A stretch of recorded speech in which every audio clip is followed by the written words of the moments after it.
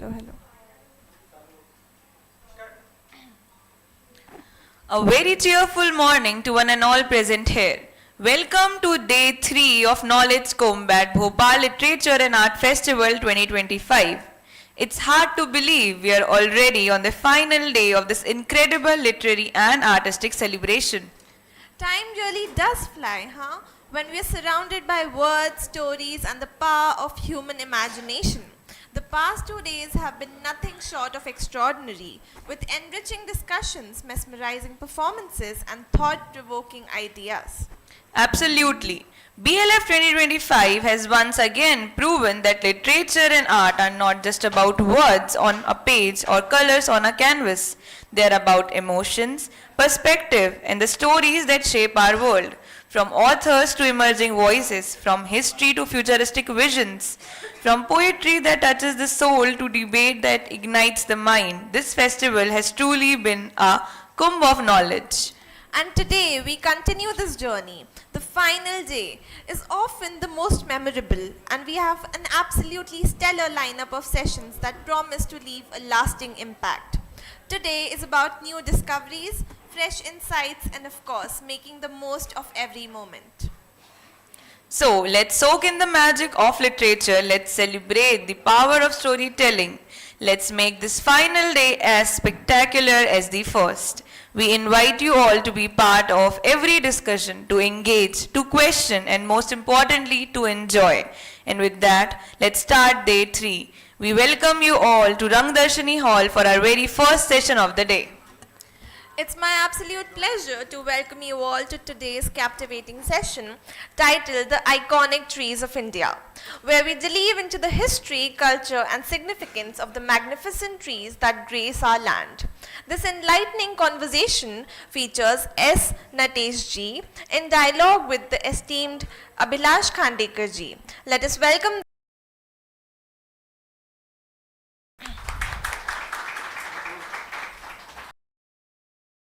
that we are about to witness is sponsored by CRF, that is the Chintan Research Foundation. The trees we encounter every day are not just mere elements of nature, but they are living witnesses to the vast and vibrant history of our country. As the saying goes, no two trees are the same. Each one is unique and a testament to life itself. Today we explore how these trees are not just a part of our landscape but also guardians of culture, history, and folklore. Before we begin with the session, let me introduce to you our distinguished guests for the session. S. Natesh ji. He taught botany in the University of Delhi for nearly a decade before moving to the Department of Biotechnology for the Government of India. Natesh ji received Biospectrum Lifetime Achievement Award for his contributions towards taking Indian biosciences sector to new heights. A new plant species has been even named in his honor. Currently, he is an honorary fellow at the Ashoka Trust for Research in Ecology and Environment. We are glad to have you with us, sir. And with him, we have Abhilash Khandekar ji, whose expertise and insights will guide this conversation and help unravel the mysteries and stories that these trees hold within their branches. He is a veteran journalist for over 42 years in print and electronic media. Born in Mumbai, he began his professional career as a sports journalist with Free Press Journal in the early 80s. He later shifted to political journalism and joined Hindustan Times as its head at Bhopal, and then went on to become the editor of Dainik Bhaskar. Widely traveled in India and abroad, Mr. Khandekar has authored 2 books on politics and history and 3 on birds, latest being Birds of Bhopal. He founded the Nature Volunteers at Indore in 1992. Khandekar ji was elected as the president of the Indore-based MP Cricket Association in 2019.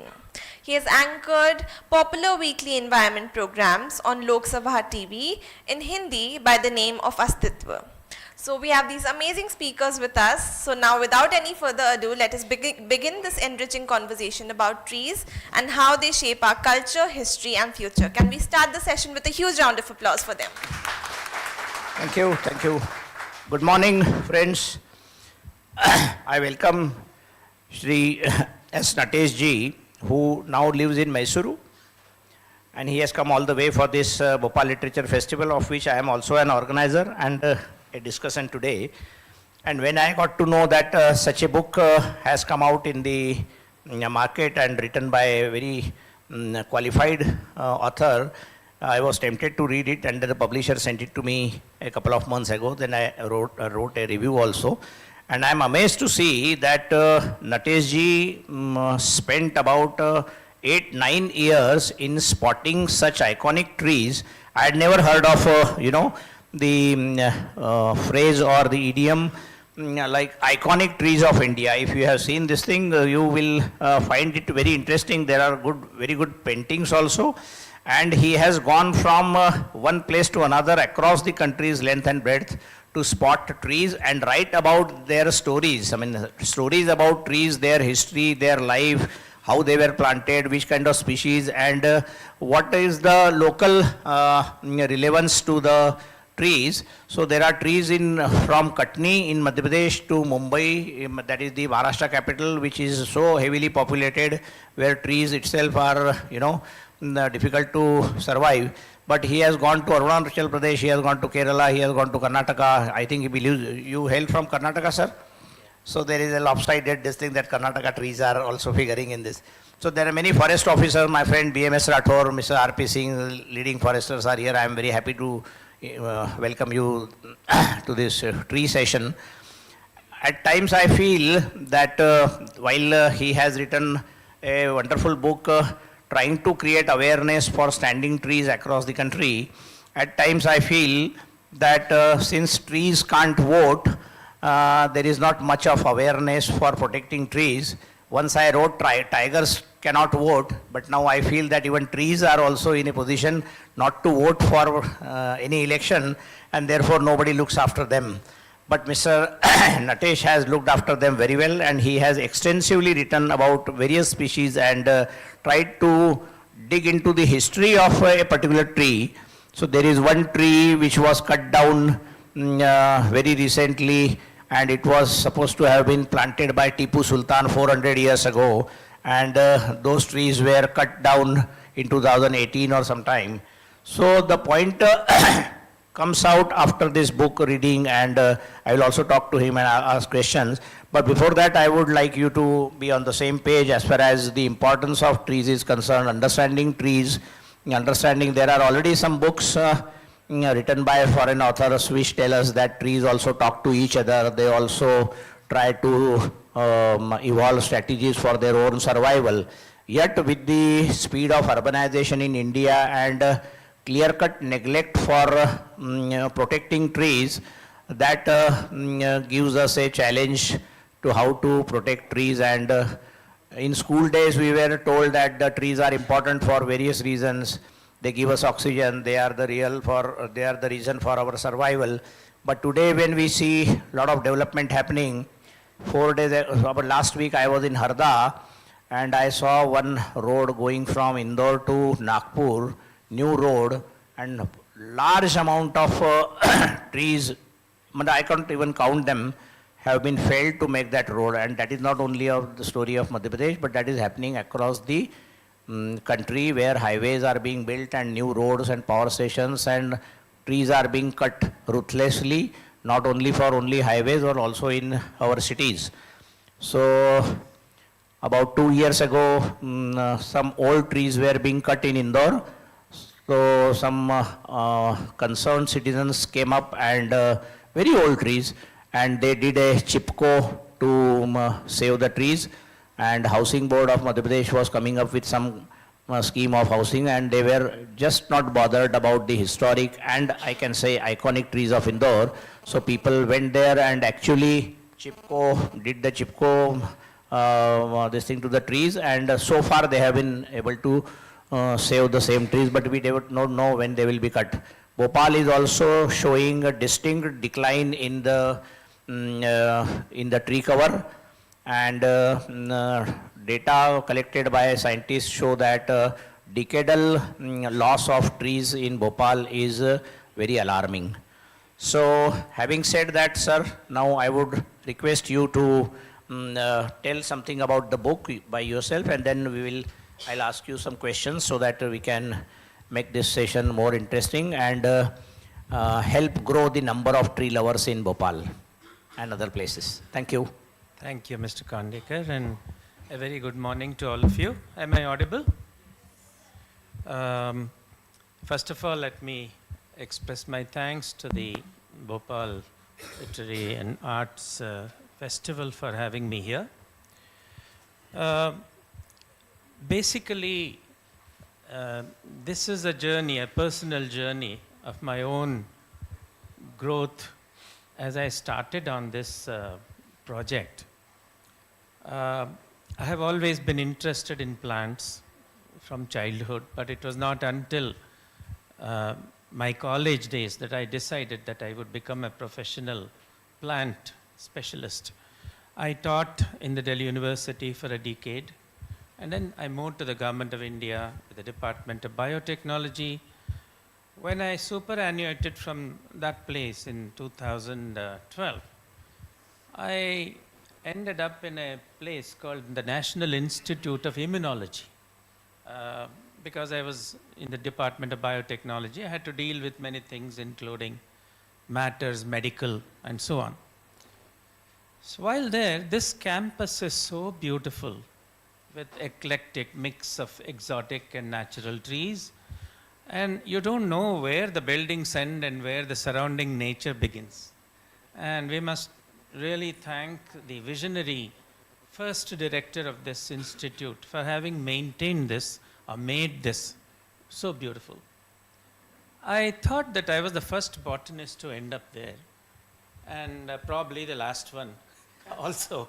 So I said, I must tell something about these trees, fantastic trees in this campus, to these molecular biologists who were actually interested in the environment but unaware of the names or histories or cultural details associated with their trees. They are very proud of their campus.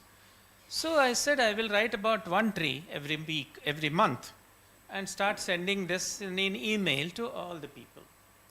And it was very well and warmly received, and I was very heartened to note that they welcomed and encouraged me to do this every month. I must have done this for 3 years while I was there.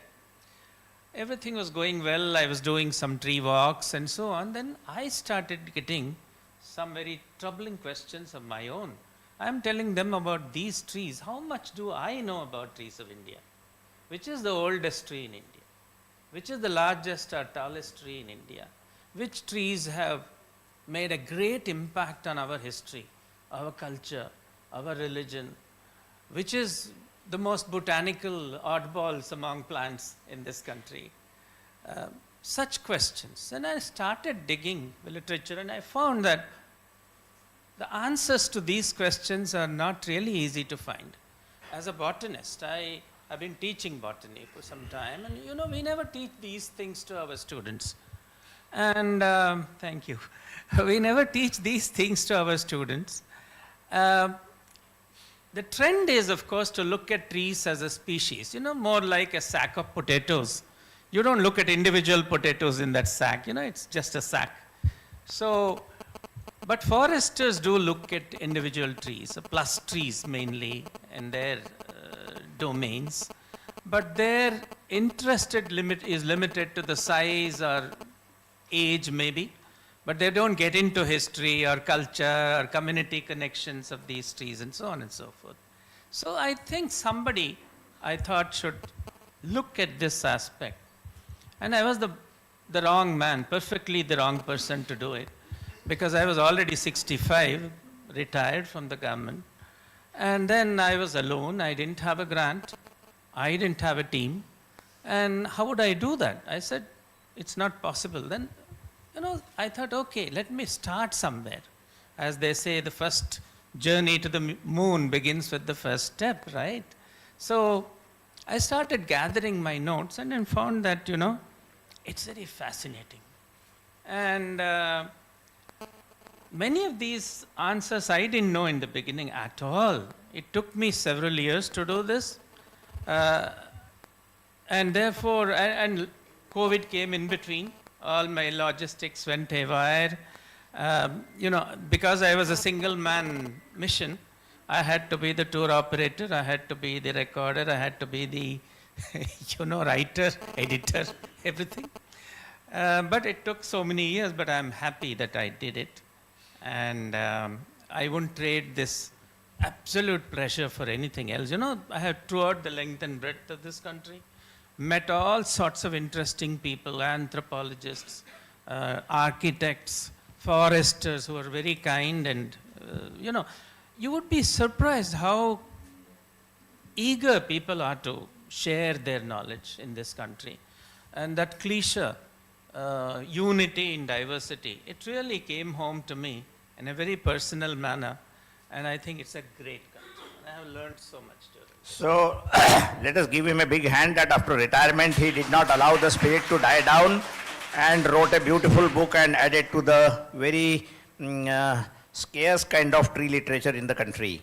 So since he was saying that he was working so many years, so he went to Jammu Kashmir, Himachal Pradesh, Punjab, Uttarakhand, Uttar Pradesh, Delhi, Bihar, Madhya Pradesh, Sikkim, West Bengal. That is the trees that have been listed from these states in this book, which I am reading out. West Bengal, Assam, Nagaland, Meghalaya, Manipur, Telangana, Andhra Pradesh, Karnataka, Andaman Nicobar Islands, Tamil Nadu, Kerala, Rajasthan, Gujarat and Maharashtra. So he went to all these states personally, made the trees, if I may say so, stayed there for many days and tried to find out about the history and maybe geography and many other things, interesting things about the trees. So like you said, sir, that you thought that you are not the right person to have written this book, but we feel as a botanist, sorry, you are the right person, because my friends are also here from forest services, and they are supposed to be knowing trees and forestry and science behind that. But among the best books that we have so far seen and we have been discussing is about my friend Pradeep Kishan's book. He has written 2 books so far. The first one was The Trees of Delhi, and the second one was about the jungle trees of central India, which is wonderfully illustrated. But your book is also so good and so beautifully illustrated. So, like you said, that when you saw that institution and thought of trying to know about trees, but what exactly was the driving force behind your this onerous task of going to not only so many places, but trying to find out the history of trees across the world also? So I would love to read a small box and table that he has given so that we understand the importance of trees. So there is one tree in California in White Mountains, which is, according to this book and Mr. Natesh, is 4,854 years old. There is another tree in Chile, which is 3,622 years. There is another tree in China, which is said to be 2,230-year-old trees. So which means that people have been maintaining and looking after trees. So what is the scenario in India, sir? Just a small footnote to that list. That tree in California, which is the oldest, is now being challenged. There is a challenger to it. A tree in Chile is perhaps 100 years older than that.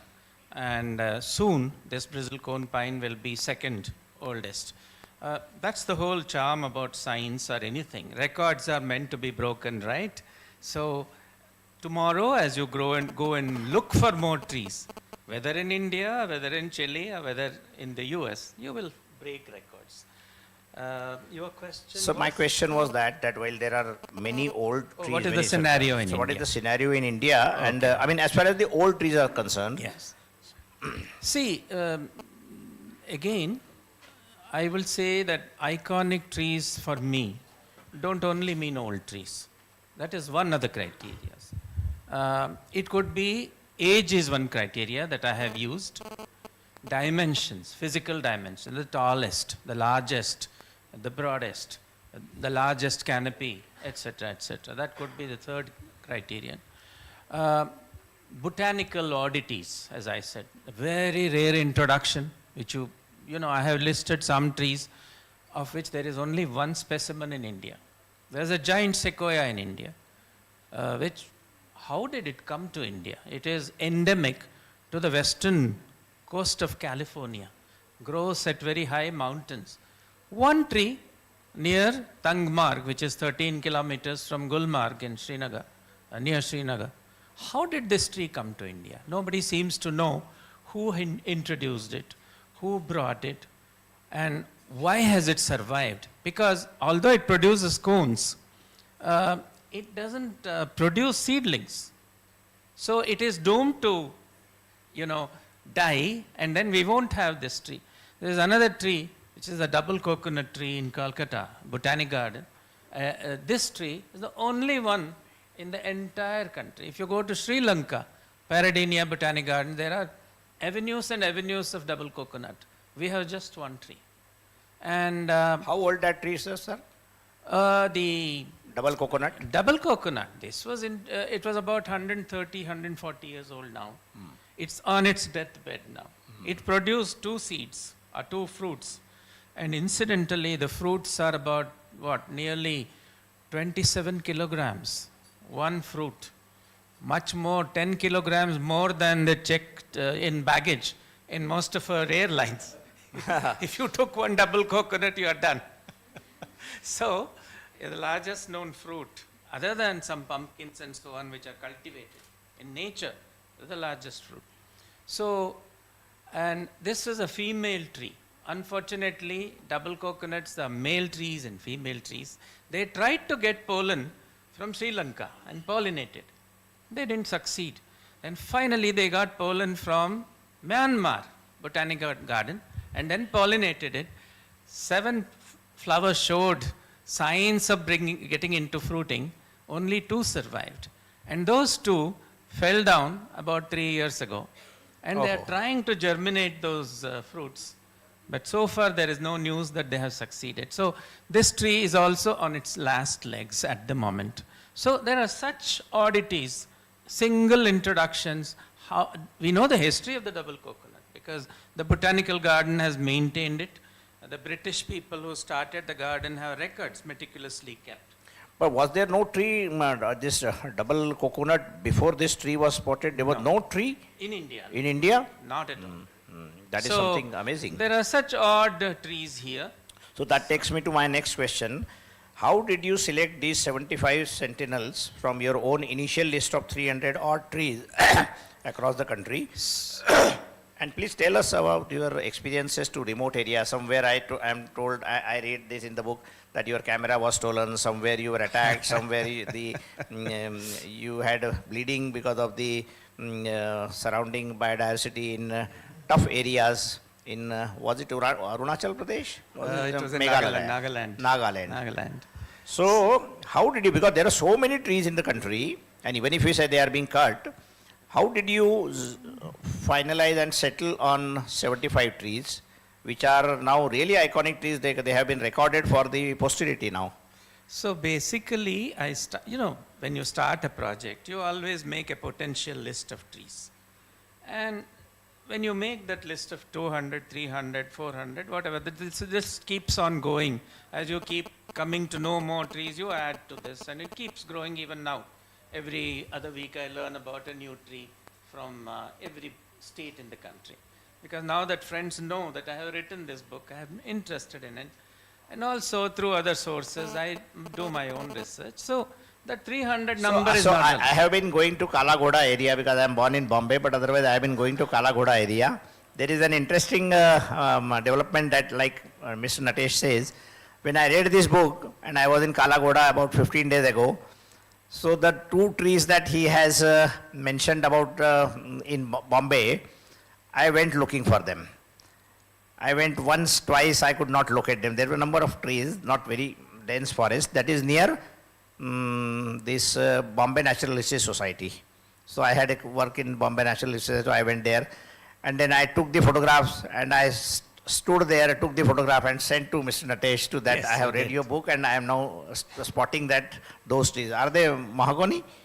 They are. They were planted by David Livingstone, the geographer who discovered the origin of the Nile. on his visit to Mumbai.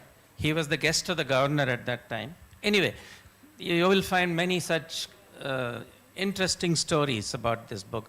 So I was talking about that list of 300. That doesn't mean anything. It could be 500. But firstly, there is a constraint about a book. Correct. It can't be, a Endlessly huge you can't thing, have it. right? Very right. That was one issue. Second thing is, I have used 4 criteria to decide which ones will get in and which ones won't. Firstly, the tree has to be truly outstanding in some way for some reason. Secondly, it should have a very compelling story to narrate and resonate with my readers. The third is I should give enough species representation. Suppose I had 20 banyan trees, 20 neem trees, or 20 African baobabs. I can't put all of them into this book. So I must give adequate diversity of the species. And lastly, I must give enough geographical representation to the whole country to the extent that was possible. There are areas which I have not been able to go to for obviously several reasons. One is logistics. There was this COVID. You need people to line up at the other end. And the Language is a problem in many of the states. I can speak a few languages, but I can't understand everything. So everything has to align before you go and undertake a project like that. So I'm sorry that I haven't got a single tree from Orissa. It's a wonderfully great place. yeah. Jharkhand. I have lists of plants with me, but I couldn't put them into this. But hopefully, I may come up with another tome if the interest keeps me. We definitely extend our good wishes from this hall for the second edition of this book.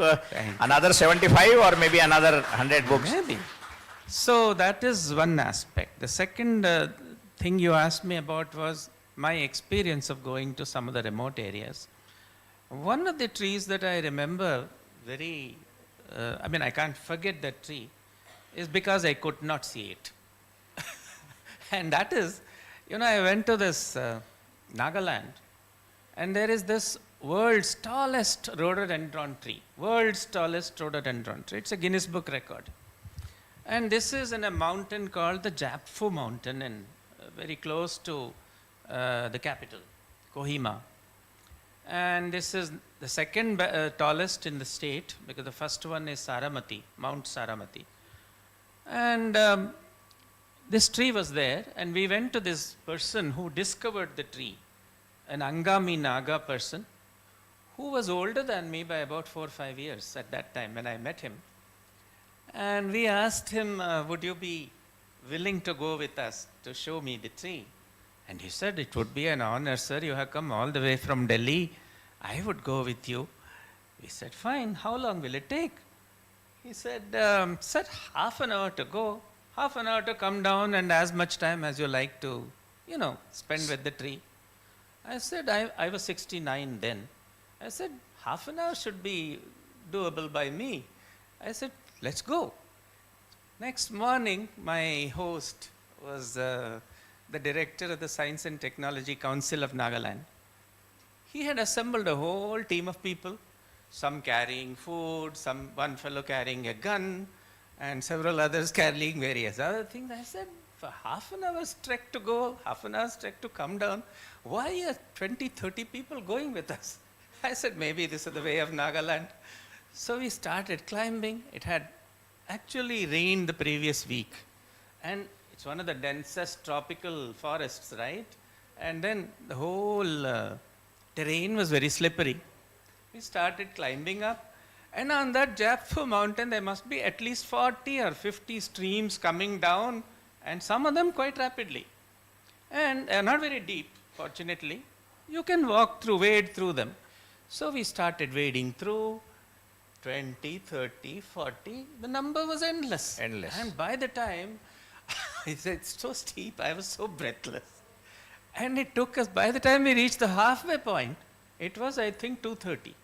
We started at 9 in the morning. And he said, so much for half an hour's trek.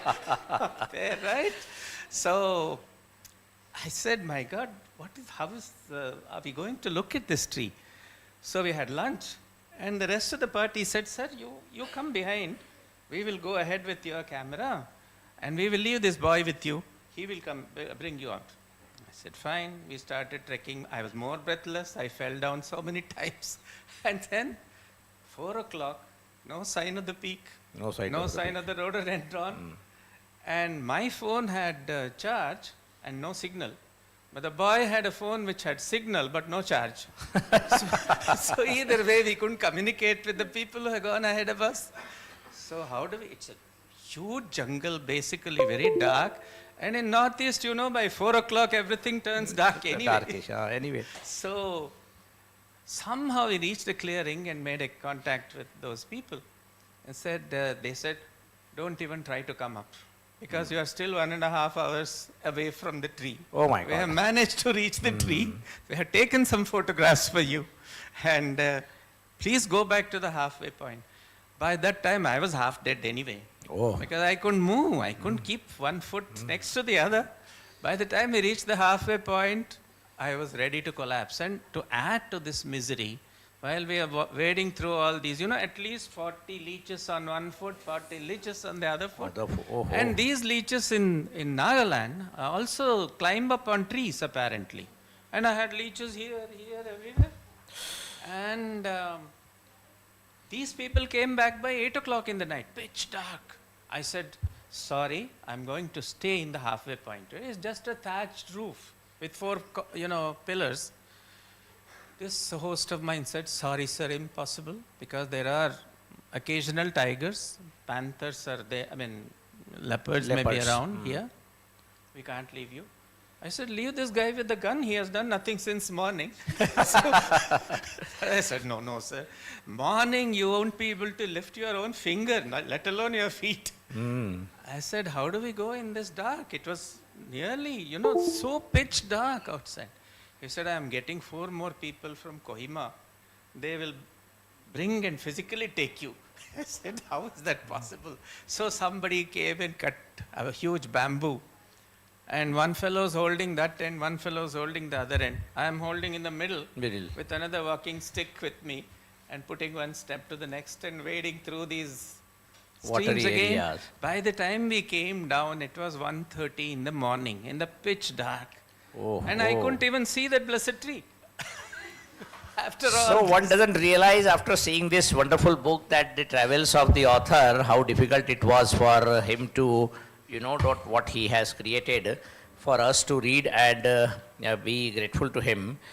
So sir, my next question is that you have mentioned that other tree lovers, researchers can also come up with their own list beyond the 75. Do you think there can be common, more detailed list and documentation of many more iconic trees in near future? Because this word, frankly speaking, I heard it for the first time. I have got many tree books, but I have no such books which talks about iconic trees even of India or abroad. Okay. So how will this exercise that you have so painstakingly undertaken will go forward? That's a very good question, actually. Every country has very remarkable, unusual trees. You may refer to them by various names. Such trees have been referred to as heritage trees, iconic trees, remarkable trees, champion trees, legacy trees, and in fact, if you dig the literature, there are at least 60 names attached to such trees, if you look at various books from various countries. I chose the word iconic because to me they were really representative icons and shared of our legacy, because we relate to them, they relate to us. Trees speak to our souls anyway. So you could choose heritage trees if you'd like. You could choose any one of those names. If you looked at developed world, most of the developed countries have a wonderful understanding of their heritage, living heritage. And beautiful books in various parts of the world which describe their own heritage and iconic trees. You must have seen so many books, I can mention a few of them. Pakenham's book on meeting, remarkable trees, trees of the Pacific Ocean, famous trees of London, even South Africa, Vietnam, Malaysia, all talk of their heritage trees. In India, we don't have any such national level discussion about heritage trees. And we claim that we are the oldest civilization. We had got from trees and forests from Vedic period and all kinds of things that we take Absolutely for pride. so, but we are not meticulous in keeping records. Remember, we were an oral tradition. We never kept records of anything. If I needed information about many of these trees, I had to look up British records, left by British foresters, fantastic, outstanding foresters. There are many British foresters, there are some Indian foresters who have done truly wonderful work on trees. But these are all now old records which most of us don't use. And the trend is, as I said, to go into species level discussion and not thinking about individual trees. To me, no two trees are alike. Each tree has, quote unquote, a personality of its own. If you seek that personality, you will find it. And as I said, trees speak to your soul. And therefore, I was interested in listing out such trees.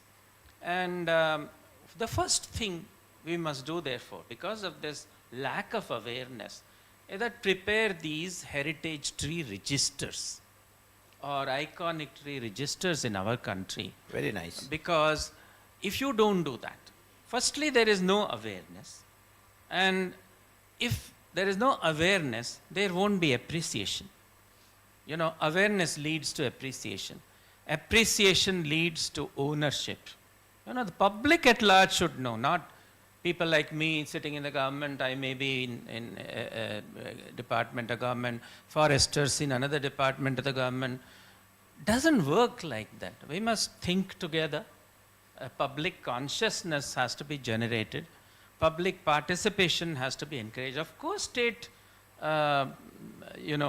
has to contribute in many ways into policies of this.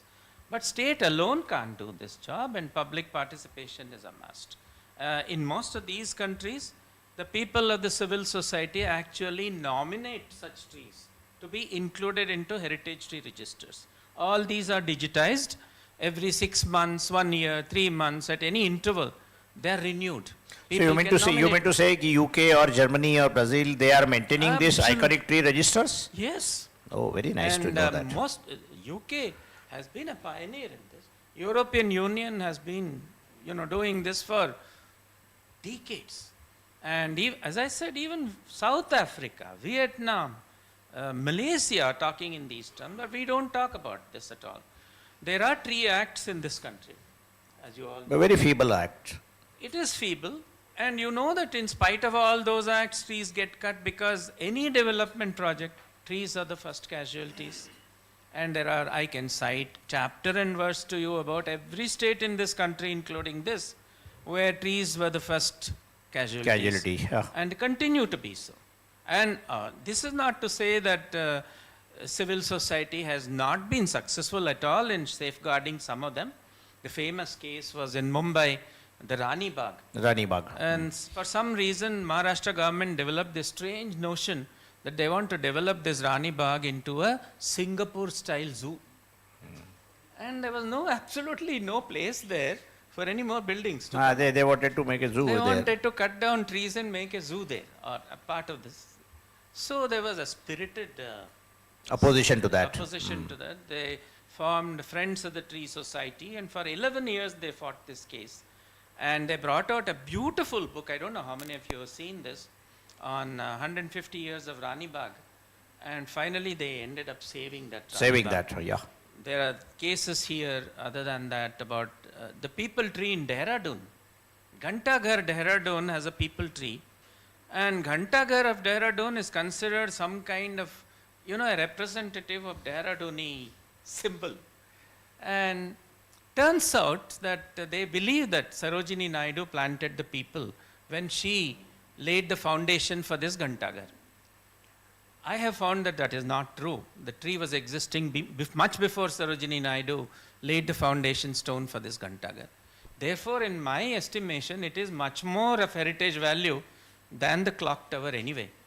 But the government of the day wanted to either shift it elsewhere or cut it down altogether because it is spoiling the beauty of this Gantaghar. Oh, So we should there have been was a- adding to the beauty of the Gantaghar. Well, which there are views and we can, it depends So you on spoke who about you- some personality of trees, so I would request you to read out one of the trees details of this or whatever this thing that you, you have highlighted and you would like people to know about your book more from this chapter. Actually, I don't know which is my favorite tree because all of them are my favorite trees. I remember about every one of them because I went and met all of them. That was one thing I decided early in my project, that I would not write on any tree which I haven't seen myself. So but for this discussion, I thought I will mention about this sequoia tree, giant sequoia tree, the only tree that was found, is found in India as of now. And I called this the loneliest tree of India. And why is this the loneliest tree? Because we don't know when it came there, who brought it there, it cannot reproduce, and it cannot perpetuate.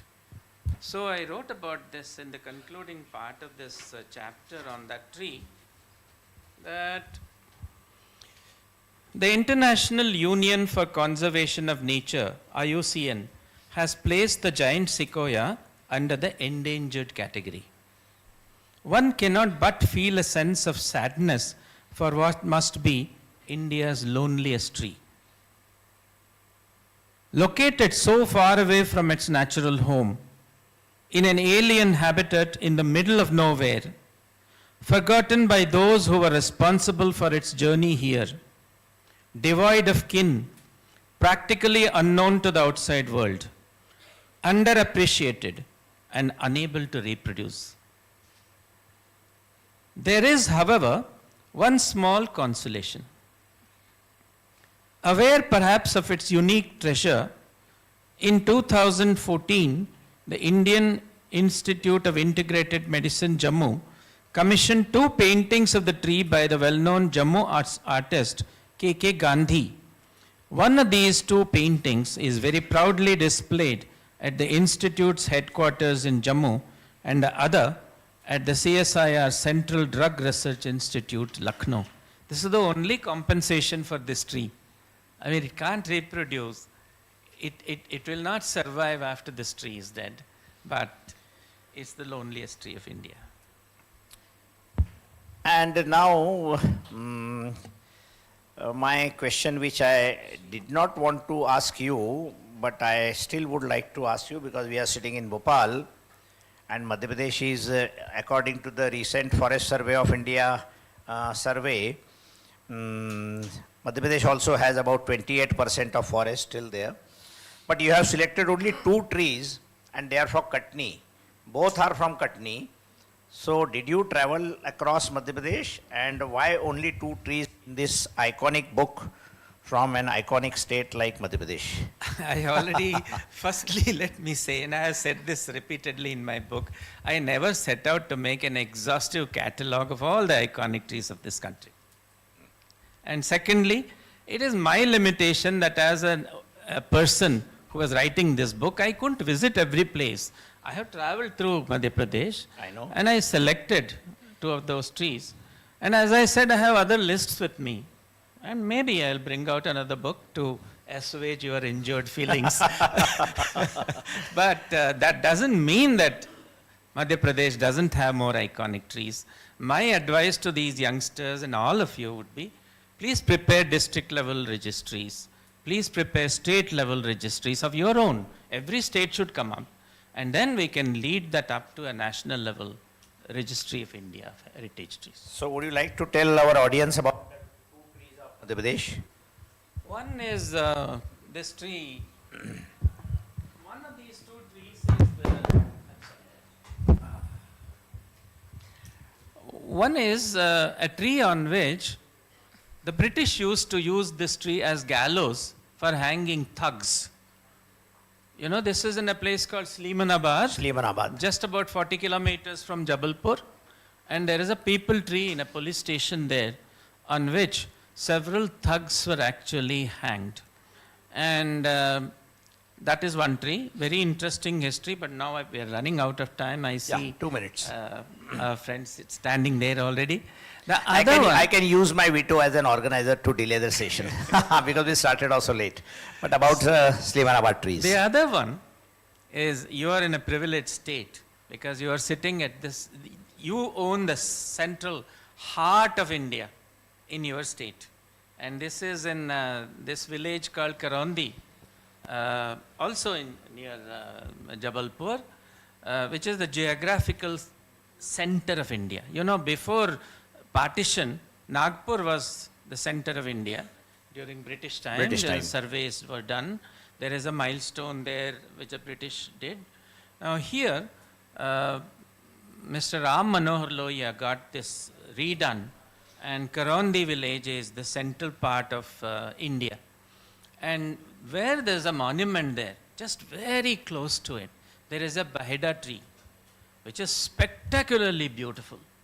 And it's very comforting to know to someone like me that actually at the central part of India, there is actually a living, breathing being which is throbbing with its sap flowing through it, and it brings me a lot of comfort. And you people should be very proud of this because you are sitting at the center of this country.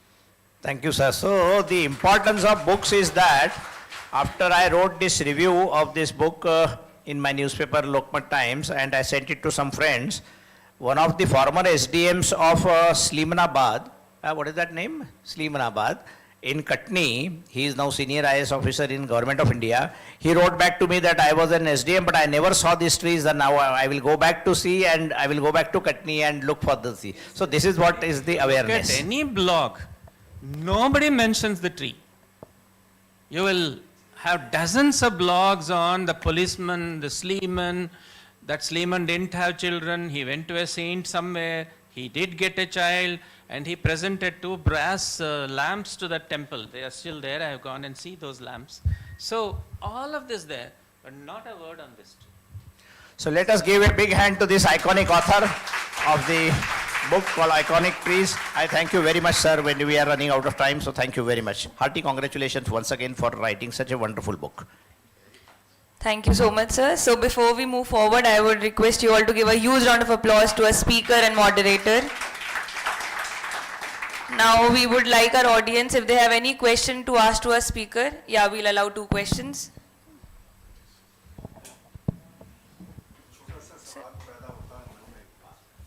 Hello एक human being के लिए lifetime में oxygen जो survival का source है, how many trees are required, या कितना forest cover एक ह्यूमन बीइंग के लिए रिक्वायर्ड है, और इंडिया में अभी कितना है? I mean, the trees are continuously generating oxygen, not only forests, but sea is generating oxygen through plant respiration. So at the moment, we don't see any problem for oxygen in that sense. But so is the carbon dioxide rising. So it has to be a matter of concern. And that is why the whole climate change debate and why trees are the answer, at least partly, to that climate change debate. So, PMS Rathore Saab. Rathore Saab is a very senior forester of, you know him? He's from Madhya Pradesh government. He has worked with government of India. Thank And you a very much. true forester, a dear friend. Yeah, thank you very much. I think I see 2 iconic figures here. One. Two icons because Abhilash, you introduced me to this book, Oh, and to Nitesh, and of course, iconic audience. You're all here. So I think heartiest congratulations for this wonderful book. I mean, I really enjoyed reading it. And I think you said that the wrong end side of 60s, at 66 or 65, you actually got into this national level thing beyond your campus. So I am going to ask you on the wrong side of 60s again, a few observations on this. My first thing is when I read this book, I called my friend who is now State Biodiversity Board member secretary, Sudeep Singh, and he's also the principal chief conservator of forest development. I said, do we have for MP? So he called me back the next morning. He says, "Ab 2-3 district ka hai, heritage tree of Gwalior nahi hai." But he says, let me order this book first. So your book is ordered on Amazon for the member secretary of the State Biodiversity Board. Because Biodiversity Act also will allow a lot more space once you start documenting, then I think how to really protect and preserve it, which you have described. I think my other point is how you generate this kind of documentation and how people start owning it. I think you very nicely put up in the book. So it is the awareness which the entire process of documentation which generates, so people start owning it. So it could be, you talked about district and state and national, I will even go beyond district. So, and if the process can be put in motion, which engages multiple stakeholders, as you have said, not only scientists, not only foresters, not only the taxonomists, but people at large, I think you have a very good chance. But I think, hats off to you. This is a book which really inspires. So thank you very much. Sir, I congratulate you on your wonderful book.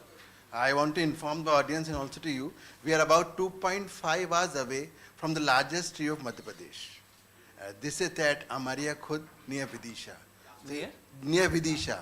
So if you can go right now, we'll be back by the end of the session. And that is. Thank you. Since we are very short on time, we are very sorry.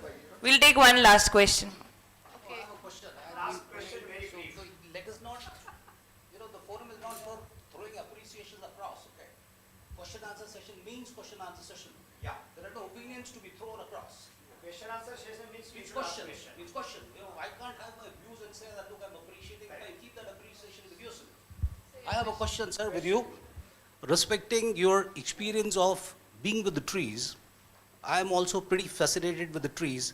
I am fathering almost 1,000 trees in my farm at this moment of time. Question is, coming to the question, do you believe in the Vastu aspects of tree? So I have, for example, a Baheda tree. So people say that there are the spirits which don't put a Baheda tree. I have a cotton tree in front of my farm house. People say that in front of the house you can't have a cotton tree. You can't have a banana tree. What's your view about the Vastu with reference to tree? Because my confusion is, I believe every tree is fantastic. Okay, So what's your response, sir? I personally don't know too much about Vastu, but I know that around some trees, you feel something. I don't know what it is. I have felt that among 4 or 5 trees that I have seen. I don't know much about Vastu. Sir, I have just one question. Is that you come from a background of botany and then you said molecular biology, and I am a botanical artist. So there is a movement in other universities abroad and it's a subject called ethnobotany. Is it time we started such courses in India? And what do you feel about that? Oh, there are many universities which teach ethnobotany. Delhi University has introduced, I think, 2-3 years ago. But, it's basically all about passion. You can study anything. You don't have to be a botanist to be a tree expert. I must confess that many of the things that I have learned have come from people other than botanists to me. Architects, engineers, foresters, common people. So it's your passion. So because of lack of time, I would request you all to meet the author outside the room and try and ask him as many questions. But I take this opportunity, Rathore Saab, RP Singh Saab, wahan the. So I had organized the first urban biodiversity conference in Indore in 2022, and the Indore Declaration, a call for action on urban biodiversity conservation. That Indore Declaration I am presenting to Shri Natesh. So as we conclude this insightful session, we are reminded of extraordinary role that trees play not in just our ecosystem but in culture, history and spiritual lives. I would like to thank S. Natesh ji for sharing your profound knowledge. I would also like to thank Abhilash Khandekar ji for steering this conversation thoughtfully. Now, as we bring this profoundly enlightening session to a close, I would like to invite Dr. Meera Das ji, a valued member of our society, to come forward and offer a commemorative memento to our distinguished speakers. This gesture serves as a heartfelt expression of our appreciation for their contribution and insights. This artwork has been masterfully created by Padma Shri Bill artist Bhuri Bai for BLF 2025. Let's have a huge round of applause.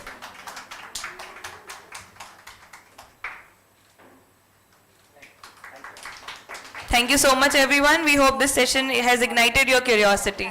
Thank you.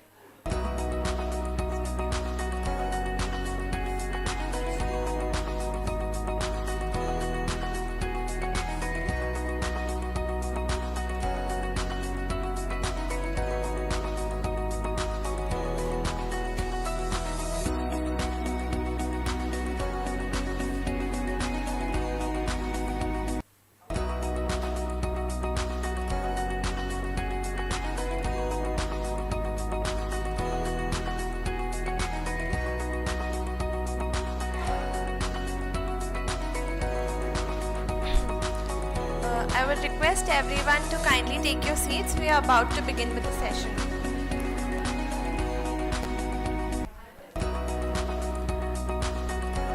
Ladies and gentlemen, welcome to this special session titled Leadership for Excellence in Sports, where we explore the essence of leadership in its crucial role in shaping excellence in the world of sports. Today, we are privileged to have with us Captain Homi Motiwala ji, a leader whose vision and guidance have left indelible mark on the Indian sports. In conversation with Amrit Mathur ji, a sports expert and commentator whose insight into sporting world is profound and inspiring. We are honored to have with us the special presence of Ms. Palak Kohli ji, a rising star in Indian para badminton. Can we welcome them on the stage with a huge round of applause?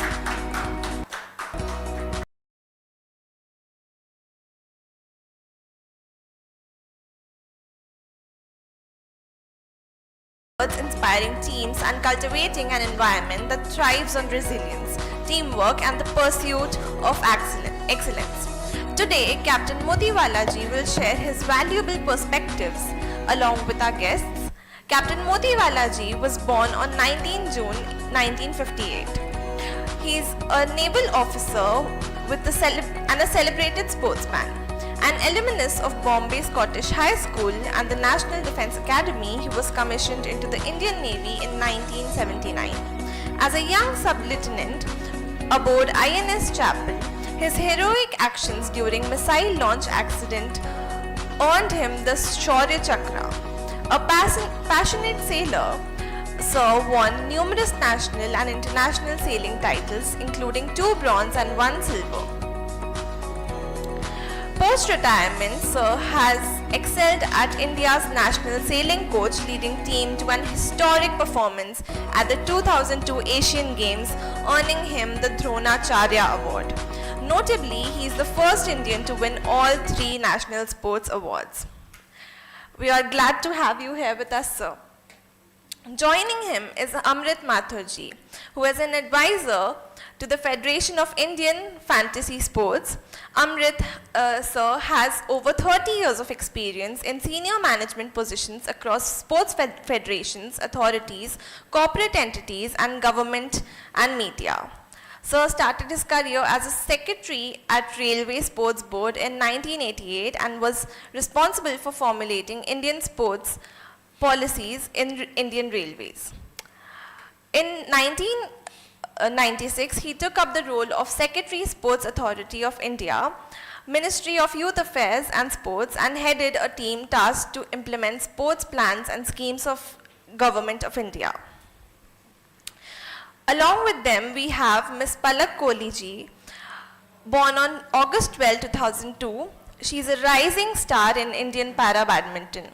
Despite being born with an underdeveloped arm and overcoming a bone tumor, she has shown remarkable resilience and talent. Training under Gaurav Khanna at the national camp, she became the only Indian para badminton player to qualify for both singles and doubles at the Tokyo 2020 Paralympics and has also participated in 2024 Paris Paralympics. Her achievements include multiple national medals such as silver in women's singles at the Para International 2024, gold in women's doubles at Spanish Para Badminton International 2024, and bronze at the BWF Para Badminton World Championships in 2024. She continues to inspire young athletes, proving that determination can overcome any obstacle. She is also the brand ambassador of Adidas, and she is world number 4 right now. And she is the only woman who has represented India in Paralympics for 2 consecutive times. She has gotten a gold medal and 2 bronze medals in Asia Para Youth Games. And so we have these amazing speakers right here with us. So without any further ado, let us start the conversation, and I'm delighted to hand over the stage to our speakers as we unravel the incredible world of leadership for excellence in sports. Can we start the session with a huge round of applause?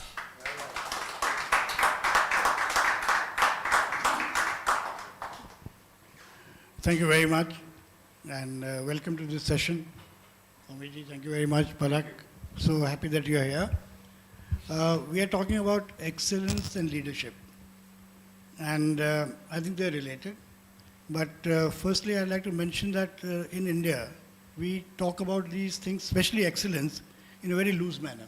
Everybody is great, everybody is an icon, everybody is a legend. So I think not everybody who's so described deserves this kind of title.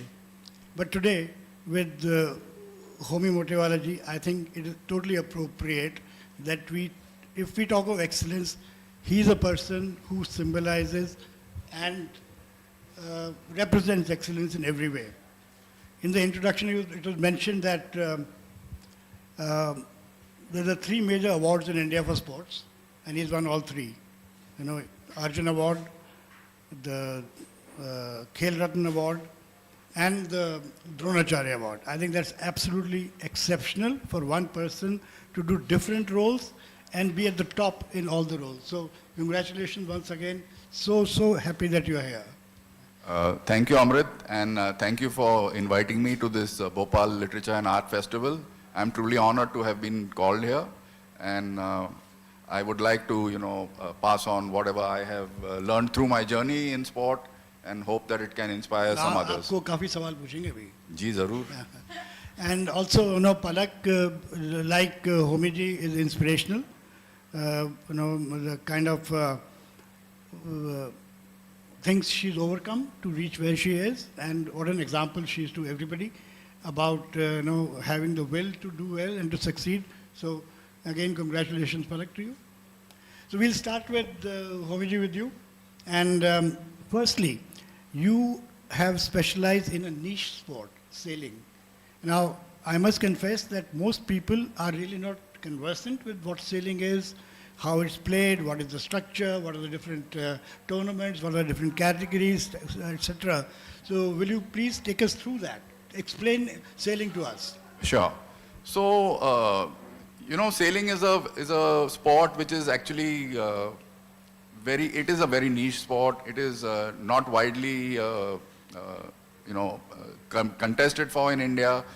But we have, from our country, produced 4 world champions in this sport, which is a very less known fact. It is not a mainstream sport like cricket or something which gets tremendous publicity. So I think just to give an idea, there are thousands of types of boats in the world.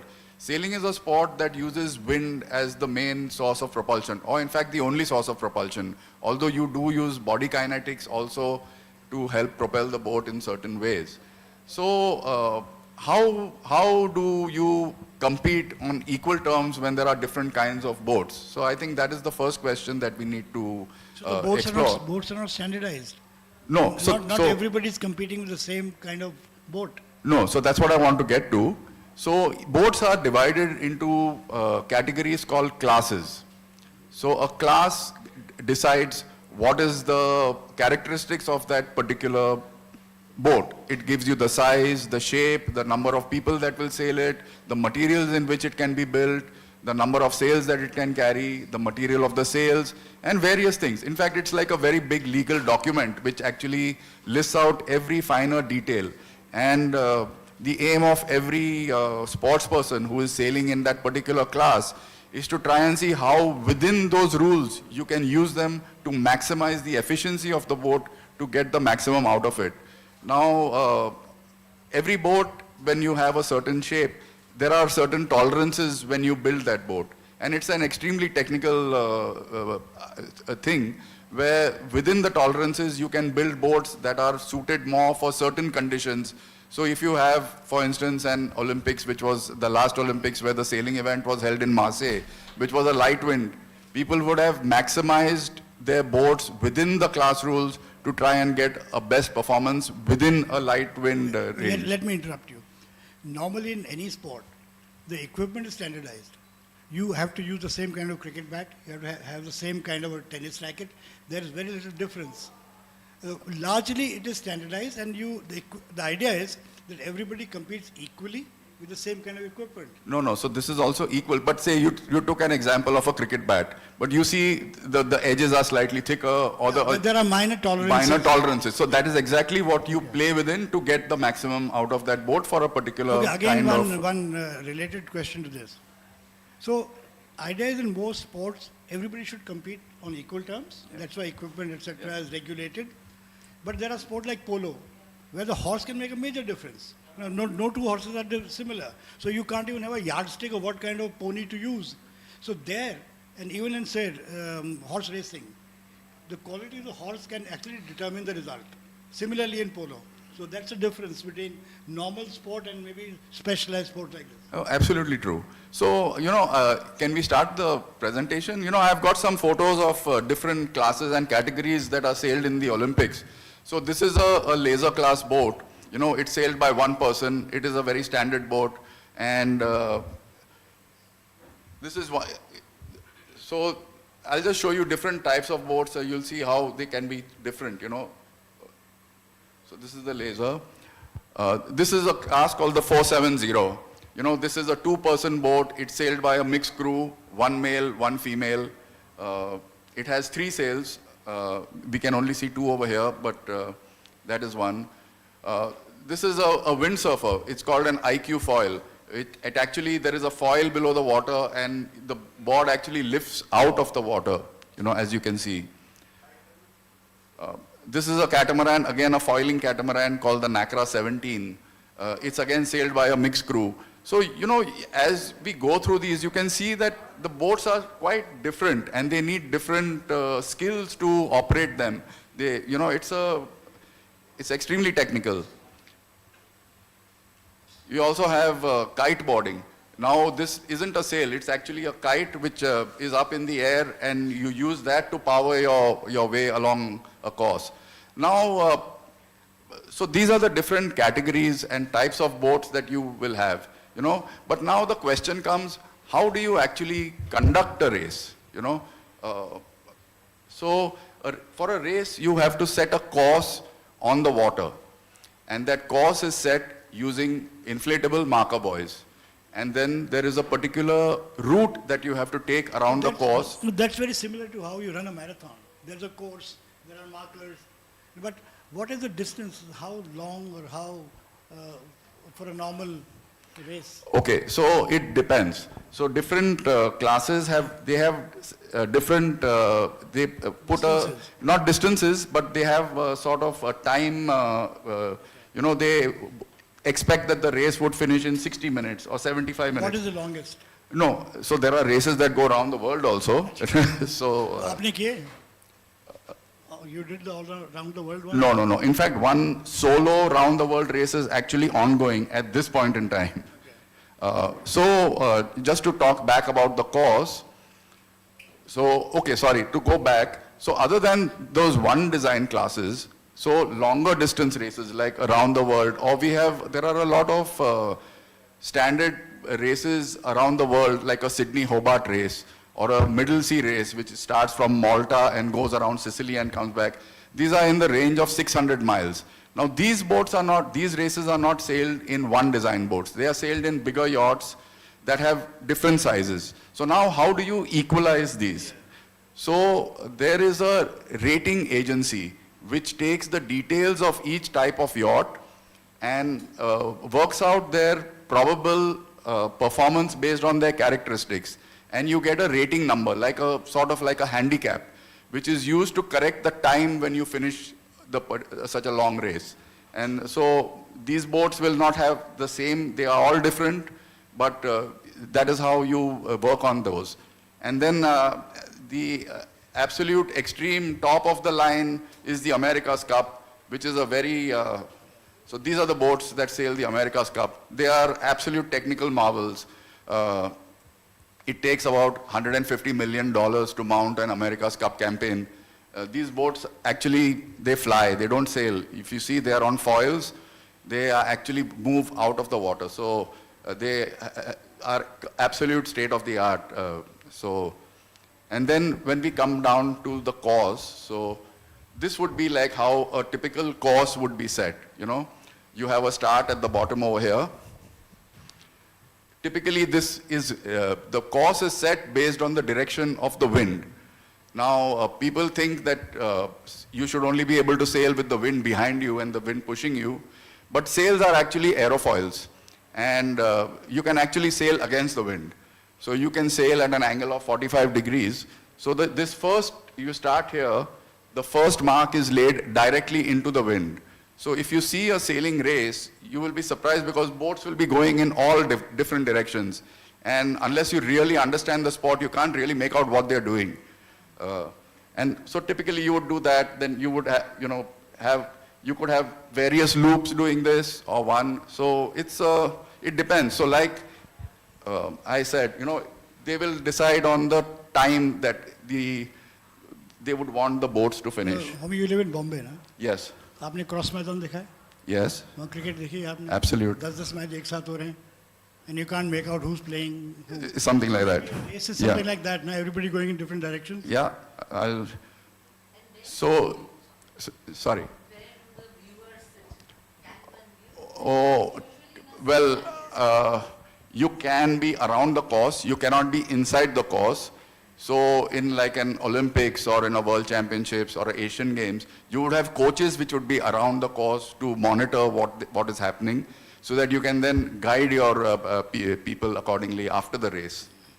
So this is like a typical start. So a start line is laid, you will have a marker buoy at the bottom, the orange one. At the top there will be a boat, and actually you can see the Indian flag over here, one of the boats. No, not me. So these boats cost a bomb? Yes, it is an expensive sport, there is no doubt. There is a lot of technology that goes into it. Like any sport, I think at the top end, everything is expensive. So can we talk about your journey? How did you get started? Sure. And So- what sort of attracted you to sailing? And But please complete that. no, this is over. Okay. So now tell us, how did you get started? And So- what attracted you to sailing? So it's a very interesting story, because as a child, I was always fascinated by the sea. So even when I was, 4, 5 years old, we used to live in a place called Dadar, which is not really anywhere near the sea. But at Gateway of India, they used to have these sailing dhows at that time, which used to take people around the harbor for a joyride. And I used to drag my parents there every weekend. I want to go on the sailing boat.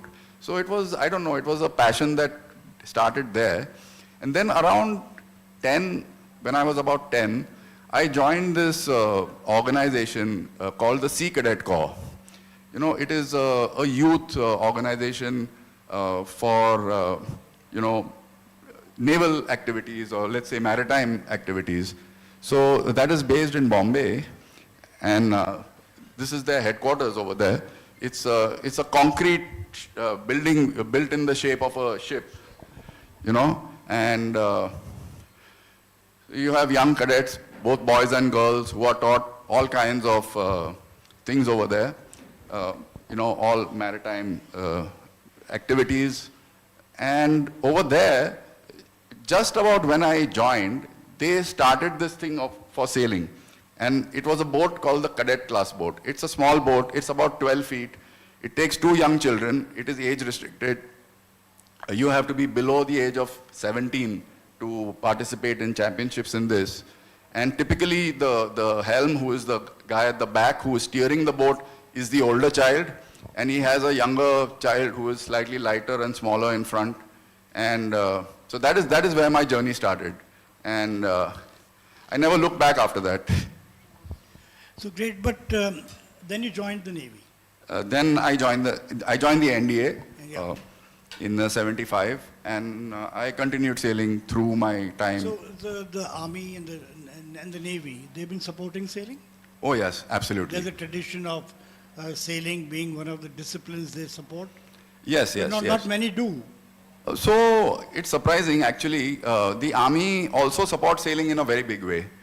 So in fact, this is of course the competitive side of it, but the Corps of Engineers of the Army was the first people to actually send a team to sail around the world. And equally surprising, there is a naval officer who was the first person who climbed Everest. So, yes, the armed forces have supported sports and Well, traditionally, rowing, sailing, even polo, etc., were army sort of dominated, controlled, supported. yeah, that's right. And but they have actually, and once you get to a certain level, I think the armed forces gives you full leeway to, you know, pursue your sport to whatever end you want. So they give you the time to do it. So They give once you joined the Navy, you had access to, as you said, time, training, equipment, support, everything. Well, it took a few years because you start getting that support only once you have proven that you are capable of getting to some level. That's a problem with Indian sport, isn't it? Well, that's the problem with sport, I think. You have to be good to be able to get the support. Yeah, but the thing is, you don't get the support when you need it. Once you made it, people are willing to support you. So that is the challenge. So when I first joined the Navy, I used to finish around, 8th, 9th, 10th in the nationals. And I was not able to move ahead, there was a block, sort of. I didn't know what to do now to get ahead. So in 1983, I walked up to a senior naval officer who was a national champion. He had a silver medalist in the Asian Games. I walked up to him and said, "Sir, I want to sail with you." So he said, "Why do you want to sail with me? You're a helm in your own right, you're doing well." I said, "No, I want to sail with you for a few years and learn what you do and how you are able to win. I want to learn the art of winning, not just of sailing." And I sailed with him for from 83 to 85, 2 years. And it was a revelation for me. I just realized that it was just a mental game at the end. At the top level, it's all in the mind. Winning and losing is all in the mind. It's not, your skills are there. You have to use those skills and, power yourself to win. So this you learned by actually sailing with him. Yes. But you mentioned that, you reached a sort of a block. So was that block technical? Was it block in terms of support and what you needed? Money, sponsorship, whatever? Or it's just not being able to make the next step? Just not being able to make the next step and not being able to understand how to make that jump. It's a quantum jump that in sports, every jump you make is a quantum jump. It's not very gradual. So you understand something, you crack some thing, and you jump up. Then you... I think that's very interesting because I think this is common to all sport, that you need Absolutely. to be mentally strong, you need to make that jump. But just explain, how does it happen? What do you have to do? I really can't explain it. It's just that I realized, I just saw how Surinder Mongia was actually sailing the boat. I realized that there was no real difference in the steering skills or his understanding of the race. It's just how the confidence that he had to be able to take certain decisions, which, I would probably think 5 times, and by that time the opportunity is lost. You have to have that conviction in yourself to do that, and that is where your mental strength comes in. So obviously when you're talking mental strength and being confident, at the back of your mind there is that thing of failure. You might fail, so you have to do something which will make you win. See, sport of sailing is, there are 2 completely different aspects to it. One is you are sailing against the wind. So you have to understand the wind and nature, the waves, and, the second thing is you have your opponents with you. So you have to also be ahead of them. You have to have what? You have opponents. You're sailing against Right, people, right. So sailing at one level has been described as playing chess on water. So you have to keep positioning yourself, thinking how the wind will change, how it will help you, what are the effects that are going to happen. So it's a very mental sport, actually. Wow. I think before I ask you questions related to this, let's ask Palak about this. You also experience this problem of having to be mentally strong, confident in order to win, to do well. Is that a challenge? Yes, definitely. Like we talk about sport, like sir told, like Yeah, it's lot more a mental game, I would say, because we compete at international levels, being at Paralympics, being at any major tournaments. All athletes, they come from training hard, you know, being physically so strong, having working on all these skills, because badminton is a very agile sport. You need to have speed, agility, power, endurance, everything. So I think yes, it's just all about how you mentally train yourself, how you train your mind, because not every time, you know, the game is in your hands. And it starts with love all, and it's just who makes the end Okay, good two- and two faster. questions. You said you have to train yourself. Is it training yourself, or you have somebody to help you become mentally strong? So do you have somebody to help you become mentally strong, or you do it yourself? Actually, I train in a badminton academy, which is India's first professional academy, which is dedicatedly for disabled athletes. Okay. That is in Lucknow, and under Gaurav Khanna sir, who is the head national coach of Indian para badminton team, and Dronacharya and Padam Shri awardee. So we are a group of a lot more athletes, and all disabled athletes coming from different disabilities and different phases of life, and some on wheelchair, some polio, some having amputation like me, some having in leg, some are dwarf, small height. So they're all varieties of athletes from different phases.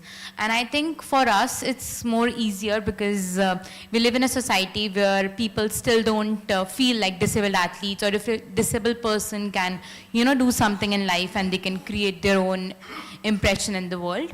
And so I think it's always challenging, but I feel myself to be very fortunate to be in an environment where everybody is boosting themselves, and the training setup where we train, like all athletes feel like as their home, and we never feel like we are disabled, and I think that's the major Just as you have a difference. coach who looks after the skill side, do you have a coach or a person who looks after the mental side? Yes, definitely. There is Yes. somebody in the Lucknow Institute or whatever. There is. Yes, we have tie-up with the mental health, and we do psychology sessions, sports psychology, which specifically tells us and teaches us how to control your mind, as the mind is not ours, and you know, we create our own thoughts, and we are the producers of our own thought factory. So the moment you want to think positive, like I want to make this way out, or I want to be here at this event, so you will get multiple options to make yourself at that event. And the moment you want to think that, you know, ये काम हमें नहीं करना, या यार ये छोड़ देते हैं, then your mind will start working at that direction, and it will give you directions that वो काम कैसे नहीं हो सकता. So it's all what in our hands, and I think that's very important to understand. My other as well. question was about every sportsman struggles to find support. So were you lucky to find people who would support you with whatever you needed to become better at badminton? Like sir told कि support milna, it's very difficult, and like you told before, like in India it's very difficult to get the support at the right moment. I think that's a normal problem of all athletes in India. You know, किसी को मिलता है, किसी को नहीं मिलता, किसी को कम मिलता है, time पे नहीं मिलता. That's a common problem with our system. So were you lucky that you had people who were helping you out? Yes, in initial stage, yes, definitely. I had to struggle first to be there, be the national champion, to come up to play international tournaments, to come in the top 10 and then get supported. But yes, I'm fortunate that in very early stage of my career, I was supported by Wellspun, and then I got with Go Sports, and there are people around me to support. And but yeah, like it's difficult for normal athletes also to get support, and it's more difficult for disabled athletes to get support. What is the difference between support by Wellspun and support by Go Sports? Are do they give you different kind of inputs or help, or is it just money, or some other support in a wider manner? Actually, basically, like the support that is provided is like as a athlete to perform at the international levels and to prepare yourself for the Paralympics. There are too many areas where you need the support, and not all support could be fulfilled by one. So we need other supporters to support that, and we have so many international tournaments in a row. Like we have 15 international tournaments in a year, which you have to compete to gain world ranking. And you have to gain, when you gain world ranking, when you are in top 5 in the world ranking, then you make it to Paris Paralympics. Then you make it, then only you will be able to make it to LA. In order to be there in the top, you have to play tournaments, gain points, perform well, to be there in the top in the tournaments, winning, finishing in the top 3 and all. So that's the way the ranking works. And each and every tournament is very expensive. We have tournaments in Europe, we have tournaments in Asian countries, European countries, all tournaments are too expensive.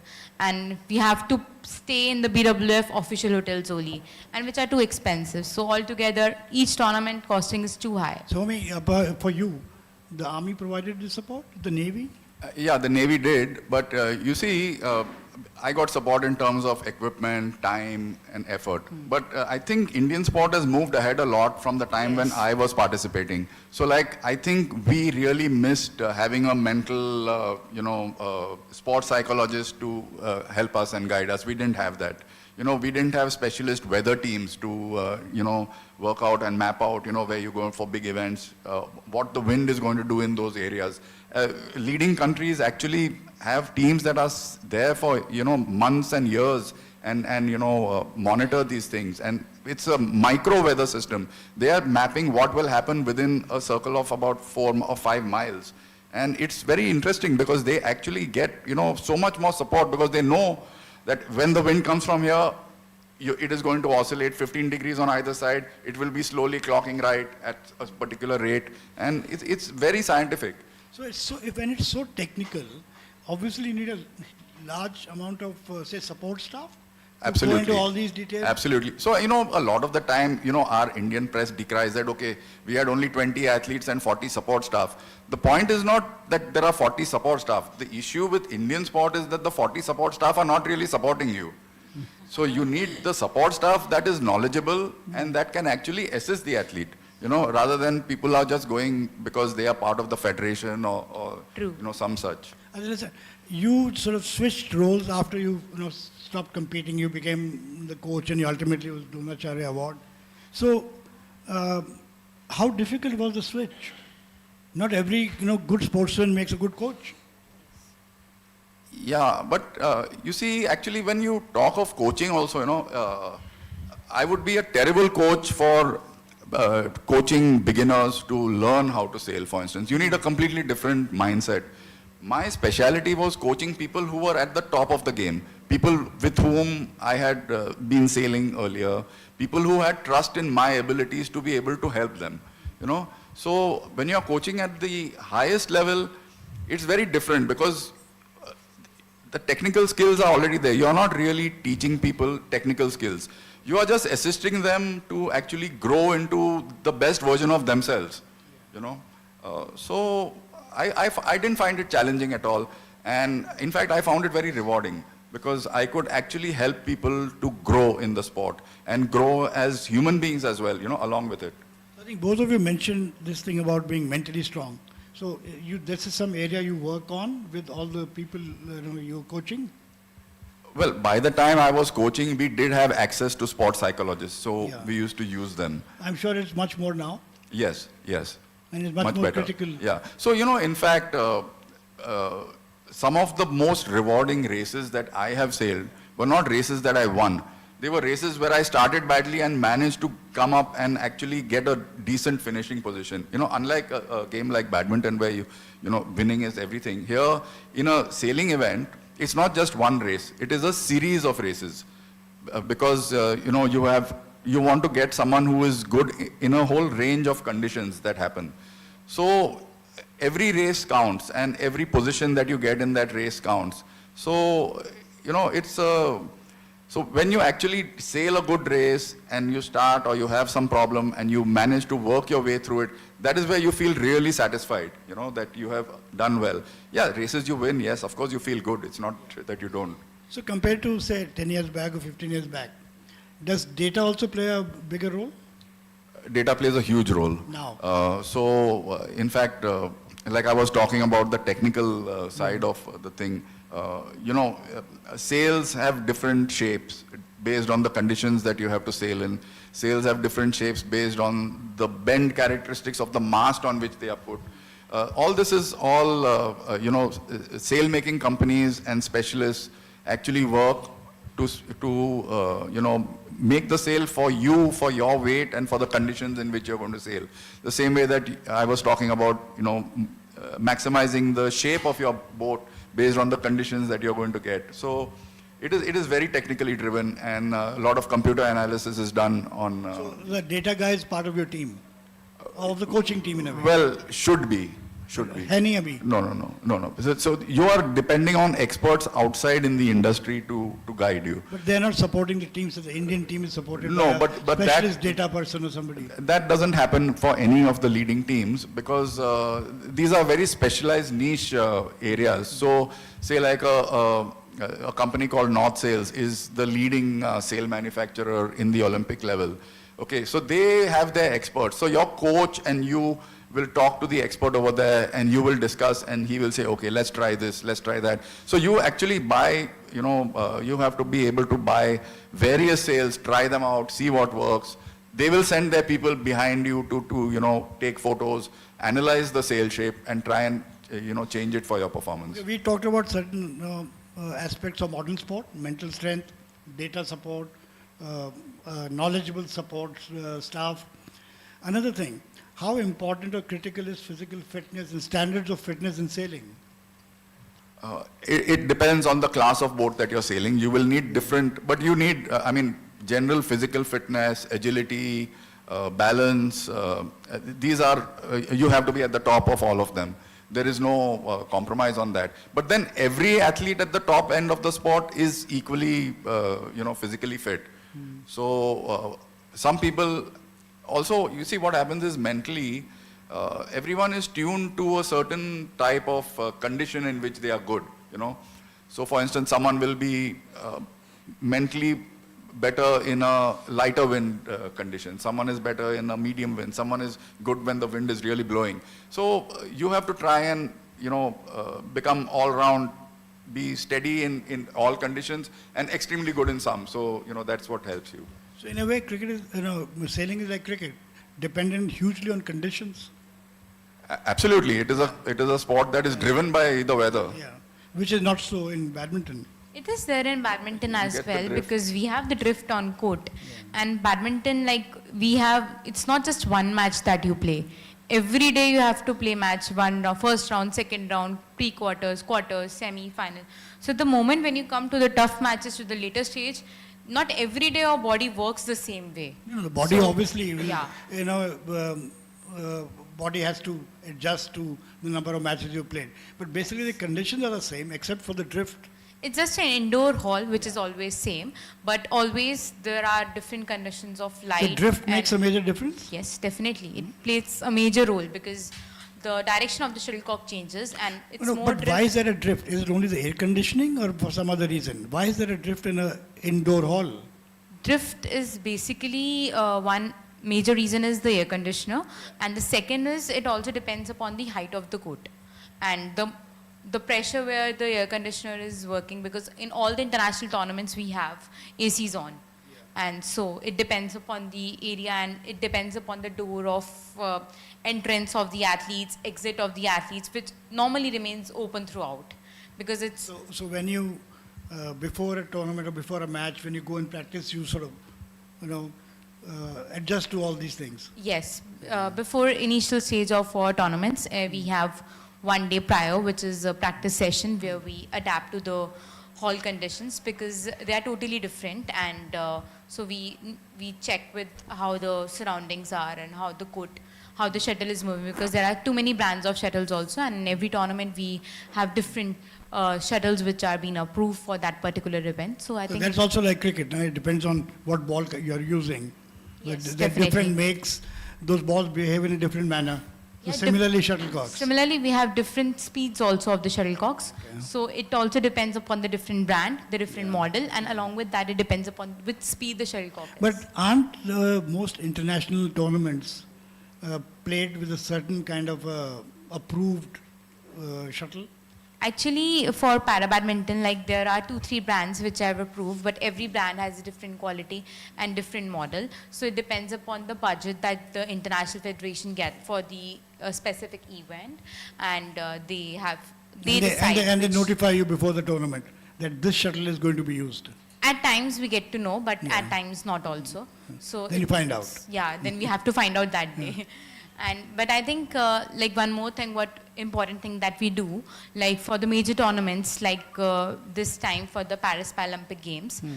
So Paralympics always takes place after the able-body Olympics has already finished. So Gaurav sir had a discussion with Lakshya Sen and other badminton athletes who had been there in the Paris Olympic Games. So how are the conditions and all, so that we can be mentally more prepared to get those conditions and to adapt ourselves more quickly in those. So, Homi, let me ask you more questions about coaches, etc. Because compared to say 15, 20 years ago, now maybe earlier the athlete was doing everything himself, with very little support from either a technical coach or anybody else. But now coaches are important to every athlete. Now, do we have coaches who are actually good enough to be working with the athletes? And even if you're a great player of the past, is there a system by which the coaches refresh the knowledge, they update themselves with whatever is the latest development in that sport? Is there a system in India where the coaches keep getting better and updating their knowledge? Well, I can't speak for other sports, but I think that basically the coach has to have his own interest in remaining, relevant with the latest, developments in that sport. How the sport is changing. The sport is changing. Every sport is changing rapidly. More technology is coming in. So the coach has to understand what is happening. He has to be hooked into the global system. But don't we have an institution like say Patiala or somewhere where he goes and he gets to know the latest, what is happening, and comes back a better coach? Well, at least I don't think any sailing coaches are involved in this. If it is there, I hope it is there, because it is really needed, to keep people abreast of the latest Are developments. there courses by the government also for making coaches more aware about what sailing is and get the professional more coaches for sailing? Actually, it is such a small sport. I don't know how much, not really. I mean, the answer is no, to be honest. It's more from personal interest that the coach takes. But we do get foreign coaches who come in, and then the Indian coach is along with the foreign coach and probably learning from him all the time, or he should be learning. And we are reasonable, but foreign coaches cost a fortune, good foreign coaches. I think we are short of time, so I think I'll just ask two final questions to both of you. One is about coaches. There's been this debate recently that Gopi Chand has been saying repeatedly that you must get the past players into the system to become coaches. But the problem is, the money that is offered to Indian coaches is very often only a fraction of what a foreign coach gets. So recently a badminton coach resigned and he joined Singapore because he said, "Mere ko paise nahi mil rahe." So do you think we need to do something serious about how our coaching system is?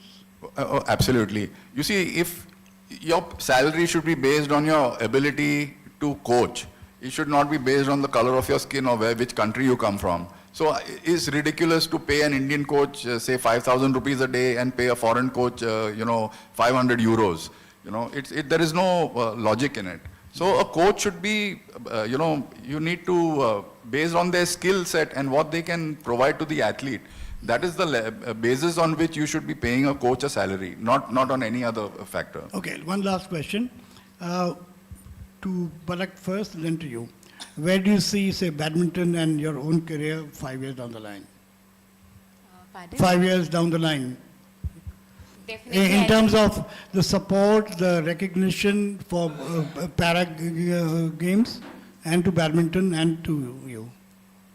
I think yes, definitely. Now it's definitely para sports altogether is to a different height, because when we qualified for the Tokyo Paralympics, before going to Tokyo Paralympics, PM sir had interaction with us. After coming, again interaction, then going to Paris, coming after that. So I think that the initiative that the Prime Minister himself has taken to talking to para athletes, to just to make that fun in that entire meeting room, I think that has enabled to make a lot of change in the entire mindset of the people all around. And I think there are several areas. Now people have started recognizing what para sports is. Now people have started recognizing para athletes. Pehle bhi para athletes were going to international tournaments, bringing medals and bringing too many achievements, but they were not recognized at that moment. And today the recognition is far more higher. So And it's much every positive state- now, much more positive now. It's very, very positive now. Every state is having same cash award for able-bodied athletes and for So para-athletes that's as good to well. know. How do you see sailing 5 years down the line? Well, it's been growing well, but I think all Indian sport is on a upward graph. You know, at present it's good. Private companies have come in. There are, funding is more easily available. I'm sure there are much more that we can grow. And for a country of our size, we definitely should be performing better. But I think generally all sport in India is on the uprise. So it's a positive. I think that's a fair Thank you so conclusion. much, Fair sir. conclusion that things are positive and things will be better going forward. So thank you very much, both of you, for actually being excellent in whatever you're doing, and good luck to you both. Thank you so much, everyone. Thank you. So I must say, what an inspiring conversation we had. Thank you so much, Captain Homi Motiwala ji, for sharing your profound insights into leadership, sports, and excellence. Your words have illuminated the path of what it means to lead, not just in sports but in life itself. A heartfelt thanks to Amrit Mathur ji for steering this enriching conversation with your vast expertise. Your ability to connect the dots between leadership, sports, and success has truly added depth to this discussion. It has been an absolute honor to have you, Ms. Pallak Kohli ji, with us today. Your journey of perseverance and success has truly inspired us all. We are grateful for your presence and sharing your time with us. Thank you for being here as a special guest, and we wish you even greater success in your future. And as we bring this profoundly enlightening session to a close, I would like to invite Brigadier Sanjay Agrawal ji, a valued founder member of our society, to come forward and offer a commemorative memento to our distinguished speakers. This gesture serves as a heartfelt expression for our appreciation for their contribution and insights. This artwork has been masterfully created by Padma Shri Bhil artist Bhuri Bai for BLF 2025. It beautifully illustrates the interconnectedness of nature and earth. Congratulations, Homi. Thank you, Sanjay. Can we have a huge round of applause, please? For the benefit of the audience, she said it in the beginning and he repeated. What is this man's unique achievement which nobody has in the whole wide world? Who can repeat? You have those spare books? That's the question that she was going to ask, and I'm asking it on her behalf. What is this honorable speaker's achievement which nobody ever in the whole wide world has had? No hands. You are disqualified, sir. You and me been together 50 years. So you are disqualified. Punishment और मिल जाएगी. देखा अमित को? हाँ. Yeah. So ladies and gentlemen, we will now have Captain Tamal Banerjee tell us who's been his naval buddy 50 years. Yes, please. He's a gallantry award winner, Shaurya Chakra, apart from clean sweep in all sporting awards. Wow. And let me elaborate. Sporting has two disciplines. One is the sport, where you're a sports person, and the other is the guru for sports persons. So he has won the Arjuna Award and the then Rajiv Gandhi Khel Ratna, which is now the Major Dhyanchand Khel Ratna, as the sports person. And then as a guru, he has won the Dronacharya Award also. Salute, sir. And you please come forward and accept a book from this. So our winner will receive A Living an Enriched Life by Dale Carnegie, a timeless guide to cultivating enthusiasm and courage in life. Can we have a huge round of applause for our winner? You won it by a fair sense of elimination because nobody else could. Sir, you are happy. Congratulations, Thomas. Yeah. And now, for Palak. I was having a word with her. The maturity, the thoughts of an international level sports person, I have done national level skiing, but I always respect these kind of people. I said, I want a photograph with you separate from the stage for my motivational talks. And thank you for obliging me. Thanks. And finally, for an excellent moderation by a person who's eminently suitable for this. I don't know if you grasped what she said in the beginning. He has a very big overview as a Secretary Sports Authority of India, apart from his involvement in cricket, etc. earlier. So thank you. It's been a wonderful session. I have enjoyed it, and I'm sure that the audience, they're all dedicated people who are here. Yes, please. We would love it if we had a question and answer session later on. Yeah, unfortunately, he got carried away with his questions. I was getting very upset with her because he's not controlling it. But right now,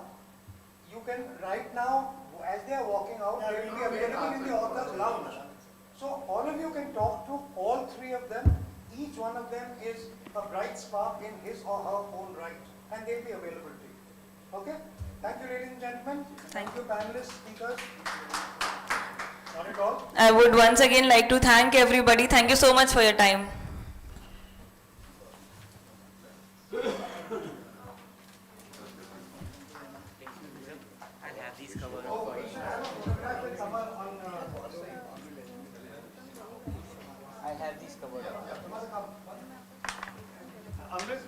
As per past custom, I'll have this covered up. No, hold. Give them back there. Please come. Any other service officer here by any chance?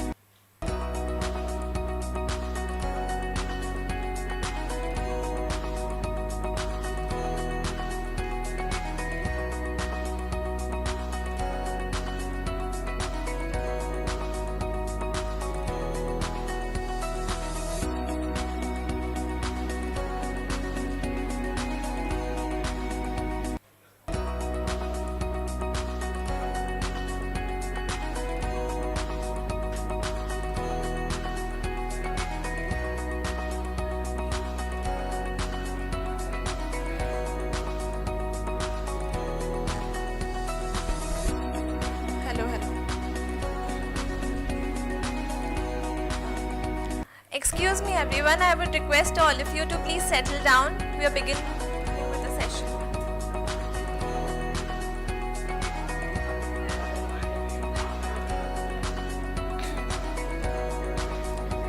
Ladies and gentlemen, kindly take your seats as we are about to begin with the session.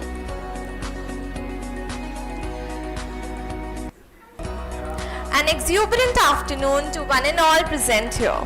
Ladies and gentlemen,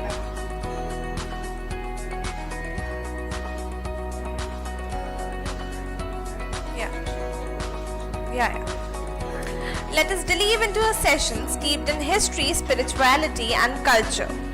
Our conversation today centers on two cities that are not just places on the map but timeless symbols of devotion, art and mythology. Banaras and Mathura, often called as the cities of immortality. First, we'll have the book launches of these books. So,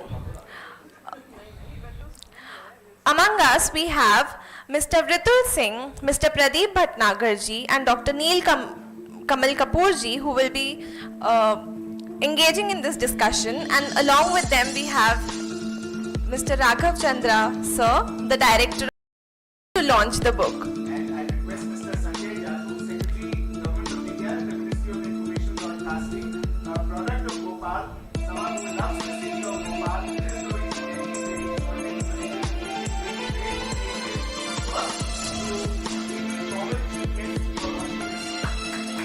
Can we give them a huge round of applause?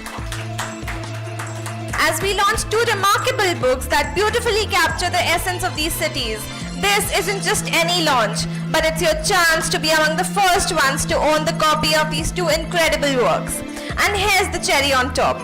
You can get your copy signed by the author right here after the session.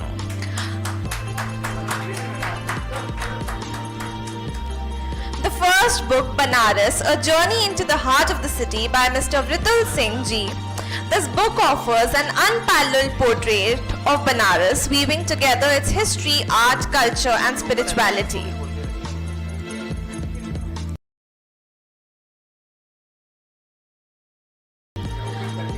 Now we have the launch of the second book, that is Mathura, a tapestry of art and devotion.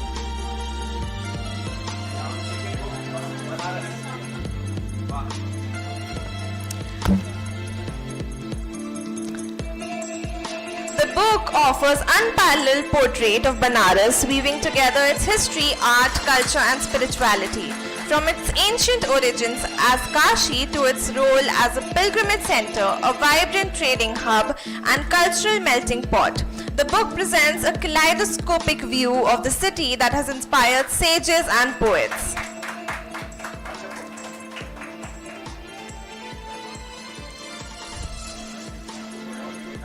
Thank you so much everyone.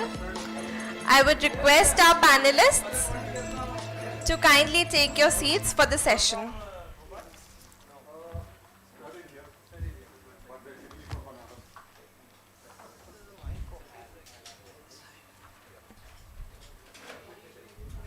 Our distinguished panel features incredible individuals who have spent years exploring the essence of these cities. Mr. Vritul Singh, a former army captain currently serving in senior position with the Government of India. An accomplished writer, translator and literary critic, his works include the acclaimed novel Ek Guna Bekhudi, a collection of short stories and over 200 articles and book reviews. His most recent book, Banaras, A Journey into the Heart of the City, published by Penguin Random House India, unravels the spiritual and cultural tapestry of this iconic city. Sir's literary contribution also extend to translating works into Hindi and penning dialogues for several mythological television series. We have Mr. Pradeep Bhatnagarji with us, a retired IAS officer of the 1982 batch, known for his administrative excellence during his tenure as Additional Chief Secretary and Agricultural Production Commissioner of Uttar Pradesh.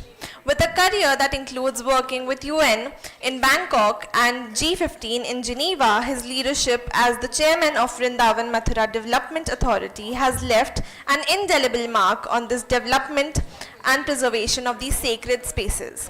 His first-hand experience in overseeing the transformation of Mathura and Vrindavan offers a unique lens to understanding these cities involving identities. And we have our moderator with us, Dr. Neel Kamal Kapoorji, who has worked at AIIMS Bhopal as the Dean Research and Head of Department Pathology and Lab Medicine. Besides medicine, she is intensely connected with literature, art and culture. Her prolific writer, she writes both Hindi and English books. She's authored and published books on parenting, books and a collection of stories in Hindi, besides publishing numerous articles on various social issues and healthcare. 3 of her stories have been made to films by Simple Idea Production in UK and have won various awards in film festivals. She is a recipient of WHO and Rotary Fellowships. We are glad to have you all here with us today. And together they will guide us on an immersive exploration of Banaras and Mathura, unveiling their spiritual legacies, architectural marvels and their place in the collective consciousness of India. We're glad to have you all with us. Can we give them a huge round of applause as we begin the session?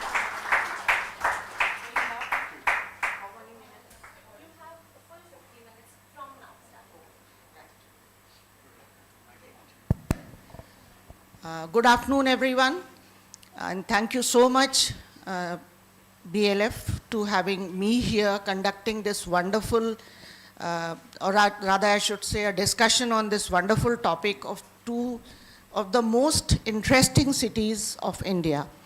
Not only of North India, but I would say that they are revered and discussed and talked about in so many terms all over the world, as and when the time comes for them, for that kind of discussion. Mathura में कृष्ण की रस माधुरी है और बनारस या वाराणसी में शिव के सत्व हैं, शिव की नगरी है. ये दोनों हमारे देश के जो शहर हैं, इनमें क्या एका है, क्या समानता है, क्या अलग है, और वाकई में कहीं कुछ अलग है या एक ही आत्मा से बने हुए शहर हैं. मुझे लगता है कि आज के चर्चा में सबसे आनंद इस बात में आएगा. So I would request the for the slide presentation, and it will work, right? Okay. So you all saw the please go there. I'll just you all saw the cover of the book, a little bit of what is inside of the book when it was opened and displayed. And now I would request the author, Shri Pradeep Bhatnagar ji, and we also have Mrs. Sangeeta Bhatnagar, the co-author of the book, with us to give you a small PowerPoint presentation displaying what is all about this book. Thank you, Dr. Kapoor, and thank you very much, BLF.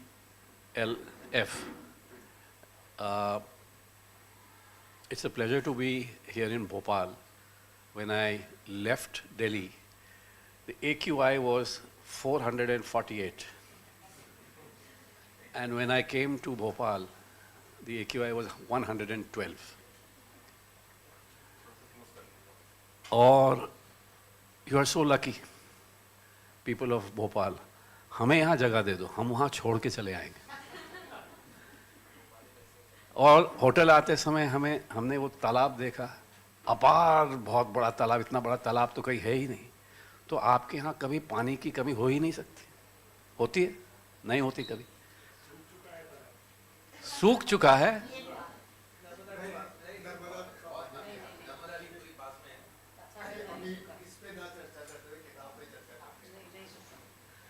I'll ask JS, my good friend, to मेरे लिए कहीं कोई plot what कहीं छोटा मोटा कोई कुटिया बना लूँ मैं. So we have written this book.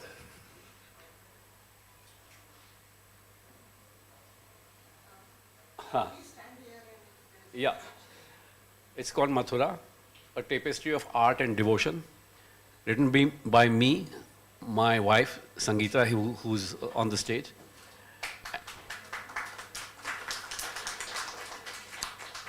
and by Mr. B.K. Goswami, who is a very, very senior 1960 batch IAS officer who was Secretary Tourism, Government of India long, long ago.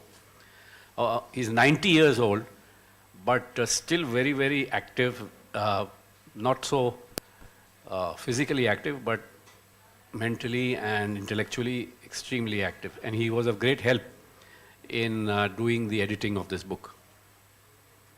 Publishers, as you can see, are Nyogi Books of Delhi.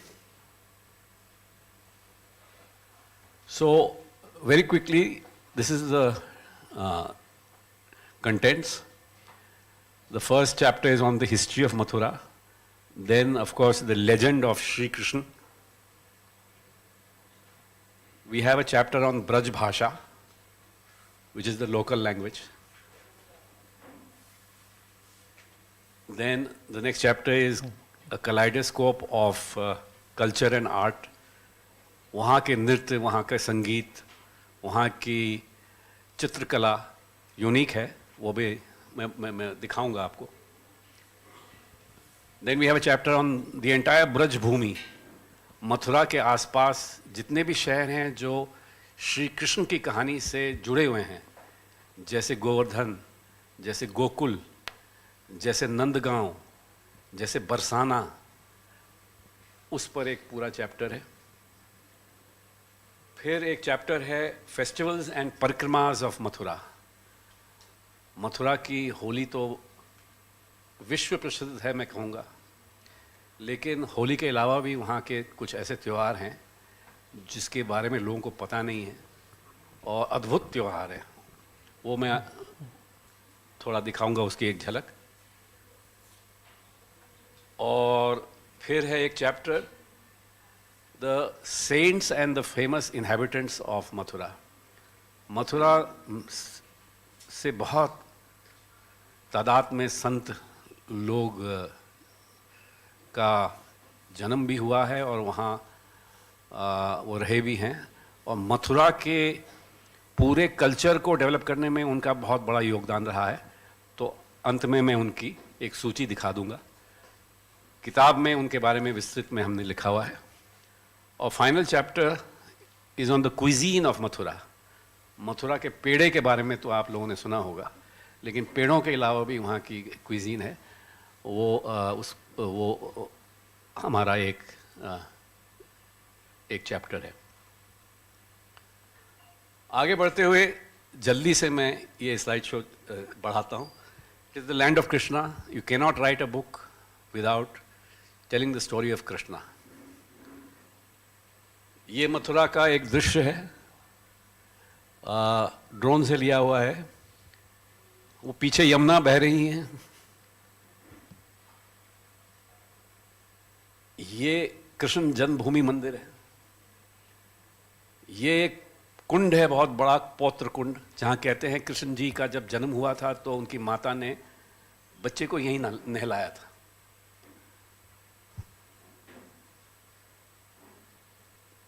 ये एक close up है कृष्ण जन्मभूमि मंदिर का. और यहाँ आप देखिए जन्माष्टमी का त्यौहार है, और ये आप देखिए भीड़ जो लोग दर्शन करने जा रहे हैं.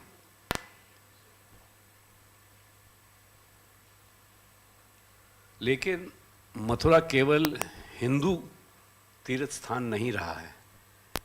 800 साल तक मथुरा एक बुद्धिस्ट नगरी रही थी, और इसका प्रमाण मिलता है अंग्रेज़ों ने 20वीं शताब्दी में वहाँ खुदाई की.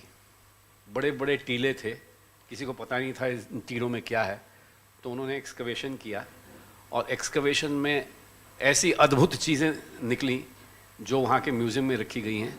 और ये है एक जो कहते हैं कि बुद्ध की सबसे पहली जो प्रतिमा बनी थी दुनिया में, ये वहाँ से निकली है, और ये वहाँ मथुरा म्यूज़ियम में रखी हुई है. और ये देखिए जापानी पर्यटक उस प्रतिमा के सामने आकर पूजा कर रहे हैं. ये भी वहाँ मथुरा म्यूज़ियम में एक मूर्ति है शायद जो बच्चे पीछे बैठे हैं उनकी हिस्ट्री की किताब में इसकी फ़ोटो होगी। मेरी हिस्ट्री की किताब में 40 साल पहले ये फ़ोटो होती थी। कुषाण साम्राज्य के जो सबसे महानतम राजा थे कनिष्क, दुनिया की इकलौती मूर्ति है कनिष्क की, जो मथुरा में खुदान में मिली है। और वो कैसे पता लगता है कि यहाँ कहीं नीचे किसी लिपि में वो लिखा हुआ है कि ये कनिष्क की मूर्ति है। बुद्ध शहर होने से पहले मथुरा जैनियों का शहर था। तो आर्कियोलॉजी एक्सकवेशंस में जैन प्रतिमाएं भी बड़ी तादाद में निकली। ये देखिए, एक 13 फुट लंबी भगवान की मूर्ति है, जो वहाँ के एक जैन म्यूजियम है वहाँ दिखी है, वहाँ रखी गई है। मथुरा मंदिरों के बारे में मशहूर है। 2 मंदिर सबसे ज़्यादा लोकप्रिय हैं, एक बांके बिहारी मंदिर और एक द्वारकाधीश मंदिर। जो भी लोग बाहर से आते हैं, जब मैं वहाँ था तो लोग कहते थे कि हमें या तो बांके बिहारी मंदिर दिखा दो या द्वारकाधीश मंदिर दिखा दो। राष्ट्रपति प्रणब मुखर्जी को मैं खुद ले गया हूँ इन मंदिरों को दिखाने। लेकिन इन 2 मंदिरों के अलावा 5000 मंदिर हैं मथुरा में। उनमें से एक ये है गोविंद जी मंदिर, जिसको लोगों ने कहा है कि it is the most beautiful Hindu architecture in north India. इसकी मूर्ति जो है वहाँ से हटाकर जयपुर के राजा जयपुर ले गए हैं, और जयपुर के सिटी पैलेस में अब भी उसकी पूजा की जाती है। वो मुगलों के डर के मारे कि वो आके तोड़ न दें। ये इस मंदिर से, लेकिन अब आप देखिएगा इसका आर्किटेक्चर कितना बेहतरीन है। ये एक और बहुत सुंदर मंदिर है, नया मंदिर है, 2012 में बना है। इसको कहते हैं प्रेम मंदिर। इसमें कहते हैं हज़ारों टन इटालियन मार्बल लगा है, और अंदर इटालियन पिएट्रा ड्यूरा की उसमें वो एचिंग की गई है। बहुत ही सुंदर मंदिर है। और 2023 में वैलेंटाइन डे आने वाला है इस साल का, अभी 10 दिन बाद। वैलेंटाइन डे में सबसे ज़्यादा भीड़ अगर कहीं इकट्ठी हुई थी तो इस मंदिर में हुई थी। इंडिया में tourism department of government of India के आंकड़े हैं कि the maximum visitors to any place, even more than the Taj Mahal, were to Prem Mandir Vrindavan.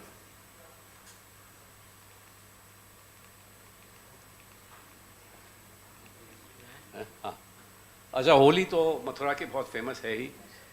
ये देखिए, ये विश्व प्रसिद्ध लठमार होली बरसाना की इसका दृश्य है। इसमें क्या होता है कि पहले जो है बगल वाले शहर जो नंदगांव है, वहाँ के लड़के बरसाना की लेडीज़ को छेड़ते हैं, हल्की फुल्की गालियाँ देते हैं, ये देखो ये गालियाँ दे रहे हैं। और उसके बाद जो इनको मार पड़ती है, वो ये देखिए ये मार पड़ रही है। तो इसको कहते हैं लठमार होली। और हज़ारों की संख्या में लोग देश के और विदेश के आते हैं इसको देखने के लिए। लेकिन होली के एक दिन पहले छोटी होली मनाई जाती है और होली जलती है ना। ये एक अद्भुत छोटी होली है। फालेन एक जगह है मथुरा में जहाँ एक बहुत बड़ा अलाव बनाया जाता है, और उसमें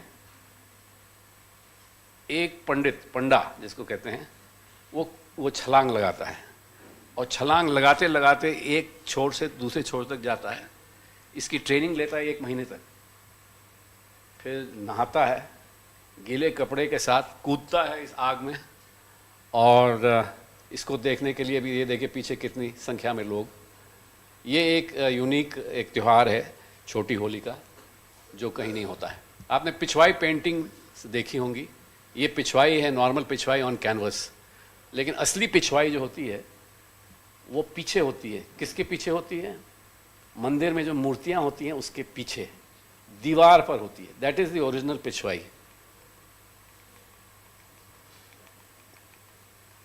क्या भाई? हाँ,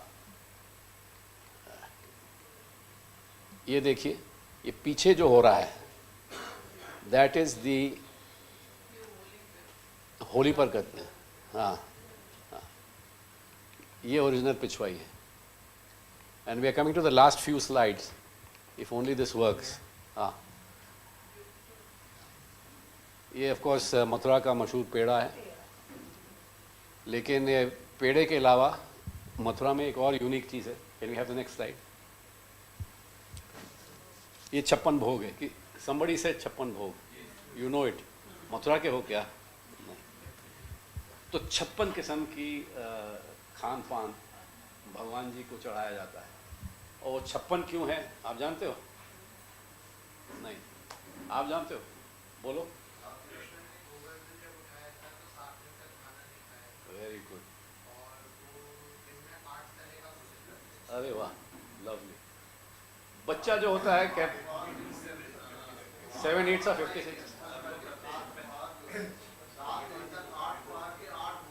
एक्सेलेंट, बहुत बढ़िया, बहुत बढ़िया। और फाइनल स्लाइड ये है, फाइनल से सेकंड लास्ट स्लाइड ये है, गौशालाएं। इतनी गौशालाएं हैं मथुरा में कि गिनना थोड़ा मुश्किल है। और ये मेरे ख्याल से दुनिया की सबसे बड़ी गौशाला है। इस गौशाला में, ये तो एक ही उसका सेक्टर दिखा रहा हूँ, लेकिन इसके ऐसे कई सेक्टर हैं, 50,000 से ज़्यादा गाँव हैं। और ये साहब जो थे रमेश बाबा, इनको पद्मश्री भी मिला था इस काम के लिए।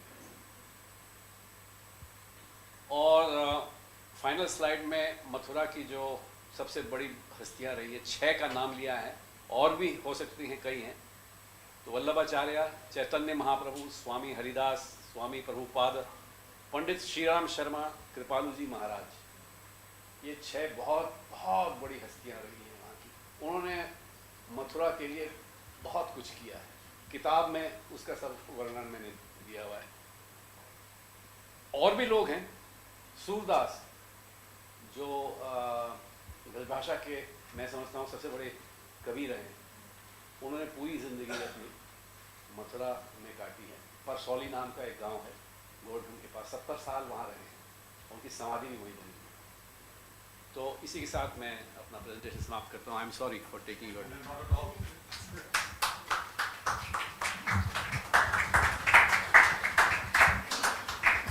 बहुत बहुत धन्यवाद इस चित्रों से भरे हुए स्लाइड शो के लिए। संभवतः ये सभी चित्र और कुछ अन्य आपको इस पुस्तक में मिलेंगे, जिसमें इन चित्रों के विषय में और विस्तार से भी वर्णन किया गया है, इन परंपराओं, इन प्रथाओं के विषय में। जो हमारा सनातन दर्शन है वो वैष्णव परंपरा, शाक्त परंपरा और शैव परंपरा, और कुछ छोटी बातें और भी हैं, लेकिन मुख्यतः इन धाराओं में विभाजित है। तो जैसा मैंने शुरुआत में परिचय में भी कहा कि शिव की नगरी है बनारस या वाराणसी। तो ये शिव की नगरी के ऊपर जो लिखी गई पुस्तक है, Banaras journey into the heart of the city, मैं उसके लेखक श्री वर्तुल सिंह जी से कहूँगी कि वो भी एक अपनी पुस्तक की थोड़ी सी रूपरेखा हमें बताएं। मेरी पुस्तक का साइज़ आपके पुस्तक से थोड़ा ज़्यादा है, तो हो सकता है मैं थोड़ा ज़्यादा टाइम लूँ।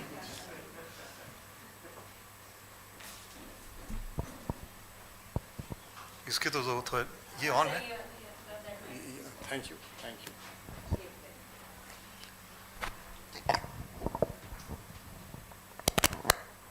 Respected Dr. Neil Kamal, my fellow participant Dr. Bhatnagar, Mrs. Bhatnagar, esteemed personalities present here from the field of art and letters, Team BLF, members of the media and my dear audience. Thank you very much for being here. Good afternoon to you all.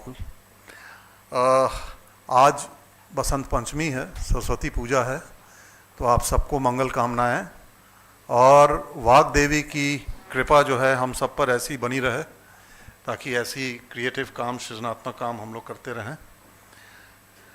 Why did I write this book?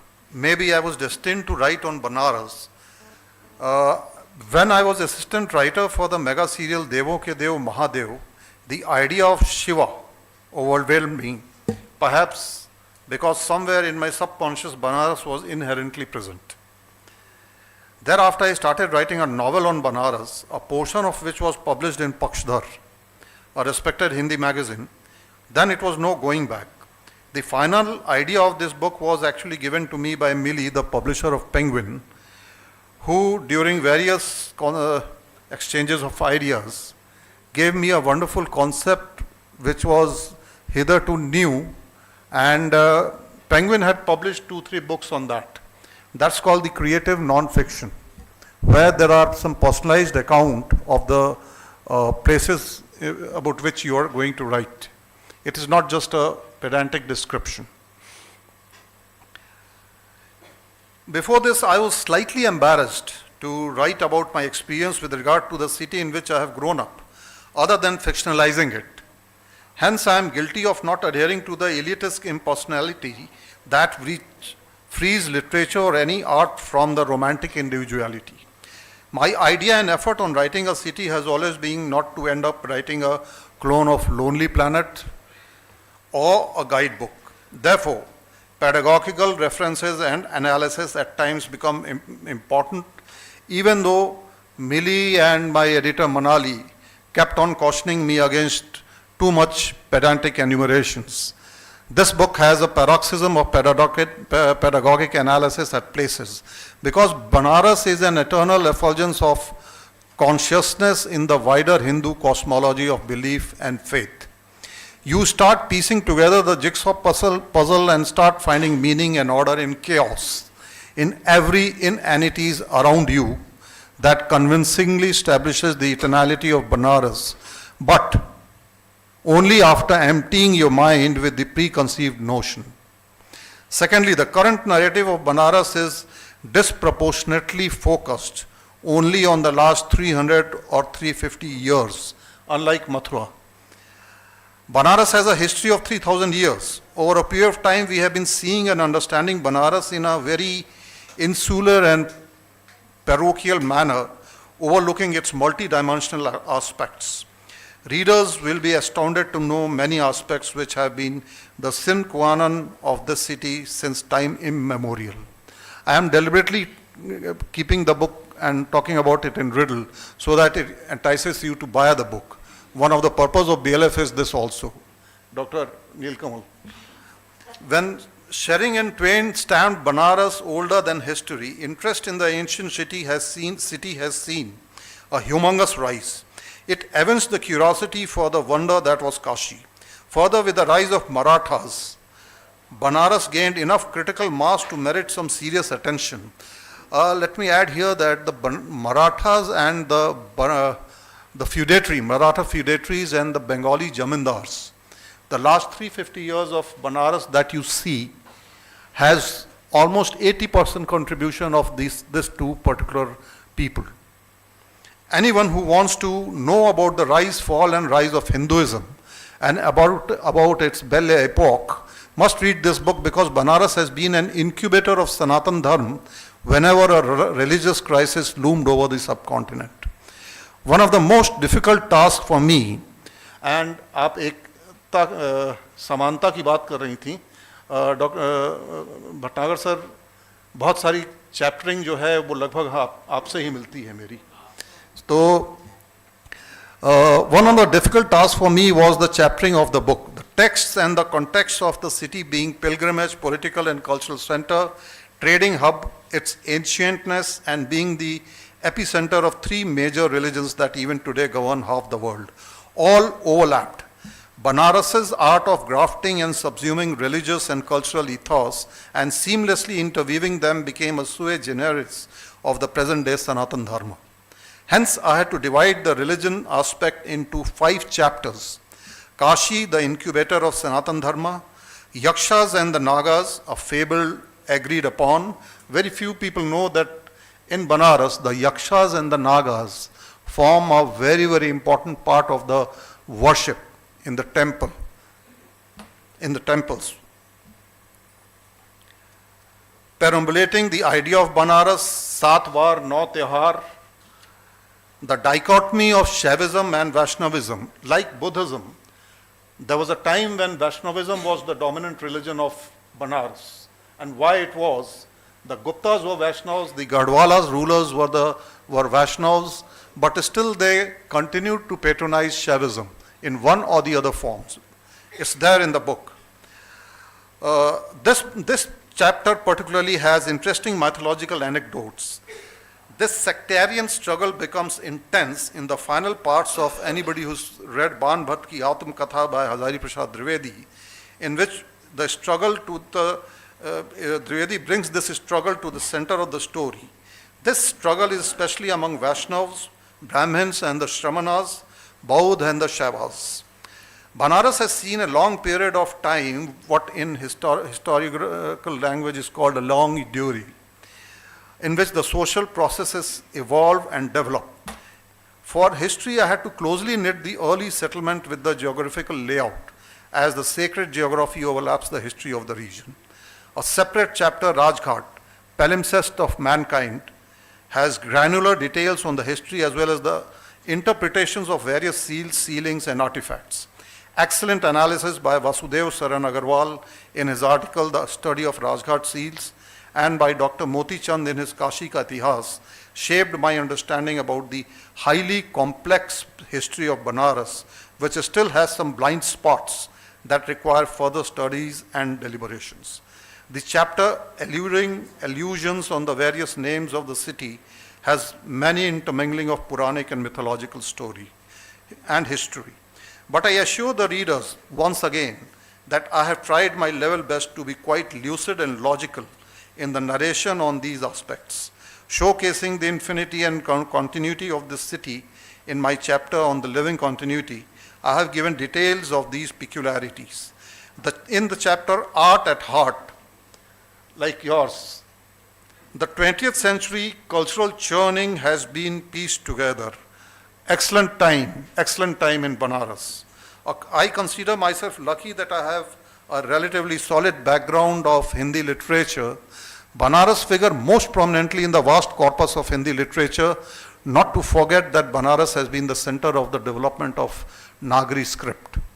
The study of change over time, especially changes of Hindi language, had a profound impact on the political developments of the times.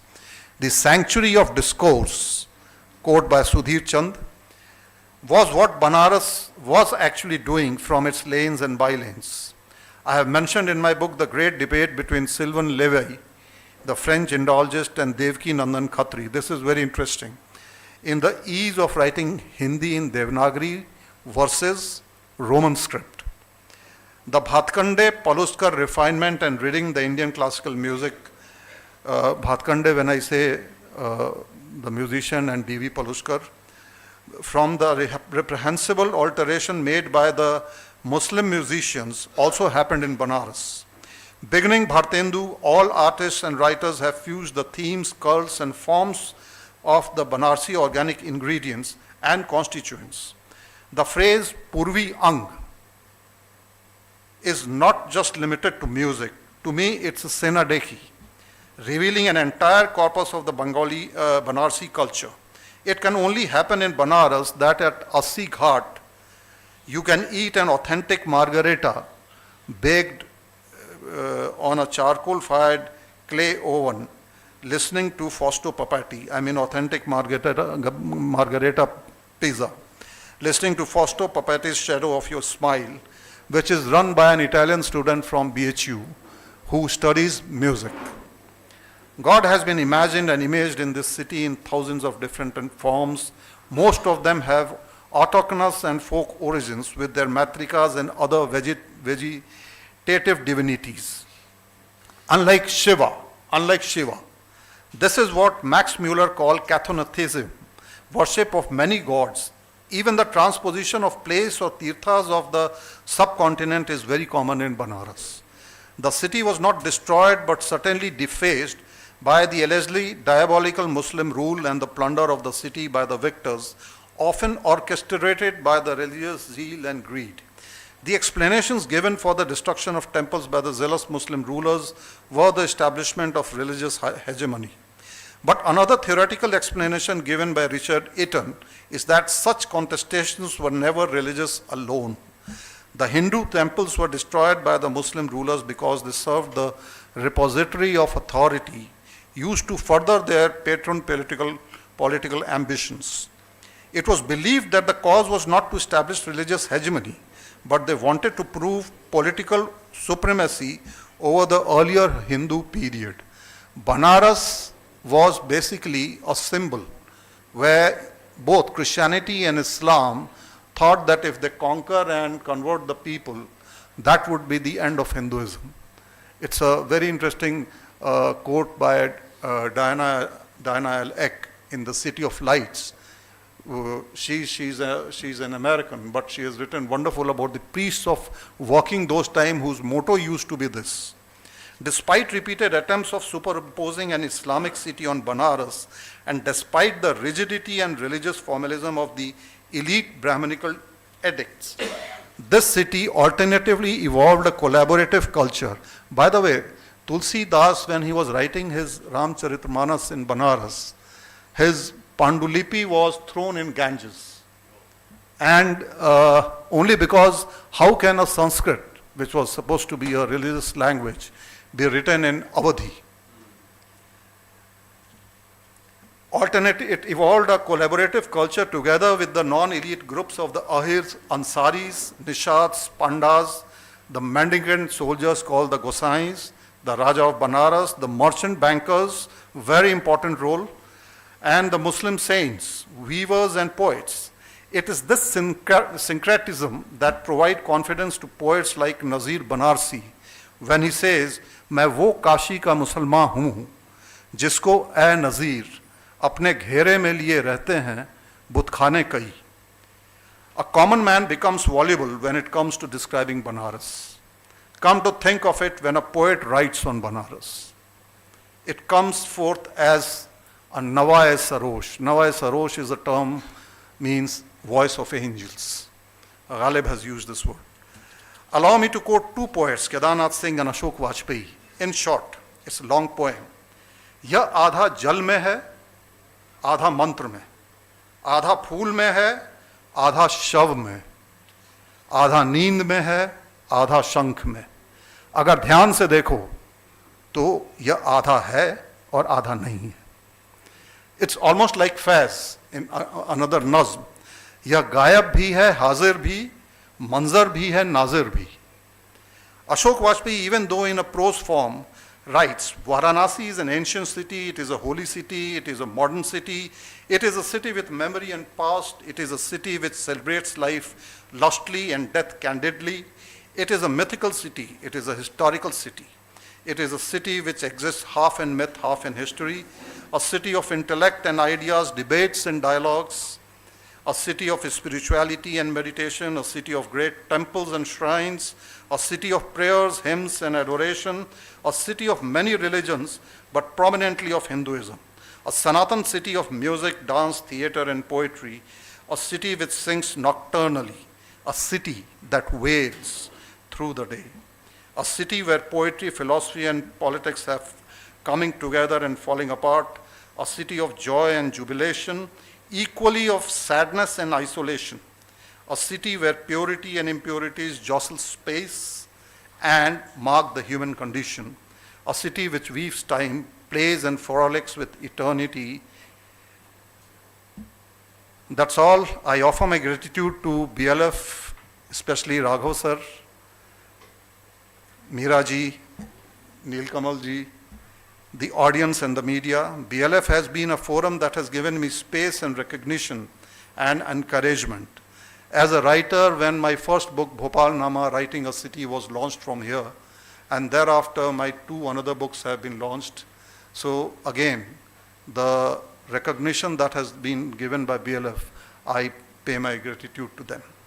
And how can I leave my pantheon of goddesses in Penguin, Manali, Aishwarya, Akanksha, Rinjini, Rachna, and of course the Divinite Principale, the chief deity Mili Aishwarya, the publisher. Accept my gratitude. Thank you very much. Thank you very much, Vartul, for really giving us a very, very wide view of the book and what all it contains. Its contents and chapters and philosophies. When I was listening to both the esteemed authors, I was recalling a thing which British used to do. अगर आप पुराने ज़िलों के archival documentation में चले जाएं, कोई पुरानी लाइब्रेरी या ऑफिसेज में, तो एक किताब निकल आती थी जिसको गैजेटियर कहते थे, उस ज़िले का, उस शहर का, उस स्थान का. और मैं नहीं बहुत अच्छी तरह से जान पाई कि वो गैजेटियर्स वो केवल एक एडमिनिस्ट्रेटिव एक्सरसाइजेज होते थे या, क्योंकि उनमें बातें बहुत मज़ेदार होती थी. मुझे शौक़ था गैजेटियर पढ़ने का, जहाँ मेरे फादर की पोस्टिंग होती थी और उन्हें पता था कि मुझे शौक़ है, वो ढूंढ ढांढ के मुझे ला के पकड़ा देते थे. लेकिन आज के समय में मेरी उत्सुकता ये भी है, और मैं प्रदीप जी से जानना चाहूँगी कि उन्होंने ये किताब लिखने की क्यों सोची.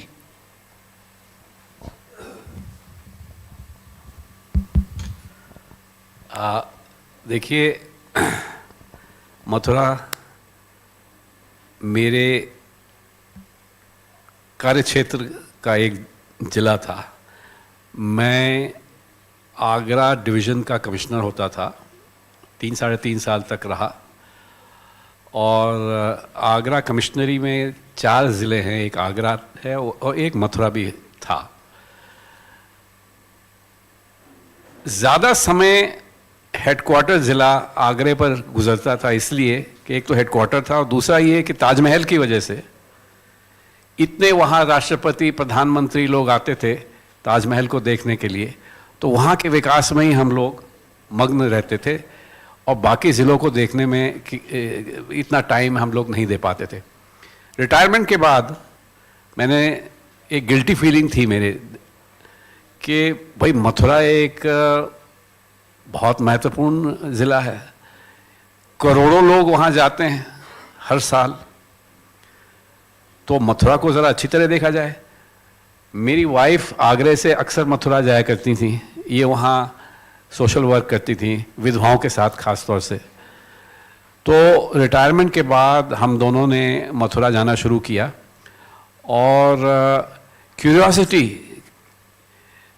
मैं कहूँगा कि क्यूरियोसिटी की वजह से हमने ये किताब लिखी और इतनी चीज़ें नई नई पता चली कि हमने सोचा कि इसको दुनिया के सामने रखना चाहिए. लोग मोटी मोटी चीज़ें जानते थे मथुरा के बारे में, लेकिन जो असली जो रत्न थे मथुरा के वो बहुत लोग नहीं जानते थे, तो उसको हमने इस किताब में लिखा है. तो ये थोड़ा मोटिवेशन था. ये काफ़ी कॉफ़ी टेबल तो नहीं कही जाए शायद, मगर पिक्चर बुक है, बहुत सारी चीज़ें हैं. तो फोटोग्राफिक सपोर्ट आपने क्यूरेट करा बहुत सारे लोगों से, या आपने उन्हें डायरेक्ट किया कि ये पिक्चर्स हमको चाहिए और उस हिसाब से आपने बनाई किताब? मुख्य रूप से हम लोग जगह जगह गए, फोटोग्राफर को साथ ले गए और अपने सामने ये जितनी आपने फ़ोटो देखी हैं ये सब हमने खुद अपने आईफोन की भी एक आध हैं इसमें, ड्रोन से हमने खिंचवाई हैं. ये अभी आपने देखा मथुरा का शहर, मथुरा का दृश्य ड्रोन से. किताब में कई यूनिक फोटोग्राफ्स हैं, जैसे गोवर्धन पर्वत अमूमन तिकोण दिखाया जाता है पेंटिंग्स वगैरह में, असलियत में बिल्कुल दूसरी शक्ल है उसकी. एक 7 किलोमीटर लंबी एक पहाड़ी है लंबाई में और मेरे ख्याल से 100 फीट ऊंची है. तो वो हमने ड्रोन से लिया है पूरे गोवर्धन पर्वत की फोटोग्राफ. तो एक हमारे मित्र थे अमेरिका से आए थे फोटोग्राफर, उनकी भी हमने मदद ली. और आगरा के एक बहुत मशहूर फोटोग्राफर हैं ललित रजोड़ा, उनकी भी हमने मदद ली. और ज़्यादा हमने फ़ोटोज़ इसमें इसलिए डाली हैं कि आजकल जो नए जनरेशन की टेंडेंसी है वो किताबें कम पढ़ती है. और इसीलिए हमने अपनी किताब को एक पिक्टोरल टच दिया है उसका। वर्तुल, आपने भी बहुत कुछ बताया पुस्तक के बारे में, लेकिन स्पेसिफिकली फिर पूछूंगी कि बनारस क्यों? शहर तो बहुत सारे हैं, भोपाल पे आपने ऑलरेडी लिखा और हमने सब ने पढ़ा, तो और बनारस पे जैसा आप खुद ही ने आपने कोट किया, किस समय से इसके बारे में लिखा ही जा रहा है, चाहे वो संस्कृत में लिखा गया हो, पुरातन काल में लिखा हो, आधुनिक काल में लिखा हो, बहुत विद्वानों ने बहुत शोध और बहुत कुछ किया है। तो आपको ऐसा क्यों लगा कि आप इसके ऊपर अपना वक्त और परिश्रम लगाएं? एक तो मेरी पैदाइश बनारस में हुई और पहले 17-18 साल वहीं गुजारे, और उन दिनों जो लेट 70s और अर्ली 80s का जो ज़माना था, वो हमारी फैमिली बिलोंग करती है एक बहुत ही फ्यूडल फैमिली, एक ज़मींदार फैमिली से, जो कि वहाँ पे बहुत सारे ठिकाने उन लोगों ने अपने बनाए थे, मेरे रिलेटिव्स। तो मैंने इस किताब में कई उसके वो भी लिखे हैं, अपनी फैमिली के बहुत सारी चीज़ें रिलेटेड हैं। एक है नाग के ऊपर, जो कि नाग पूजा जो होती थी, और वहाँ पे नाग की पूजा में कैसे वो जो हमारी एक ताई लगती थी, उन्होंने उसको पहचाना और फिर बाद में शी बिकेम स्किज़ोफ्रेनिक, उसका डिस्क्रिप्शन है। तो बनारस में इसीलिए मैंने उसको लिखा, आपको बताया भी है कि I felt embarrassed to write on many things in factual form other than fictionalising it. उसके अलावा बनारस अपील हमको इसलिए और करने लगा जब मैंने बनारस को छोड़ा, और मेरी सर्विस ने हमको लगभग पूरा हिंदुस्तान घुमाया। तो मैंने देखा कि बनारस जैसा यूनिक शहर तो कहीं है, हो ही नहीं सकता है। यहाँ पे सब कुछ है, अगर आप जाके देखें वहाँ पे। अच्छा, और बनारस में जो सबसे है इंटरेस्टिंग चीज़ है कि वहाँ पे डेथ इज सेलिब्रेटेड। वो एक ज़माने में उसका नाम महाशमशान हुआ करता था, और बनारस जो आज जहाँ बसा है वो महाशमशान था। Original Banaras was at Rajghat, it was a raised platform, जहाँ पे कि गढ़वालों ने पहली बार 2000 साल के बाद बनारस को अपनी राजधानी बनवाई। तो ये सब कारण थे। मतलब आपके बनारसी ठाठ ने आपको प्रोवोक किया कि आप ये लिख ही डालें सारे, क्योंकि वो एक तरह का ट्रस्ट था मॉडर्निटी और फ्यूडलिज्म के बीच का, तो जिसमें आप एक ऑलमोस्ट स्किज़ोफ्रेनिक एग्जिस्टेंस जी रहे थे। क्योंकि बनारस, हम बनारस बोल रहे हैं लेकिन उसका आधिकारिक नाम तो वाराणसी है, और बनारसी लोगों की ज़ुबान, लहजा और बहुत सी बातें बड़ी मज़ेदार होती हैं जिनको बनारसी ठाट में लगा दिया जाता है। मैं इस चर्चा को हम लोगों ने ये तय किया कि हम हिंदी अंग्रेज़ी मिक्स भाषा इस्तेमाल करेंगे, क्योंकि मथुरा और बनारस की बातें अपनी भाषा, अपनी ज़ुबान में ज़्यादा मज़ेदार लगती हैं। तो मुझे एक छोटा सा एनेक्डोट याद आ गया कि जब बनारस का नाम वाराणसी किया गया था, तो मैं भी कुछ समय बनारस में रही हूँ, बहुत छोटी उम्र में, लेकिन उस समय किसी बनारसी ने कहा कि अच्छा भला था बनारस हमारा, इन्होंने कर दिया उसे वाह, उन्होंने फिर सिलेबल तोड़े, वाराणसी। और ये बड़े आराम से मतलब ये जन भाषा के शब्द थे, ये शब्द ऐसे नहीं थे जो हाँ, कुछ जोड़ना चाहेंगे?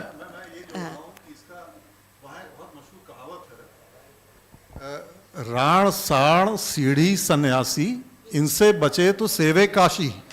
तो उसमें जो वो वाला टर्म आया है, शायद उसका कॉनोटेशन कहीं उसी से होगा। मुझे आप आ तो गए हैं, बट मुझे लगता है एक दो प्रश्न तो और हो जाने चाहिए। ये ज़रूर जानना चाहूँगी कि इस पुस्तक में आपको सबसे कठिन कौन सा चैप्टर लगा लिखने के लिए मथुरा के विषय में? निश्चित रूप से जो ब्रजभाषा वाला चैप्टर था। हाँ, इन्होंने पूछा मुझसे कि सबसे मुश्किल चैप्टर कौन सा लगा आपको। मुझे सबसे मुश्किल लिखने में ब्रज भाषा वाला चैप्टर लगा, क्योंकि ब्रज भाषा मुझे आती नहीं। सूरदास और बिहारी जी वगैरह की कविताएं हमने स्कूल में पढ़ी थी, लेकिन कुछ पल्ले नहीं पड़ा था। कॉन्वेंट स्कूल में पढ़े थे अंग्रेजी में, उसमें सूरदास की ब्रजभाषा मेरे जहन के बाहर थी। तो अब ब्रजभाषा, क्योंकि वहाँ की स्थानीय भाषा थी, उस पर लिखना बहुत ज़रूरी था। वहाँ इतना बढ़िया काम हुआ है ब्रजभाषा में, कितनी अच्छी कविताएं लिखी गई हैं। तो मैया मोरी मैं नहीं माखन खायो, ये तो सबसे सरल है, लेकिन छाप तिलक क्या कुछ और है। अच्छा तो देखिए पकड़े गए। तो ब्रज भाषा वाला लिखना जरूरी था, लेकिन बहुत मुश्किल से मैंने लिखा। और मैं एक छोटा सा प्रश्न जल्दी से, क्योंकि समय हो रहा है, संगीता जी से भी पूछना चाहूँगी, बिकॉज वो एक पाक कला विशेषज्ञ हैं, उनकी स्वयं की पाक कला पे पुस्तक है, कि बनारस की पाक कला के बारे में आप क्या बोलेंगे? बनारस की, सॉरी मथुरा की, सॉरी। नहीं, आपका प्रश्न अच्छा था। बनारस और मथुरा के पकवानों में खास फर्क नहीं है। जैसा कि आपको पता है कि जो भी रिलीजियस सेंटर्स होते हैं वहाँ पर कचौड़ी और जो भोग लगता है, जो एक्चुअली मथुरा की जो इकोनॉमी है वो पूरी भोग राग और श्रृंगार पे चलती है। तो भोग बहुत इम्पॉर्टेंट पार्ट है मथुरा का। तो हमने क्विजीन वहाँ से शुरू की कि भगवान को क्या भोग लगते हैं। तो 56 भोग सामने आए, उसमें कई कैटेगरीज होती हैं, जैसे मिल्क, डेयरी बेस्ड चीज़ें, फिर मैदे की चीज़ें, फिर मीठी, नमकीन, फलाहारी। तो there is a whole wide range of cuisine to be explored in Mathura. वहाँ की खास, वहाँ पेड़े बहुत अच्छे वहाँ के मशहूर है। ज़्यादातर प्रसाद उसी का हम लोग लेके आते हैं मंदिरों से। कहते हैं कि यशोदा जी ने वो जब दूध पकाती थी, इतना दूध होता था, गाय चराते थे लोग, मेन इकोनॉमी एग्रेरियन थी। तो वो दूध पकते पकते हांडी में वो एकदम लाल खोए जैसा होता था, कृष्ण भगवान को बहुत पसंद था। तो वहाँ से मतलब ये बहुत एंशंट क्विज़ है। हम लोग आजकल लॉस्ट रेसिपीज़ की बात करते हैं, लेकिन ये रेसिपी कभी लूज़ नहीं हुई, क्योंकि ये भी है कि ये एक सिटी ऑफ कंटिन्यूस हैबिटेशन रहा है। ये जो ट्रेडिशन, फूड ट्रेडिशन है, ये चलता आया है। और तो एक खाना है मंदिरों का, और फिर मंदिरों में जो पकवान बनते थे, फिर लोगों को वो छोटे क्वांटिटीज़ में बनते हैं, तो लोगों को पसंद आने लगे, तो फिर वो स्ट्रीट फूड के रूप में बिकने लगे। लोगों ने फिर कचौड़ी, जलेबी तो अरब कंट्रीज से आई, हमारे यहाँ लेटर इंक्लूजन है, खुरचन। सो दूध का बहुत रिवाज है वहाँ, दूध पीने का, लस्सी, मलाइयो वहाँ नहीं है। रबड़ी और खुरचन का बहुत प्रचलन है। और मलाइयो, और जो लखनऊ में हम निमिष कहते हैं, दिल्ली में दौलत की चाट कहते हैं, ये कुछ जगहों पर है। तो बहुत इंटरेस्टिंग है, और मैं इनकरेज करूँगी कि आप किताब पढ़िए और डिस्कवर कीजिए मथुरा की कुजीन। इतने सुधी श्रोता हाँ, प्रश्न वेरी गुड, थैंक यू। मुझे बोलने ही नहीं दिया, हाथ पहले उठ गए। प्लीज़ कोई हेल्प करे माइक के साथ। और मैं ऐसे ही बोल देता हूँ, मेरी आवाज़ अभी भी बुलंद है। आपने मथुरा का जिक्र किया, तो मुझे लगता है कि आपकी किताब में दो चीज़ों का जिक्र जरूर होगा। एक तो रसखान की समाधि का, मैं कई बार मथुरा गया, जो ऑटो वाला था वो भी मुझे वहाँ तक नहीं ले गया। अब आप जाइए, ब्रिज विकास, तीर्थ विकास परिषद ने उसका जीर्णोद्धार किया है। हाँ, बहुत सुंदर बन गई है रसखान की समाधि, और वहाँ जाने का पूरा व्यवस्था है। और दूसरा जो आपने जिक्र किया बरसाने की लठमार होली का, एक होली और बड़ी प्रसिद्ध है, वो है बलदेव जी का हुरंगा। शायद इसका भी जिक्र आपने किया होगा, थोड़ा अगर बताएंगे तो अच्छा लगेगा। ऐसा है जी, लठमार होली से एक औधा ऊंची या एक औधा ज्यादा हुदंग वाली अगर होली किसी को खेलनी है तो वो बलदेव शहर चला जाए होली के दिन। मतलब वहाँ तो अगर आपने बगल वाले के कपड़े फाड़े नहीं तो आपने होली नहीं मनाई। तो इसीलिए वहाँ का हुड़ंगा, उस होली को हुड़ंगा कहते हैं, और मेरी किताब में जिक्र है उसका।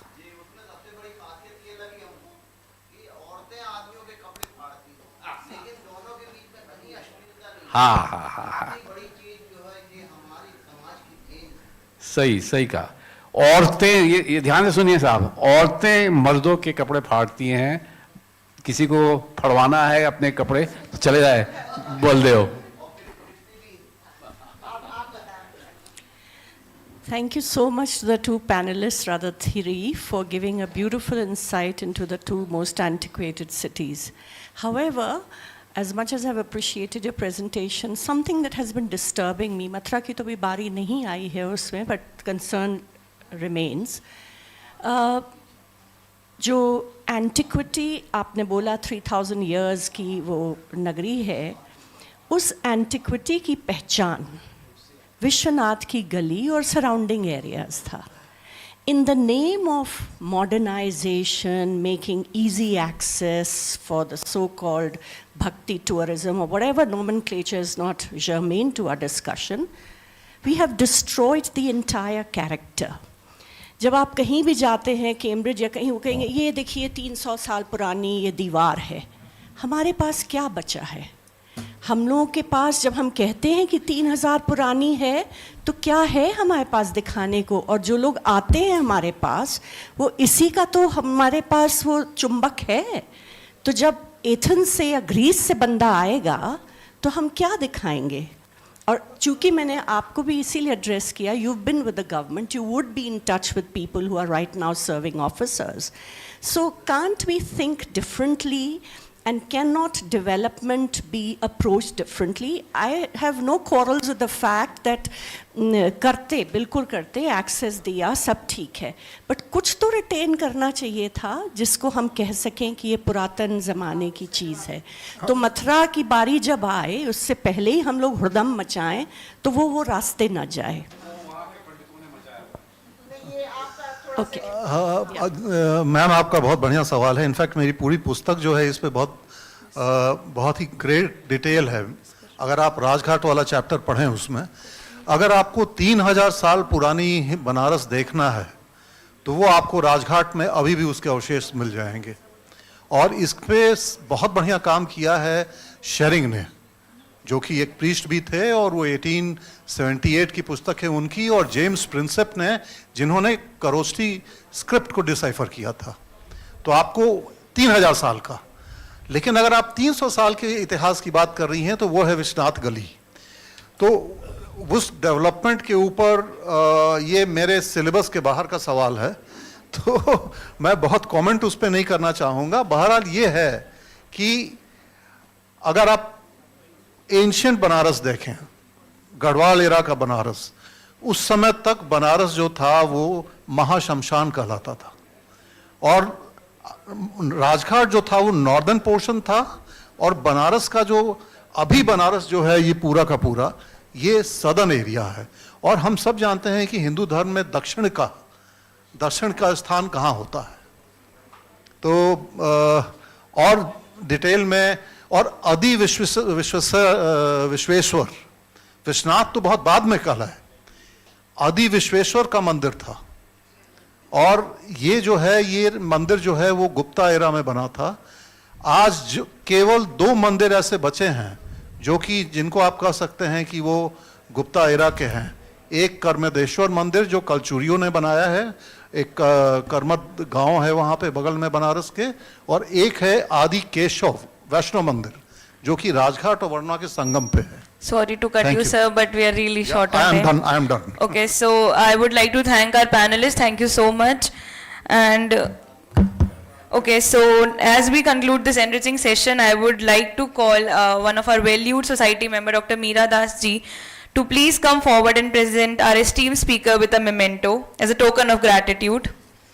So, Padma Shri Bhil artist Bhuri Bai has created this artwork for BLF 2025 depicting the connection between nature, earth and human being in the environment. Can we have a huge round of applause, please?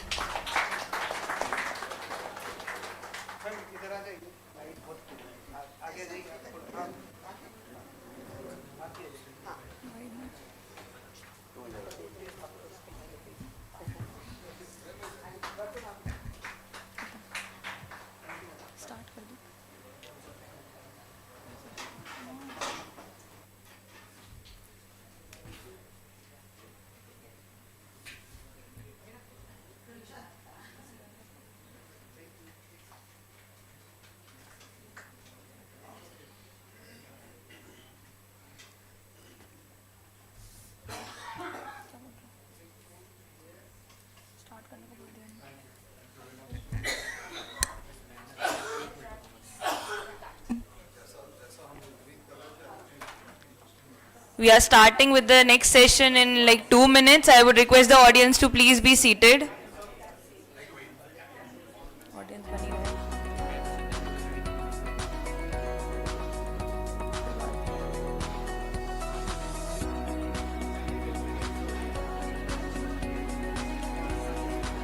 इनको बोल दो ना तो please बाहर आना ये बाहर जाओ जाओ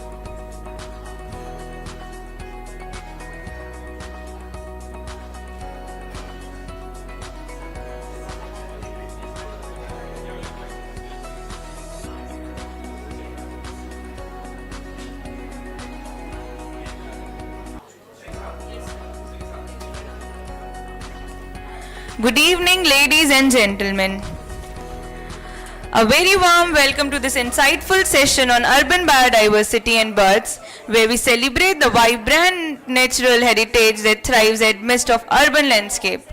To guide us through this fascinating discussion, it is my pleasure to invite our distinguished panelists on the stage, Mr. Abhilash Khandekar, Mr. Sanjay Kumar Shukla, Ms. Bharti Chaturvedi, and our moderator for the evening, Mr. R. Srinivasa Murthy.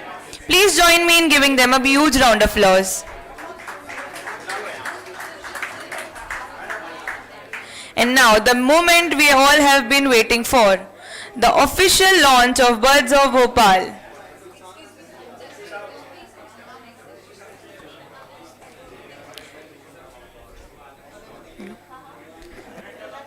I would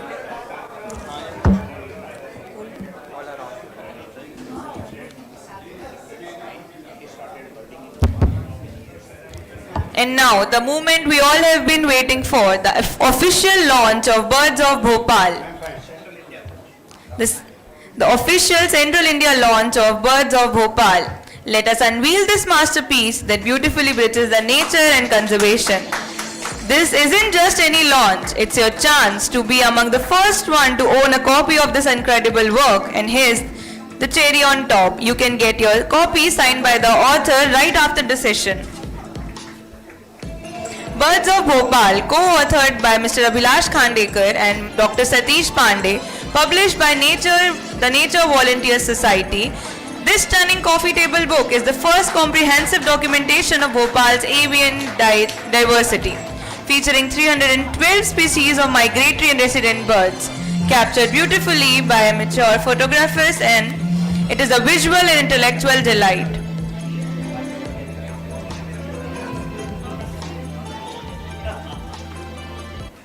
Now let us dive into this engaging session discussion that promises to deepen our appreciation of the feathered wonder of Bhopal and beyond.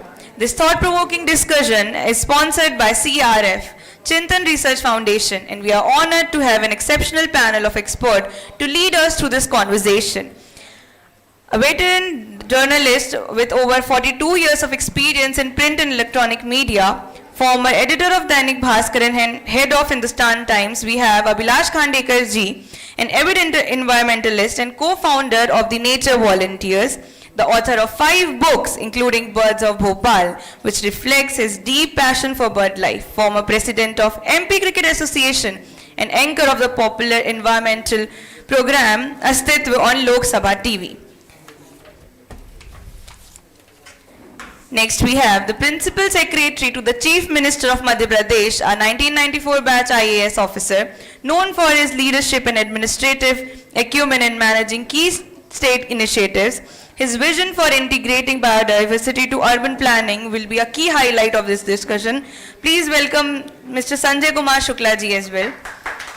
Bharti Chaturvedi ji, a founder of Chintan, an NGO focusing on waste management, air pollution and climate change, a policy advisor who has served as various government bodies including Delhi Pollution Control Committee, author of Finding Delhi, Loss and Renewal in the Megacity and host of the podcast The Chintan Chats. Our moderator, a renowned conversationist and retired Indian Forest Service officer, former field director of Panna Tiger Reserve, where he spearheaded the globally acclaimed Panna Tiger Reintroduction Project. This session delves in the critical role of biodiversity in urban spaces, the challenges posted by rapid urbanization.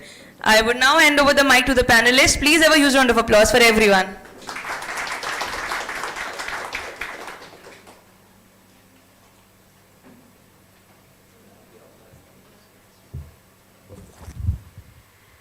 Thank you. I think, Murthy ji, you would be, I want to really start by really thanking everyone who's put this book together.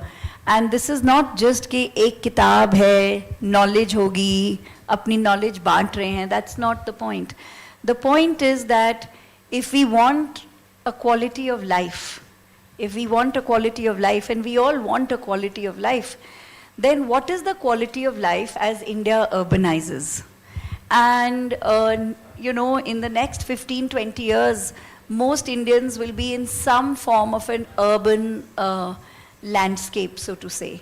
And we don't want to necessarily be in a Gurgaon landscape when we can actually be in a landscape which protects us from heat, where there are wetlands, where we can actually do nature-based solutions by conservation. That alone is a nature-based solution. And one of the greatest indicators that we have on nature-based solutions is really bird species. I mean, of course, there are several other species, but we can't see them. So the more citizens get interested in bird watching, जितने birds देखेंगे, उतने I feel we have records. Now we have something called eBird, where we all put it, and it helps us understand the trends. And I feel for that reason, this book is not just a book for nature lovers. This book is about Birds of Bhopal, is about how the people of Bhopal, and in fact beyond, because we just don't live in one city, in the district, in the state and beyond, what will be the quality of our life? Because where you have an ecoscape and a landscape for birds, you also have a greater potential for a higher quality of life, whether it's the quality of air, whether you have recharged groundwater, or whether you just have cooler temperatures due to an ecosystem with shrubs or grasslands or wetlands or trees, jo bhi hoye, that is it. And I just brought along this book also that I know Khandekar Saab basically reviewed and read. It is also about the history of birds in Delhi, and this also helps us understand where we have done well and where we have gone wrong, because the author started birding in the 1970s in Delhi. So I think in many ways it tells us that Delhi ka jo development hai, it's many landscapes have disappeared, but many birds have become more popular. And I wish that this book goes even beyond and helps us not to reach those kinds of things that we have done in many other cities, cut old trees, dry up wetlands, declare a scrub area as a wasteland. We've made all these mistakes, and we know it. And we often know it when bird populations such as the Neelkant and sparrow, when they decline. So this book, I think, is about how shall we remain a resilient, climate resilient population. I think that is the contribution really. Many, many congratulations.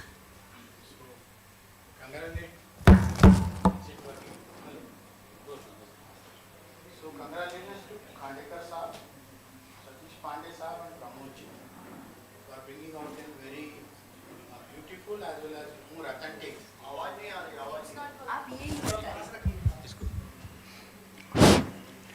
Congratulations to Abhilash ji, Satish ji, and then Pramod ji for bringing out this very, very relevant and timely science-based and baseline for Bhopal birds. And then we are making this particular book and the information that is available to really relate ourselves, as ma'am has very clearly said, about our key life. Basically, if we don't consider other life as also as the present day trend with respect to Homo sapiens, even if we consider our life quality needs to be better, so it's very, very essential to understand the basics of it. यहाँ पे बहुत लोग आप लोग भोपाल से ही हैं, कितने लोग आप लोग अकेडमी में गए होंगे, प्रशासन अकादमी में? बहुत लोग गए हैं. तो I lived there fortunately for 4.5 years. And then Bhopal की सारे जो टेम्परेचर है वहाँ से वहाँ की टेम्परेचर 4 से 5 डिग्री अंतर होता है. द बेसिक इश्यू इज कि total area is around say 65 acres or something. 60% of the area is covered with trees. So ambient temperature अपने आप नीचे आ जाता है. And second thing, nowadays it is a era of climate change. अभी मतलब जनवरी भी ख़त्म नहीं हुआ है. वी आर मतलब seeing the burnt of the summer on the outside. So in such a situation, climate change already happened. If we are going to, that is a global issue. But हम जब तक local actions नहीं लेंगे, the things will not be good for the people who live locally. What I mean to say, actions that is done at the local level are going to cripple you more in the terms of climate change. Climate change तो रहेगा ही. Climate change में क्या होगा? First thing, temperature ज़्यादा बढ़ेंगे. And second thing कि जब rains आएंगे तो बहुत ज़्यादा एक साथ आएंगे, नहीं आएंगे तो नहीं आएंगे. If our local conditions are in a better way, we will be able to cope up them in a better way. And another most important issue, topic का बहुत ही सामायिक टाइटल है. I don't think there is no problem with my speaking both the languages.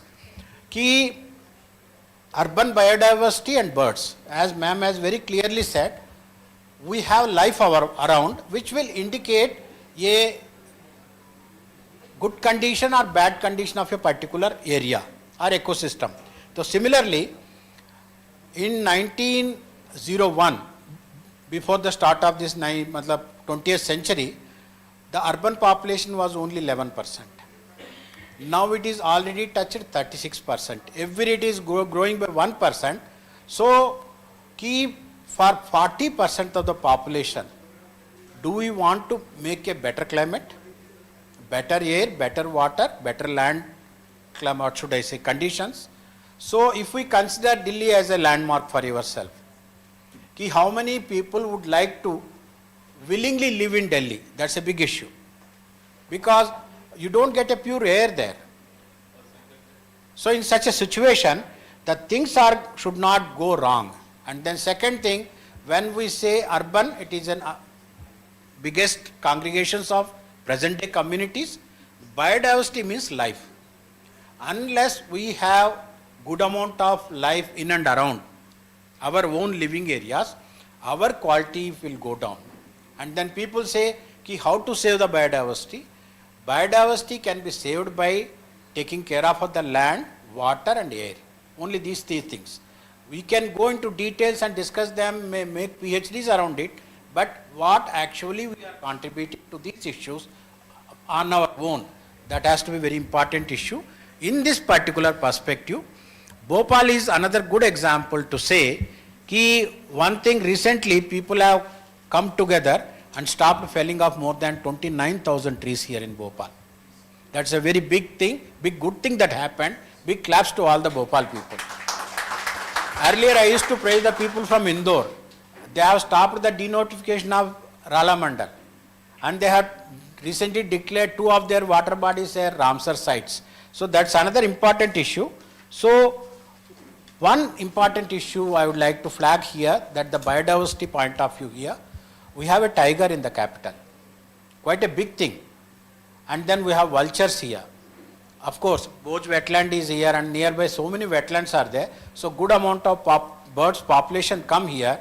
And then Recently, over last matlab big a movement has occurred over last say 15 years or so. We have again brought back the house sparrow here. So these are some of the good indicators where the biodiversity is moving in the right direction, but at the same time, the multiscapes and then landscape that's getting changed is going to really need to be a cause of concern for everybody. So from here, I request others to take on. Thank you. Thank you.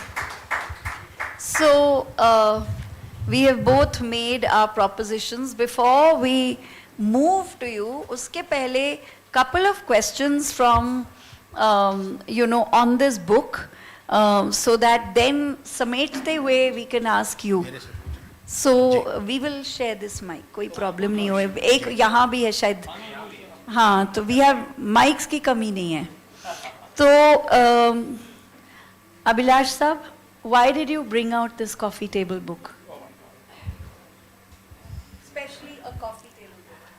So, as my friends Mr. Murthy, who started birding with me in Indore many years ago, and Mr. Sanjay Shukla, who was Indore Municipal Commissioner many years ago, and the lake which we wanted to save, both had their contributions. So I'm really happy that they are the panelists here. And the Sirpur Lake, which Mr. Murthy Sahab is talking about, was declared as Ramsar site as late as in 2022. But during that period, all my hair have gone grey. But when we started, we had published a brochure in which Sanjay Shukla's photo appears. He is using binoculars to see some birds in Sirpur Lake. So the idea of bringing out a document on birds in Bhopal struck us when we first 5 years ago brought out a book on birds of Indore. That went well, it was well responded and by the people, not only buyers, but that the intention of creating an awareness in the society for birds. And we did not really bother that, that was our first and last book that way. We had also brought out vultures of Panna because Murthy Sahab was organizing each year the vulture count there. And we thought that Ken Betwa will finally remove the vulture habitat. So we documented it and got it released with Shivraj Singh Chauhan as Chief Minister in the Wildlife Board meeting. And soon after, in the same meeting, the issue came up and Ranjit Singh Sahab, who has written the foreword for this, he opposed the Ken Betwa, and then Shivraj Singh ji said कि यार तुमने हमसे यही किताब release करा ली. मैंने कहा साहब इसलिए करा ली कि vultures गायब होने वाले. So that was our second book, but this is third book that way. So Indore book gave us Bharati's questions response. Indore book gave us some confidence that bird books can be used as vehicles for generating awareness, curiosity, and then finally conservation.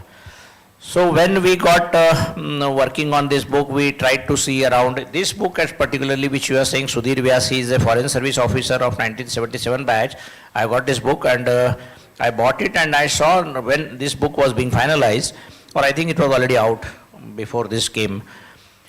The idea of bringing out a coffee table book was very clear in my mind that I move in a society in Bhopal or Indore or in Delhi. And most of my friends are, they know that I work in the field of environment, but they don't bother really about, the environment per se. So many architects, many builders, many industrialists, I made them friendly requests कि ये किताब आपको खरीदना चाहिए. उसके पहले ही कर लिया था ये, और उसी के लिए हमने इतनी कॉस्टली बुक जो 3,500 रुपए की है, and I must thank most of my friends, industrialists, bureaucrats and others who bought this book in Bhopal. And my idea was that I used to visit their houses, I used to get involved in animated discussions on various issues, but not on environment and certainly not on birds. So now this coffee table book is being seen in many drawing rooms, and people now, those who bought, those who got a gift from me, they have started talking about birds, and that is what I think is my achievement in limited sense, that those who were not yesterday, let me tell you, Sanjay ji, yesterday in this very chair, Anuradha Jain was sitting, wife of my friend Anil Jain, who was coal secretary. She has written a book on Delhi Journal. And she said very interesting thing. She said कि मैं दिल्ली में जब भी traffic में मैं जाती थी मेरे हस्बैंड के साथ में, Anil Jain was a senior IAS officer in government of India, he worked in MOFCC, तो वो ट्रैफिक जैम में गाड़ियाँ फंसती थी तो Anil who was also here yesterday, वो मेरे हस्बैंड बहुत फ्रस्ट्रेट होते थे, क्या हो रहा है, कुछ नहीं हो रहा है, और मैं उनको कहती थी कि गाड़ी खड़ी है, कांच में से बाहर तो देखो, बहुत अच्छी चीज़ें दिखेंगी, तो चिड़ियाएँ दिखाना शुरू करी हमने उनको, और इस तरीके से चीज़ें। सो हमारे पास चिड़ियाएँ या सूरज या चंद्रमा या आकाश या पेड़ पौधे देखने का समय नहीं है हमारे पास। तो अब वो समय नहीं होने के कारण अब, लेकिन कल ही मेरे को किसी ने कहा कि वो चिड़िया हमने बहुत दिनों बाद देखी।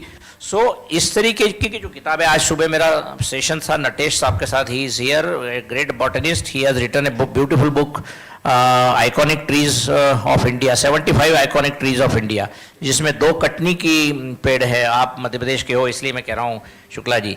सो किताबों का जो महत्व है और किताबों का जो रिस्पॉन्सिबिलिटी या रोल है, उसमें मुझे लगता है कि birds of Bhopal as a sequel to birds of Indore has succeeded to some extent. And आप जैसे रंजीत सिंह साहब ने इसमें लिखा है, I would like to read just a para. This book should encourage the start of field oriented applied research to help answer some questions. Rivers provide obstacles to the distribution of mammals, and the Narmada has posed a barrier to the spread of Indian gore northwards.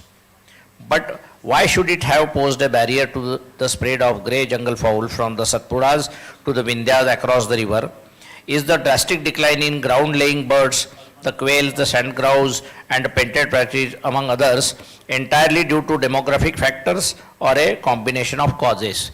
Which means that the birds should not be going down in their numbers and species. They should not get the threats from the speed of urbanization, but that is happening. Yesterday we were talking about in this very room about the disappearance of Goraiya from Delhi, and Goraiya was declared as state bird of Delhi in 2011 thanks to Asad Rahmani and many others. तो हमारे यहाँ का, आज मैं ये पहन के आया हूँ तो यदि कैमरा इस पे दिखा रहा है तो ये this is my state bird paradise fly catcher. इसके डिसीजन में भी रंजीत सिंह साहब और बुश साहब इन सब लोगों ने इसमें रोल अदा किया था। So the point I am trying to make through this book is या So I would have asked this question in the end of this. This is the paradise flycatcher. This is a state bird of Madhya Pradesh, and Goraiya is the state bird of Delhi. And the cover page on which we show the saras is the state bird of UP. But we have taken saras on this front page because there are large number of large number of saras birds found in the Ramsar site of Upper Lake. So that was the small but very lengthy reply to your question, why this coffee table book. But the idea was to generate awareness among those who don't talk about birds or biodiversity. They are like you and me, they live life, they lead businesses, but fact remains they need also to be awakened about what you said, that, or Murthy Sahab also said, without trees, without tigers, without water, wetlands, our life will be very, very difficult. You spoke about the Academy of Administration in Bhopal.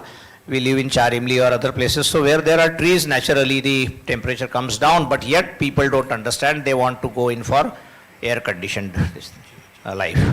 Bharti ji. Thank you. तो अब मैं एक question दूसरी ओर से पूछती हूँ। This is for, of course this is Shukla ji के लिए। You are an administrator, you are in charge of urban. Now cities have a certain imperative. Of course I acknowledge that I seem to be the only person not part of this pro-lake, pro-bird conspiracy on this panel. Everyone has undertaken various things together, but what is your perspective on birds and biodiversities in the urban context? What are your challenges? What are your thoughts? So, मैं शुरू करता हूँ इंदौर से ही। मैं इंदौर में municipal commissioner था 1999 में, और बहुत ही young, almost like a college pass out. Abhilash ji से वहीं जान पहचान हुई, and he introduced us to Sirpur lake. अब लंबी बात नहीं करूँगा, पर हम लोग उसके शुरुआती जो सिपाही थे वो हैं.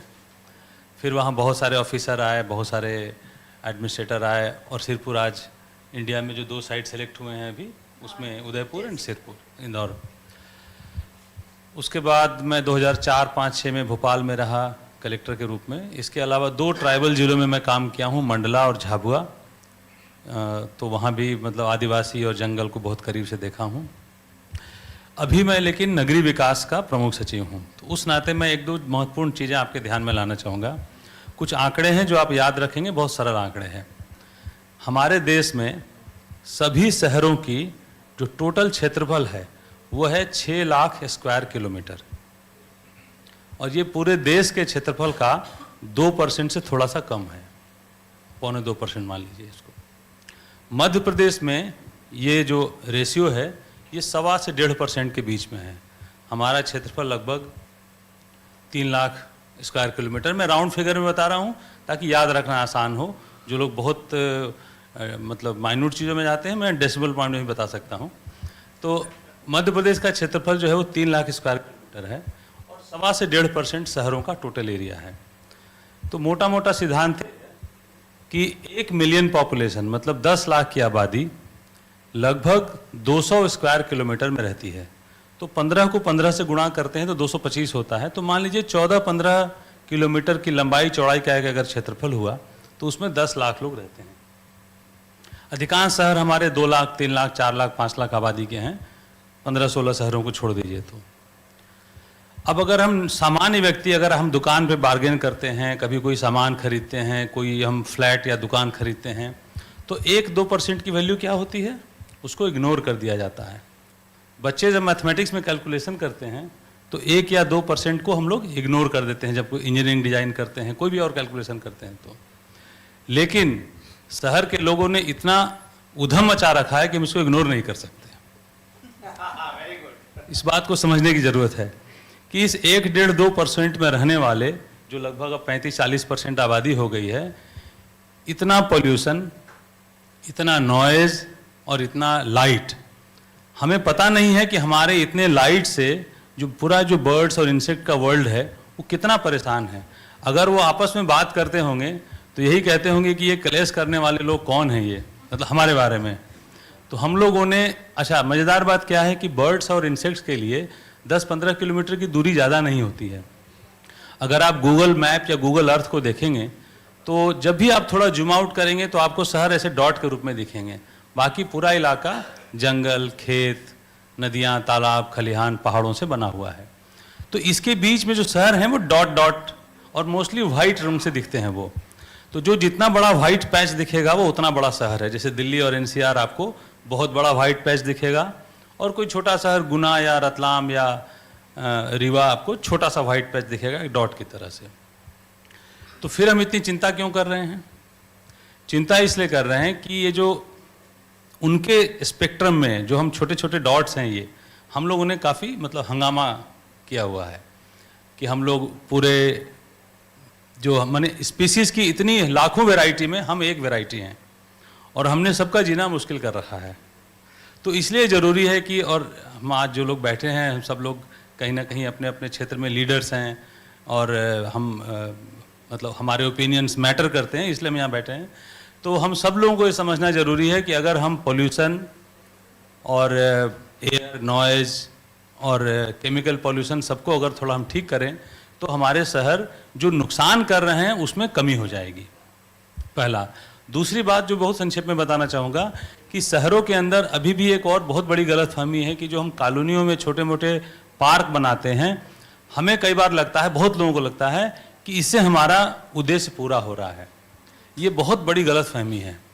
हमारा उद्देश्य तब पूरा होगा जब सारे वाटर बॉडी ठीक से मेंटेन हो, और जो खंडहर हैं, जैसे कोई पुराने महल वाले कोई इलाके हैं और कुछ पुराने तालाब हैं, उनके आसपास कुछ पेड़ों के झुरमुट होते हैं, इनको बचाना बहुत ज़रूरी है, क्योंकि ये सब बहुत पुराने केंद्र हैं जो जीनोम और जो पूरा वर्ल्ड है बायोडाइवर्सिटी का, उसको प्रिजर्व करने का.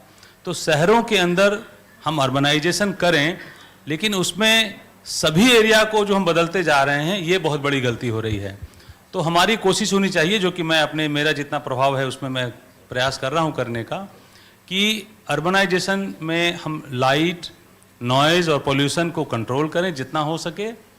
और दूसरा, जो शहरों में और शहरों के आसपास जो पुराने नेचुरल हैबिटाट हैं, जिसमें तालाब और लेक एक श्रेणी हुए, ऐसे कई श्रेणियां होती हैं, जो मैंग्रोव्स हैं, पेड़ों के झुरमुट हैं, छोटे छोटे जंगल हैं, और पुराने खंडर हैं, किले हैं, उनमें जो पेड़ों के जो झुरमुट हैं, ये सबसे बड़े केंद्र होते हैं जहाँ पे बर्ड्स काफ़ी रहते हैं, इंसेक्ट्स बहुत सारे रहते हैं, तितलियाँ बहुत सारी रहती हैं, और उन सबको बचाने की ज़रूरत है।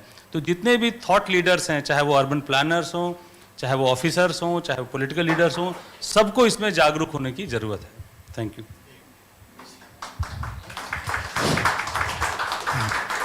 थैंक यू शुक्ला साहब। एक्चुअली इस प्रकार की डिस्कशंस लगातार होती रहना चाहिए। वो इसलिए है कि finally things should reach the decision makers. उसमें संजय शुक्ला साहब भी एक हैं, कई सारे यंगर जनरेशन हैं, आप लोग भी कहीं ना कहीं पहुंचेंगे डिसीजन मेकिंग लेवल पे।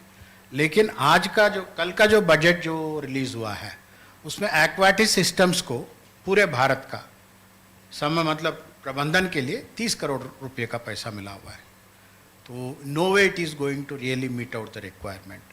एंड इफ वी सी मतलब वेरियस एग्जांपल्स दैट अराउंड, कि हुसैन सागर लेक है भोपाल का, हैदराबाद का, वो पार्टेबल नहीं है।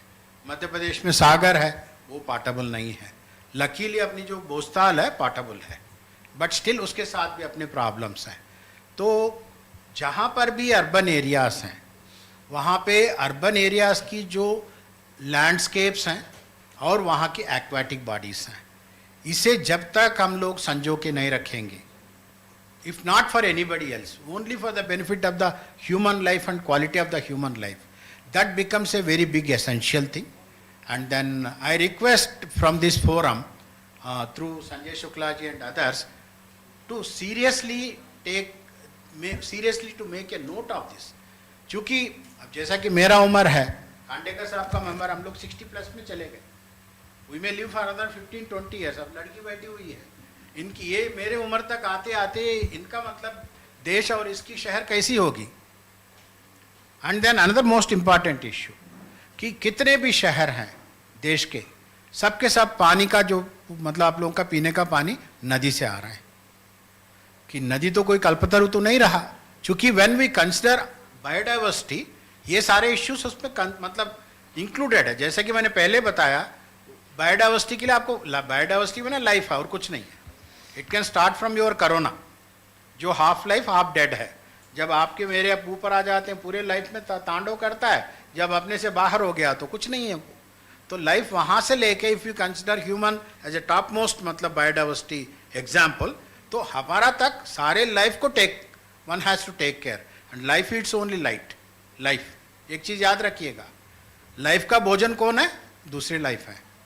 इज ए बिग मतलब रियलिटी, बट हम चीज़ों को ध्यान देने की जरूरत है। जब तक अपनी आसपास की लैंडस्केप्स को और अपनी एक्वाटिक सिस्टम्स को हम संजो के नहीं रखेंगे, सस्टेनेबली उसको मैनेज नहीं करेंगे, पीने का पानी के लिए प्रॉब्लम्स होंगे। क्या नर्मदा में लगातार पानी आता रहेगा? कहाँ से आएगा? Because if Bhopal thinks that कि नर्मदा से मुझे लेना देना नहीं है, इफ गांधीनगर थिंक्स दैट कि मुझे नर्मदा से कोई लेना देना नहीं है, ये दोनों शहर में पीने की पानी की प्रॉब्लम होगा। 2008 में मैंने एक फिल्म बनाया था। मूर्ति साहब, मैं इंटरव्यू करना चाह रहा हूं। I am coming to just 1 minute, only one last sentence. कोलांस को क्या आप जानते हैं? I would like to ask the same question here. कोलांस को आप में से कितने लोग जानते हैं? We can take the question at the end, but still my request is कि जब तक हम अर्बन बायोडाइवर्सिटी का जो लाइफ की जो इंडिकेटर्स हैं, जैसे कि birds is one of the good indicators of aquatic and other urban ecosystems, इन चीज़ों के बारे में अपन को ध्यान देना पड़ेगा। So Murthy Saab has been the member secretary of Madhya Pradesh State Biodiversity Board, among many other responsibilities that he held. But Murthy Saab और मैं दोनों मध्य प्रदेश वेटलैंड अथॉरिटी पर मध्य प्रदेश शासन द्वारा एक्सपर्ट के रूप में नामित मेंबर्स थे, और हम वेटलैंड्स की बातें कर रहे हैं। इन्होंने कहा बजट में 30 करोड़ रुपए दिए हैं, वो ज़्यादा है कम है, ये मूर्ति साहब बताएंगे, मैं नहीं जानता बजट के बारे में ज़्यादा। बट उस एमपी वेटलैंड अथॉरिटी की साल भर में 3 बैठकें होना चाहिए थी। 3 साल हम दोनों मेंबर्स रहे उसके, और उसकी मुश्किल से 3 मीटिंग्स हुई। उसके जो एनवायरनमेंट मिनिस्टर थे वो मेरे से पूछते थे कि यार मेरा मंदसौर का लेक कैसे बचाऊं। मैंने कहा पहले मीटिंग तो करो यार, मीटिंग तो हो नहीं रही है, पता नहीं लग रहा है, पैसा नहीं है। So there are huge challenges as far as conservation of bird habitats are concerned, and wetlands are among the best bird habitats besides many others. I mean, like Sanjay ji said कि छोटे छोटे बगीचे पे करना necessary, large parks, if you go to London, if you see Hyde Park, if you go to many other places, so उन लोगों ने किस तरीके से cities की green lungs को protect करके रखा है, उस मामले में हमको अर्बन बायोडायवर्सिटी की बातें करना है। क्योंकि बर्ड्स के ऊपर किताबें लिखना डिफ़िकल्ट है, आसान है, बाकी सारी चीज़ें हैं, डॉक्यूमेंटेशन किया हमने। क्योंकि भोपाल में जब बर्ड्स के ऊपर हम किताब लिख रहे थे तो हम पुराने जब चीज़ें ढूंढने लगे तो हमको बहुत ज़्यादा कुछ जानकारियाँ भोपाल की बर्ड स्पीशीज़ के बारे में या भोपाल की इससे रिलेटेड जो हमको रिसर्च करना था उसमें बहुत ज़्यादा हमको गैजेटियर वगैरह में छोटी मोटी जानकारी मिली। पर डॉक्यूमेंटेशन के बारे में आज सुबह नटेश साहब ने भी कहा कि we are bad people that way, Indians we don't document things. There are, when he wrote this book iconic trees of India, he had to depend upon lot of British sources. सो कहने की बात यह है कि हमने ये किताब लिखने के बाद में अब इसमें बहुत सारी गति मिली है। नेशनल आर्काइव्स वालों ने हमको कहा कि हमारे को किताब दीजिए। सो अर्बन बायोडायवर्सिटी की तरफ मैं इसको मोड़ना चाह रहा हूँ डिस्कशन को, और इसीलिए इस सेल्फ इंटरेस्ट से मैंने संजय शुक्ला जी को घेरा, मेरे पुराने मित्र हैं, कि आज यहाँ आए और बर्ड्स, बटरफ्लाइज, बीज, ट्रीज, इन सब के कंजर्वेशन के लिए शासन की तरफ से हम लोगों ने जो करना था वो कर दिया। लेकिन Bharti ji would like to ask and take forward this question, this topic of urban biodiversity, because that appears to be threatened area. Because 40% of the human population. Yeah, if I may, मैं चाहती हूँ कि शुक्ला जी से एक क्वेश्चन पूछूं, क्योंकि मुझे भी शायद कभी आगे पता नहीं चांस मिलेगा कि नहीं, मेरे को भी बहुत इंटरेस्ट है कि आप इस बारे में क्या विचारते हैं। तो मैं ये बोल रही हूँ कि अब हमारे जो सिटीज़ हैं कांच के, कंक्रीट के, तो आपका क्या विचार है, क्या हम सिटीज़ को ही एक इकोसिस्टम की तरह मान के, आज वर्ल्ड वेटलैंड्स डे है, तो वेटलैंड्स हों, चाहे ओल्ड ट्रीज हों, चाहे हेजेस हों, चाहे क्रीपर्स हों, चाहे डीकॉन्क्रीटाइज्ड हो, आपका क्या विचार है अर्बन बायोडाइवर्सिटी को एनरिच करने के लिए, बढ़ाने के लिए, स्पीशीज़ को ठीक रखने के लिए आपको क्या लगता है, क्या क्या मतलब प्रैक्टिकल तौर से आपको लगता है कि आपका डिपार्टमेंट आगे के टाइम में और अभी कर सकता है, और क्या चैलेंजेस भी क्या दिख रही हैं आपको, और जनरली, ना केवल आपका डिपार्टमेंट, जनरली अर्बन डेवलपमेंट? देखिए, हमारा डिपार्टमेंट तो एक छोटा सा प्लेयर है इसमें। ये जो मार्केट फोर्सेस हैं जिसमें developers, builders, land owners, planners, architects, सब लोगों के एजुकेशन के इश्यूज हैं इसमें। जैसे आपने कहा ग्लास का उपयोग, ये शुरुआत हुई थी कोल्ड कंट्रीज से जहाँ पे हीट को ट्रैप करना ज़रूरी था, लेकिन उसकी नकल करते करते और हमको बहुत सारा जीडीपी बढ़ाना है, ग्लास प्रोडक्ट को भी सेल करना है वगैरह वगैरह, तो अब जहाँ पे गर्म एरिया है वहाँ भी हम पहले ग्लास लगाते हैं, फिर उसको गर्म करते हैं, फिर हम एसी लगाते हैं, ठंडा करते हैं उसको। तो इस तरह से ऐसा हमारी सोच में आ गई है। इसमें सब लोग खुश हैं, मतलब मार्केट भी खुश है, एयर कंडीशनर बनाने वाले खुश है, और सेंट गोबेन कंपनी भी खुश है क्योंकि ग्लास उनका बहुत बिक रहा है, and so on and so fourth, है ना। और बिल्डिंग की कीमत भी बढ़ रही है, तो इंजीनियर साहब भी खुश हैं, तो आर्किटेक्ट भी खुश हैं, सब लोग खुश हैं बेसिकली, है ना। तो ये विन विन सिचुएशन है ये, है ना। तो इसमें एजुकेशन की कमी हर लेवल पे है ये। पर ये भी बड़ी बात नहीं है। बड़ी बात ये है कि अर्बन में हमको 2 पार्ट में पहले करके समझना होगा कि हम अभी जो बड़े हमारे शहर हैं, जिनकी मैंने बताया करीब संख्या 15-16 है, और कुछ शहर जोड़ लेंगे तो 20 हो जाएगा।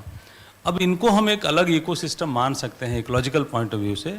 बाकी जो छोटे शहर हैं वो ज़्यादा बिगड़े नहीं हैं अभी, और वो इतने छोटे हैं 2 किलोमीटर 4 किलोमीटर, तो इनको हम बहुत बड़ा इन्फ्लुएंस नहीं मान सकते एक लार्जर ज्योग्राफिकल कॉन्टेक्स्ट में, क्योंकि बर्ड्स के लिए बहुत तरह के और जो बगीचे हैं, बट ये आगे भी बढ़ रहा है। जैसे अब गाँव में इसका प्रभाव दिख रहा है, वो शहर की वो नकल करने की प्रवृत्ति है, तो वहाँ भी हम खूब सारा पेस्टिसाइड, खूब सारा फर्टिलाइज़र, खूब सारा केमिकल, दूध से लेकर सब्जी से लेकर हर जगह कर रहे हैं।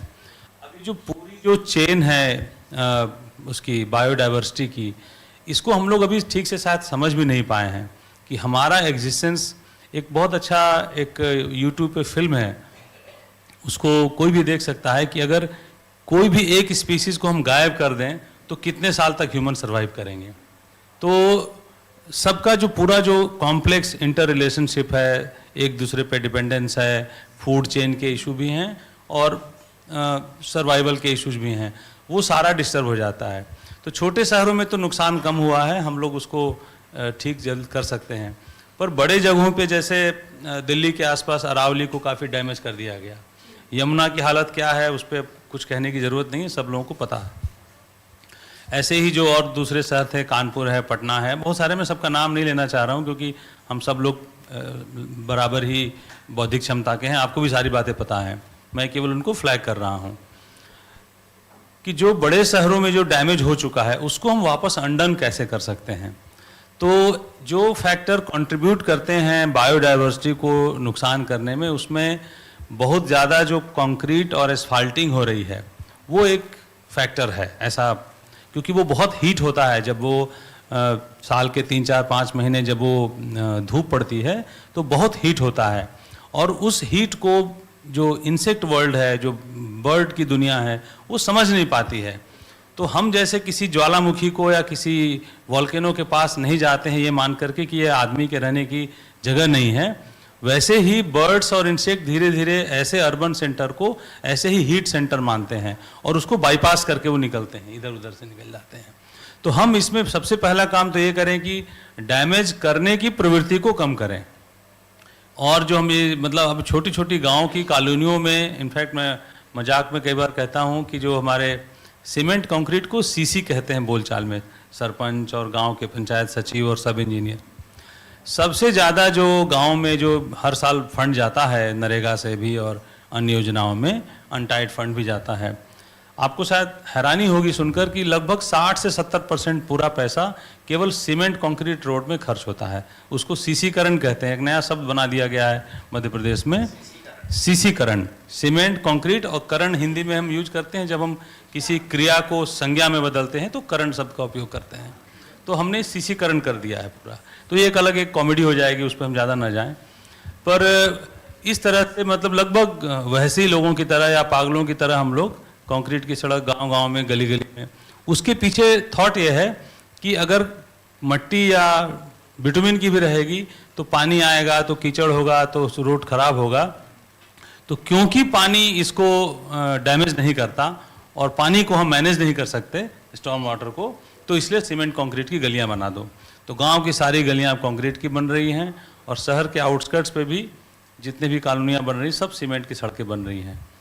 इसका क्या सॉल्यूशन है, बहुत इजी आंसर नहीं है कि मैं तुरंत बता दूं कि ये इसका आंसर है, बट इसको समझने की ज़रूरत है कि हम कितना इसको कम कर सकते हैं और कितना सारा हम जो है वो ऐसे जैसे इंटरलॉकिंग ब्लॉक्स हैं जिसमें पानी सीप कर सकता है, उसको हम यूज कर सकते हैं क्या।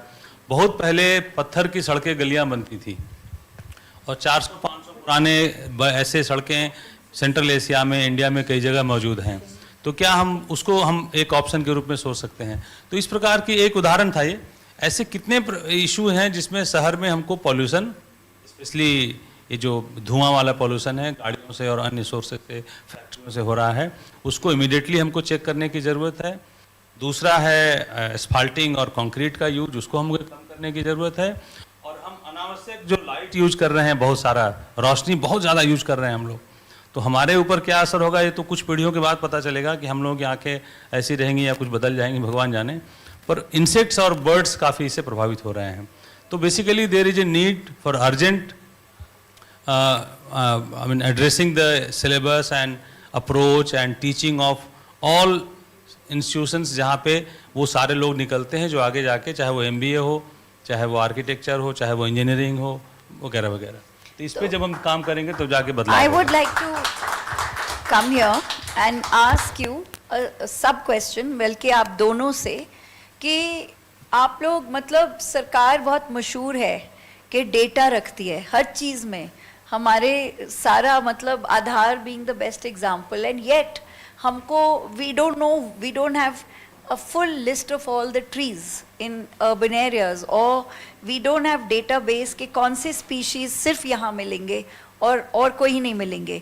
कई जगहें ऐसे होती हैं जो वो बर्ड मिले या कुछ मिले और वहीं मिलती है और वो निश स्पीशी कहलाती है और उसको प्रोटेक्ट करना बहुत ज़रूरी होता है, क्योंकि हैबिटेट लॉस हो जाए तो मान लीजिए स्पीशीज़ लॉस है.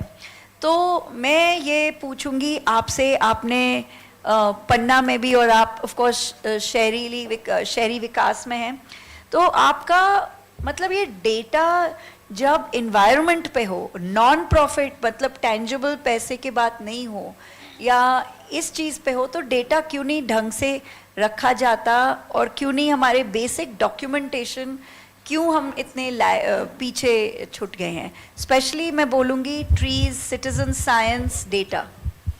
लेकिन संक्षेप में नहीं, रूरल में नहीं मैं पूछ रही, अर्बन. हाँ, मैं वही बात कर रही हूँ. Because Project Tiger is doing fine. I'm talking of outside Project Tiger. What you are telling, I could get what you say. जी. कि सबसे जो इम्पोर्टेंट इश्यू है, स्पेशली गवर्नमेंट का, because I was also a मतलब part of government before last 4 years, कि government doesn't give much of importance for an institutional memory. कि ये रहता है कि यदि मान लीजिए कि मैं आज किसी पोस्ट पे नया पहुंचा हूं, instead of starting from my predecessor जहां उन्होंने छोड़ा चीज़ों को, उन्होंने लेट्स से कि ही स्टार्टेड फ्रॉम 0, 1, 2 तक, तो मैं 2 के बाद करने के बजाय मैं कोशिश करूंगा उसको फिर 0 पे ले जाऊंगा, क्योंकि मुझे अपना कुछ अलग से कुछ दिखाना है. यदि इस प्रकार की एक इश्यू में हम लोग स्ट्रीमलाइन कर सके और इंस्टीट्यूशनल मेमोरी को हम इम्पोर्टेंस दे सके, क्योंकि फाइनली इट बिकम्स री इन्वेंटिंग द व्हील. ये कोई ज़रूरत नहीं है, आपके पास क्षमता अच्छा है, आप प्राइम टाइम पे हो, better you give your energy for taking the things further rather than redoing what earlier somebody has done. तो उस हिसाब से एक बहुत इंपॉर्टेंट इश्यू होनी चाहिए. तो उसी जगह पे मैं 2 चीज़ें मतलब बताना चाहूँगा. एक तो मध्य प्रदेश की जितने वाइल्ड स्पीशीज़ हैं उनका हमने अलग से एक डॉक्यूमेंटेशन कराया, फानल का, मतलब wild species, floral species from the forest area. Similarly all the endangered bird species of Madhya Pradesh, उसका भी एक डॉक्यूमेंटेशन 36 मतलब बर्ड्स का, वो क्या बोलते हैं आप ही के मतलब नेचर वॉलंटियर की तरफ से ही वो काम हुआ. सिमिलरली भोपाल की जो लेक की मैक्रोफाना है उसका भी एक डेटाबेस क्रिएट कराया. And then besides that for entire Madhya Pradesh we do have a biodiversity strategy and action plan for different 9 sectors. वो सारे डिपार्टमेंट्स के द्वारा बाकायदा मतलब अप्रूव्ड है, लेकिन उस चीज़ को मेन स्ट्रीम कैसे करना है, this is an important issue. Another important issue is that कि जैसा कि अर्बन बायोडाइवर्सिटी की बात हो रही है, उसकी बात हो रही है, हम अपनी जो डेवलपमेंटल प्लानिंग है उसको सस्टेनेबल कैसे बनाएं. If we are going to bring only a single word into the entire development plan, ये सस्टेनेबल हो ecologically and economically. I think we should both move the ways. to the next speaker. Yes. I am only just concluding it, telling Yes, ki please. we have to give an importance for ecological foundations so that a sustained development can happen. यदि इन मतलब शब्दों को अपना developmental terminology में हम लगातार ला सके, उसको इम्प्लीमेंट कर सके, certainly India can go back to the previous world जहाँ पे हम बेहतर रहे. नेक्स्ट मतलब शुक्ला जी, अब आप ये दोहराइए कि कैसे करिएगा आप. If you, how is this to be done, how will you actually institutionalise environmental memory and use it. And I'll just give you one example of how Gurgaon, जो कि हम सब कोसते हैं और हंसते भी हैं, they have managed a beautiful biodiversity park. But how are you trying to, think of this challenge? इंसान की सबसे बड़ी खूबी यही है कि जो हमारे एवोल्यूशन से साबित होती है कि अगर हमने किसी प्रॉब्लम को पहचान लिया है ठीक से तो हम उसका सोल्यूशन भी ढूंढ लेते हैं।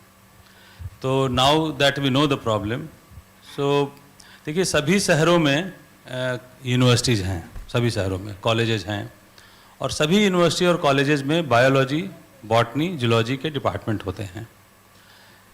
बहुत आसानी से ऐसा इंस्टीट्यूशनल सिस्टम बनाया जा सकता है जिसमें न केवल उस शहर के आसपास के पूरे एरिया के जितने प्रकार के जो इश्यूज हैं बायोडाइवर्सिटी के, वो डॉक्यूमेंट होते रहें। वहाँ की जो फैकल्टी हो उनकी जिम्मेदारी रहे कि वो अपडेट होता रहे, पब्लिक डोमेन में रहे, वो उनके पोर्टल या वेबसाइट पर रहे ताकि उसको लोग देख सकें, पढ़ सकें, फोटोग्राफ भी रहे। और वहाँ के स्टूडेंट के जो प्रोजेक्ट हों, जो कि कई बार हमें बीएससी, एमएससी के डिग्री के लिए ज़रूरी होते हैं, वो सारे प्रोजेक्ट रियल इशू से जुड़े होने चाहिए। अगर हम इस तरह के प्रयास करें, इसके अलावा भोपाल जैसी जगह में एक IIFM भी है जिसमें और एक्स्ट्रा एक्सपर्टीज़ है कि वो फॉरेस्ट और नेचुरल और रूरल इश्यूज़ को भी समझता है, तो कहीं ना कहीं ये कनेक्ट करता है बायोडाइवर्सिटी से। तो सारे अपने देश के हर शहरों के ऐसे यूनिवर्सिटी, ऐसे इंस्टीट्यूट, ऐसे कॉलेजेस जहाँ पे जूलॉजी, बॉटनी या नेचुरल इस तरह के साइंसेस वाले सब्जेक्ट हैं, वहाँ की फैकल्टी, वहाँ पे इसके सेंटर्स बनने चाहिए, वहाँ पे इसके चेयर होने चाहिए, डॉक्यूमेंट हो, तो हमारा एक बेसलाइन तैयार होगा पहले, जो कि 1-2 साल 4 साल में हो सकता है हो जाए पूरा। और फिर इसमें जो इम्प्रूवमेंट होगा वो अपने आप कैप्चर होगा जब हम वहाँ की लोकल बॉडी काम करेगी, नगर निगम काम करेगी, फॉरेस्ट डिपार्टमेंट काम करेगा, अर्बन डिपार्टमेंट काम करेगा, तो सारे काम रिफ्लेक्ट होंगे कि हमारी बायोडाइवर्सिटी कितनी इम्प्रूव हो रही है, कितनी स्पेसीज बढ़ रही है, कितना उनका जो हैबिटाट है वो इम्प्रूव हो रहा है। और एक किसी न किसी प्रकार के, मुझे इसका नॉलेज नहीं है, पर मैं पूरा भरोसा है कि इसके ऐसे प्रॉपर इंडिकेटर होंगे जो बताएंगे कि चीज़ें अब सुधर रही हैं। तो ये एक तरीका है जिससे हम बिना एक्स्ट्रा कोई बहुत बड़ा बजट मांगे हुए इस काम को कर सकते हैं। So Bharti ji wanted you to ask, so I am just chipping in. She said कि गुड़गांव में बायोलॉजिकल वो बायोडाइवर्सिटी पार्क बना है, दिल्ली के पास में हमारे दोस्त लोगों ने बनाया है। So can we ask, मतलब I am just beyond my authorship, I am going to ask to the mighty Principal Secretary of Urban Development in Madhya Pradesh, can we have a large biodiversity park in Madhya Pradesh in any of the cities during your tenure? Not any, we will have in most of the cities. वाह क्या बात है। इसको हम पूरा concrete shape देंगे and आप भी रहेंगे उसमें, हम लोग इसको फाइनलाइज करेंगे और मैडम को भी शेयर करेंगे, हम बताएंगे दिल्ली भेज करके। हाँ, रिकॉर्ड हो जाए, कोई दिक्कत नहीं है। हाँ, before questions I just want to close this. आप सबको बहुत बहुत शुक्रिया। हालांकि बोलना नहीं चाहिए बिफोर क्वेश्चंस तो होंगे ही होंगे, लेकिन I will just give the last word to Abhilash ji with a very brief question कि जहाँ तक मैं देख रही हूँ with this audience, this team and this book, obviously there's a very important role for citizen science. तो जैसे कि दिल्ली में we are actually making a bird atlas, और I think भोपाल में भी शायद ऐसी बनी हुई है, but citizen science बहुत ज़रूरी है। सिर्फ scientists नहीं, लेकिन अब citizens भी एक scientific pursuit में मदद कर रहे हैं इस विषय में। तो आपका क्या विचार है? And right after that questions.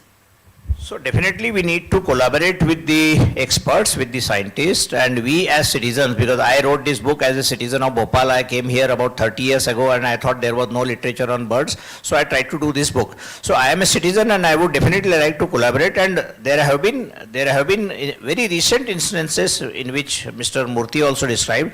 There was a smart city location in an area which had large number of trees, and it was already a beautiful smart area in Bhopal.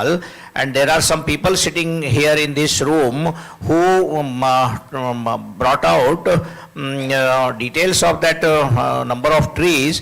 They conducted tree walks and tried to save that area, and ultimately the then Chief Minister had to intervene. Mrs. Nirmala Buch also went around in the small colonies and tried to protect the trees. and smart city location was eventually shifted. So citizens have definitely very, very important role, not only in conserving birds and wetlands, but also because ultimately what happens is that suddenly a metro comes without asking you, suddenly a smart city comes without asking you, and they say, government says that citizens have been taken into confidence. So citizens and science must marry together to protect this society is my final take. Thank you. I think first question goes here. फिर ऐसे ही कर के questions ले लेते हैं. 5 छोटे. Hello, namaste sir, namaste ma'am. I had a question, it's kind of a two-parter, but you're all, sorry, I'll keep it as brief as possible. You're all thought leaders with regards to climate change and activism with regards to the importance of saving the environment and not just preserving it for the coming generations, which is of course our duty, but also ensuring that we get to live in livable times. I think that So the is... question is to the author or to dad? To all of you. All of oh. To all of you. But what I'm asking is, I think as a country in the global south, it is very important for us to also acknowledge the importance of the kind of impact that countries of the global north, the US, the UK have on countries like us. The fact that we are still their primary waste management system, for the lack of a better word and for as crass as I sound about it, we are still dealing with a majority of their fashion waste, of their technological waste, of their actual rubbish, right? So when we think about it in terms of, you know, something like the Paris Agreement and how all countries are supposed to be liable. Question में yeah. समझ में नहीं आ रहा. No, I'm just getting to it. I'm just, yeah. I'm so sorry. So what I'm asking is, how do we balance this accountability of the global north with progress in the global south? Because it is very important that Indian citizens have access to electricity and have concrete homes and have safety and security. But it is also very important that we tell the Koch brothers in the US to stop mining and spilling oil in the sea. So as thought leaders in this area, I was hoping you'd have some clarity. This is quite a vast subject, so to say. I would, and each one of us would like to respond to you, but like you said, garbage cleaning and everything, the dumping, you know that Indore is the cleanest city for the 7th year. I belong to Indore. Sanjay Shukla ji was municipal commissioner, he started all these things. So it is all about the citizens' approach, and we need to be very, very responsible citizens. जैसे हम light बंद करना है, हमको TV चले, यदि मैं वल्लभ भवन में जाता हूँ तो मैं कई बार पैदल चल के सीढ़ियों पे से जाना पसंद करता हूँ. So we need to conserve energy, we need to, so if we are responsible citizens and if we start conserving water at home, बहुत सारे लोग हमको पूछते हैं कि एनवायरनमेंट बचाने के लिए क्या काम करते हैं, तो मैं कहता हूँ कि आपके घर में 4-5 लोग हैं, बोले हाँ है, तो मैंने कहा रोज 1 बकेट पानी बचाया करो रोज, ईच पर्सन, रोज की 5 बाल्टियाँ बचेंगी, multiply it with 30 days, multiply it with 365 days and you have got water conserved. So the point is what Murthy साहब was saying कि नर्मदा जी में पानी नहीं है, गंगा जी की हालत खराब है, so where will the water will get from? So small efforts, baby steps will also help. So बाकी rest Bharti ji would like to respond or? No, I won't respond. I don't think any of us will respond because it's a conversation. All I want to say is that actually we should be bothered about the waste that we are creating, the fashion waste and the tech waste, because India actually doesn't anymore take those wastes. Other developing countries do. But we should really be bothered about what we are doing. I just want to, because there were about 20 hands there. Madam, we'll have last 2 questions. No, I would like you to ask other questions. बहुत लोग हैं, it's not नमस्ते, fair. मेरा नाम नम्रता नागर है. मेरा सवाल शुक्ला सर से. सर, पिछले दिनों लोक रंग हमारे आयोजित किया गया और वो इस पर आधारित था कि लुप्त हो रहे वाद्य यंत्रों पे. तो बात हुई कि शादियों में आप डीजे बजाते हैं, त्योहारों में तो वाद्य यंत्र लुप्त हो रहे. जैसा सर ने अभी बताया कि हम ध्वनि प्रदूषण से जूझ रहे हैं, तो उससे बर्ड्स को नुकसान हो रहा है. तो सर, ये जो डीजे कल्चर है हमारे यहाँ, और जैसा कि सर ने भी अभी बताया कि इतने बजट हमारे पास आया है, तो सर ये जो बजट माननीय हमको भेजते हैं, इनके आने वाले दिन तो पूरे दिन रैलियों में डीजे ही बजते रहते हैं. तो ये जो डीजे कल्चर है बहुत बड़ा ध्वनि प्रदूषण है, इस पर हमें इसको कैसे नियंत्रित करना चाहिए? Thank you. अभी अहमदाबाद में कोल्ड प्ले हुआ था और सारे बच्चे, सारे लोग आपकी पीढ़ी के गए थे वहाँ. मेरी पीढ़ी का कोई नहीं गया था शोर मचाने वहाँ पे. But our question is valid. हाँ, fully agree with her. I do not endorse DJ. I never use it. I never encourage it. Thank you. नहीं, मैं एक छोटा सा प्रश्न पूछना चाहता हूँ कि जो ये नालियाँ हमने बंद कर दी हैं और नालियों को बंद करके सीवेज पाइपलाइन डाल दी है, तो पक्षियों के ऊपर इसका कितना असर पड़ा है? क्योंकि वो नाली का पानी ही पी करके पक्षी जो है अपनी प्यास बुझाते थे। सब जगह तो वाटर बॉडी नहीं रहती। दूसरा एक सजेशन, बायोडाइवर्सिटी वाले आप लोग हैं, तो उस बोर्ड को मैं ये देना चाहूँगा कि जब हम लोग आपके रिजर्व फॉरेस्ट को देखने जाते हैं तो जो गाइड हैं वो हमको फ्लोरा और फौना दोनों के बारे में बताएं, पक्षियों के बारे में भी बताएं और रुचि जागृत करें। हम तो जाते हैं तो हमको शेर दिखाने के चक्कर में पड़ा रहता है, पक्षी दिखाता नहीं, पेड़ के बारे में पूछो तो वो बताता नहीं। तो जब तक ये नॉलेज नहीं बढ़ेगा लोगों को, बायोडाइवर्सिटी का जो वो नहीं रह जाएगा। ये जो किताब लिखने का जो महायज्ञ जो हमने किया है, जिसमें हमारे बहुत पैसे लग गए जेब से, उसके पीछे का उद्देश्य ये है कि आप लोग इस किताब को खरीदिए, मेरे लिए मत खरीदिए, लेकिन ज्ञान जहां से मिल रहा है और उसी से अंदर, जब तक सोसाइटी सरकार के ऊपर गलत चीजों के लिए प्रेशर नहीं बनाएगी। जो हमारा नेचर वॉलंटियर्स नाम की जो हमारी संस्था हम इंदौर में चलाते हैं, उसके अध्यक्ष है पद्मश्री बालू मुंडे साहब हैं, संजय जी के भी मित्र हैं, मूर्ति साहब की भी है। तो उस ऑर्गेनाइजेशन का टैगलाइन ही ये है, we are an informal pressure group of environmentally restless people, छपा हुआ है इसमें। सो ये हम 92 से कर रहे हैं। So idea is that we should all come together to protect environment for. तो मैंने अभी कुछ दिन पहले एक लेख लिखा है कि be selfish to save biodiversity. जब तक हम अपने लिए नहीं जीने की बात सोचेंगे, कल की तारीख में नगर निगम ने यदि भोपाल के 3 दिन का आपके घर का पानी बंद कर दिया तो पता लग जाएगा कि पर्यावरण की स्थिति क्या है। But we don't want to think about it. We want that, we think that water is limitless, so we don't want to conserve it. Thank you so much, sir. Thank you, everyone. I am actually from a small village nearby, about 100 kilometers. We are all talking of urban centers. And you mentioned that light pollution is not there in rural areas. I beg to differ, sir. In fact, I might be a little politically incorrect. The fact of the matter is that when you are providing free electricity, free water, there is absolutely no control. You'd be surprised in my village, not a single bulb is switched off 24 hours. जब तक वो fuse नहीं होता तब तक switch off नहीं होता। आप ठीक बोल रहे हैं, बिल्कुल सही। और पानी में नल की बात आप करते हैं, पानी बहता है और उसके बाद से मच्छर बढ़ गए, पहले कोई मच्छर नहीं था। So these are things that need to be देखिए साहब, मैं समय की बहुत कमी है, लेकिन मेरे को ये बोलना बहुत जरूरी है क्योंकि आज वेटलैंड डे है। पिछले वेटलैंड डे पर रामसर साइट की चीफ इंदौर आई थी from Geneva, and she was with me on Sirpur this thing because वहाँ पर मेन फंक्शन हुआ, मोहन यादव जी आए, सब लोग आए, 3 दिन का बड़ा फेस्टिवल हुआ। वहाँ एक फिल्म दिखाई गई, वो सब आप लोगों को बताना बहुत जरूरी है, सब लोगों को बहुत जरूरी। आप बैठ जाइए। आबिद सुरती नाम के एक कार्टूनिस्ट हैं बम्बई में। उन्होंने जब ये सोचा, he is a cartoonist, he can keep drawing cartoons and be happy with that. उन्होंने घर घर, जब उनको पता लगा कि उनके घर का जो नल लीक हो रहा है और वो प्लम्बर नहीं आ रहा है, तो उन्होंने सोचा कि इसके लिए क्या करें। एक नल दुरुस्त करने के लिए कोई प्लम्बर नहीं आ रहा है, लेकिन पानी बहुत बह रहा है। He has, there is a film on that, पूरे देश विश्व भर में बताई जा रही है। उस आबिद सुरती व्यक्ति ने 2-3 प्लम्बर्स की टीम साथ में ली, बंबई की स्काई स्क्रैपर्स में हर फ्लैट पर जाकर नॉक करने की बात करी। नॉक करके पूछा कि hello, how are you, this that, is there your tap leaking. लोगों को लगा कि ये कोई गुंडा बदमाश अंदर घुस जाएगा, उसने काट दिया। कुछ लोगों ने उनको डरा धमका के बाजू कर दिया। But with in 6 months Mr. Abid Surti could repair millions of taps in the houses, and what a job he has done.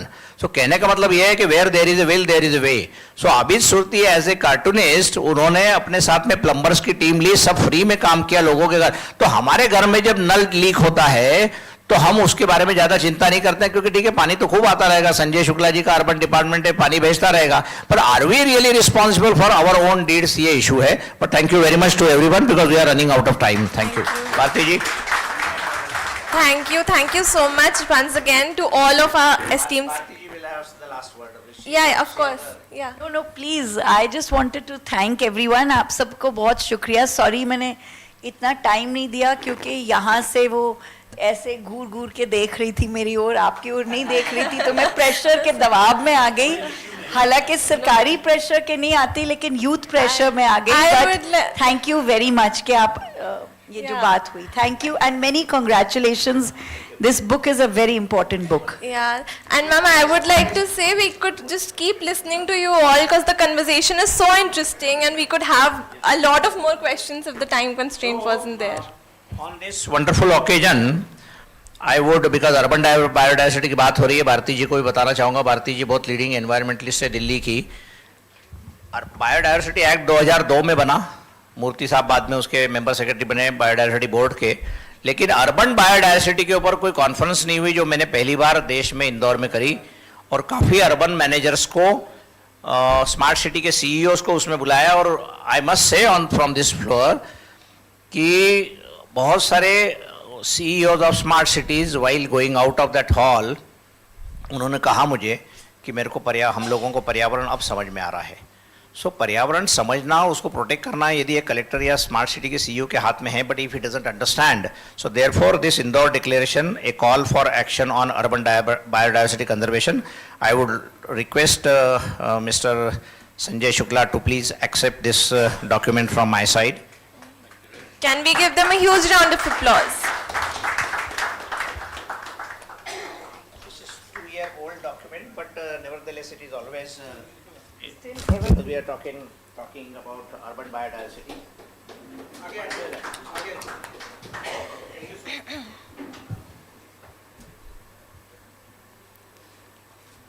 Thank you so much to all of our amazing speakers for the session. It was really an important topic and it was really an engaging discussion.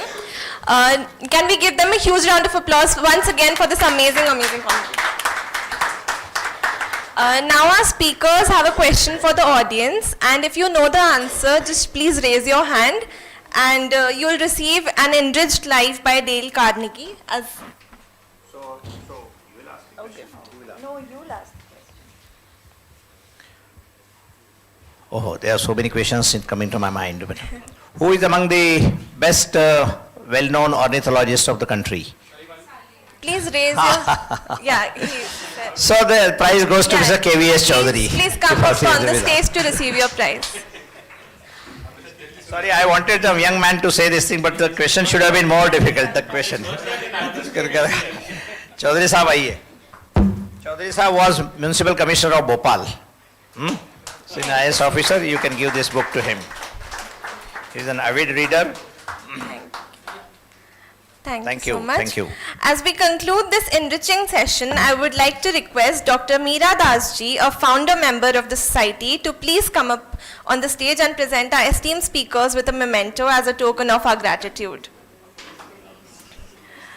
The painting that you see here is by Padma Shri Bhil artist Bhuri Bai ji, depicting the connection between nature, earth, the human being and the environment, and the circularity that inherent and imperative to our existence.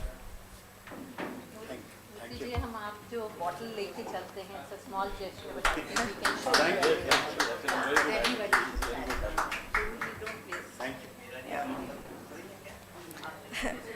Can we give them a huge round of applause? Thank you once again to our incredible speakers, and thank you to the audience. And we'll see you in the next. This painting that you see of Bhuri Bai, who is a Padma Shri, her original painting was requested to be bought by Mr. M.J. Akbar yesterday, and he has already taken this original painting by paying awesome sum to Bhuri Bai. So I am very thankful to Mr. M.J. Akbar for that.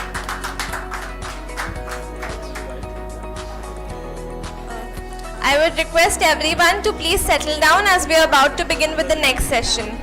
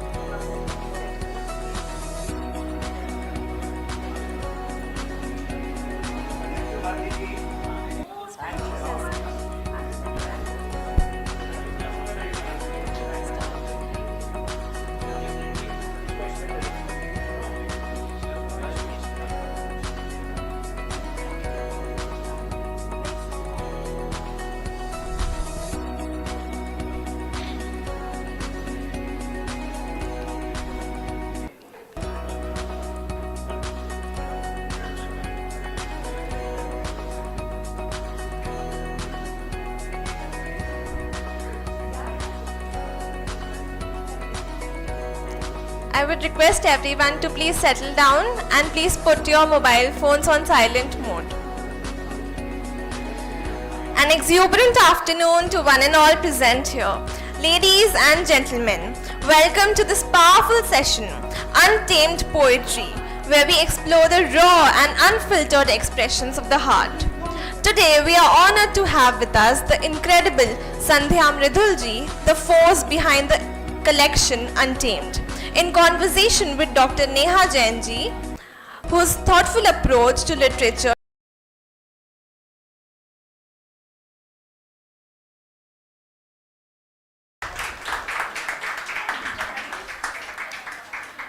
Untamed by Sandhya Mridulji doesn't just write poetry. She crafts an experience of love, loss, pain and healing, where the heart speaks its truth and each verse is a piece of the puzzle that is the life itself.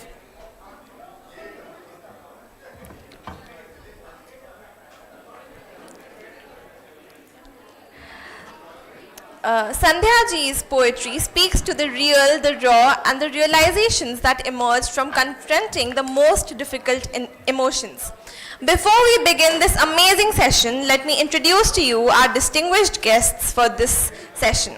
Sandhya Mridulji, born in Jaipur and raised in New Delhi, transitioned from successful corporate career to becoming a versatile actress known for her impactful performances across television, film, theatre and live shows. She gained popularity on TV with acclaimed roles like Banegi Apni Baat, Koshish Ek Asha and Hoobahu. Her breakthrough films came with Yash Raj Satya, earning critical praise for her and award nominations. She further impressed audiences in Page 3, Honeymoon Travels and Angry Indian Goddesses, which won accolades at TIFF and Rome Film Festival. In theatre also, she starred in major plays. A finalist in Jhalak Dikla Ja Season 2, 2007, she also starred in Anurag Kashyap's short film Day After Every Day. Now a published author, her debut book Untamed, like her spirit, reflects her confident personality. We are glad to have you here with us, ma'am. Joining her is Dr. Neha Jain ji. Dr. Neha Jain is an IAS officer currently posted as Assistant Collector Development, Sihor, Madhya Pradesh. She graduated as a dental surgeon from Maulana Azad Medical College, New Delhi, and worked there before joining Indian Administrative Services in 2018. Dr. Neha Jain is a national medalist in gymnastics and has a diploma in Bharatnatyam. We are really glad to have you here with us, ma'am. Can we welcome them with a huge round of applause? Without further delay, let's hear from our outstanding speakers as we journey through the untamed landscapes of the heart and the mind. Over to you. Thank you so much. Poetry is a language of the soul. It's fluid, it's unfiltered, and it's deeply human. And Sandhya Mridul has done this exact work in her book, Untamed Poetry. She writes actually with a very rare kind of honesty, embracing contradictions, strength and vulnerability, longing and contentment, calm and chaos. With a voice that is both raw and lyrical, her poetry does not conform, it actually flows. There's an undeniable rhythm in her words that speak to resilience and also the flavor of withering but blooming. Tonight, Sandhya, let us allow ourselves to let her words move through us, unruly, unapologetic, and of course, untamed. Welcome to the Bhopal Literature Festival, Sandhya. Thank you. I think what you said is written better than what I've written.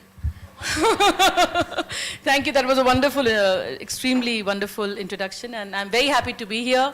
Hello, everyone, and thank you for coming for this session. You know, of course, I mean, let me tell you that I'm going to steal some conversation with her, and then I am going to let you all ask her questions as well. So let us start. Yeah, sure, sure. Of course, Sandhya, we know you as an actor, and now we know that you're both an actor and a poet. But really, could you share that did your acting influence your poetry? Or is there anything in writing that you think can happen only in writing that performance cannot perhaps do? I think your entire life leads to poetry. I think everything that you have lived, if you have lived openly, if you have lived deeply, if you have lived fearlessly, if you have lived wanting to feel everything that life has to offer and not just conveniently choose the good, but also feel the bad, the despair, the darkness, it led me to be an actor.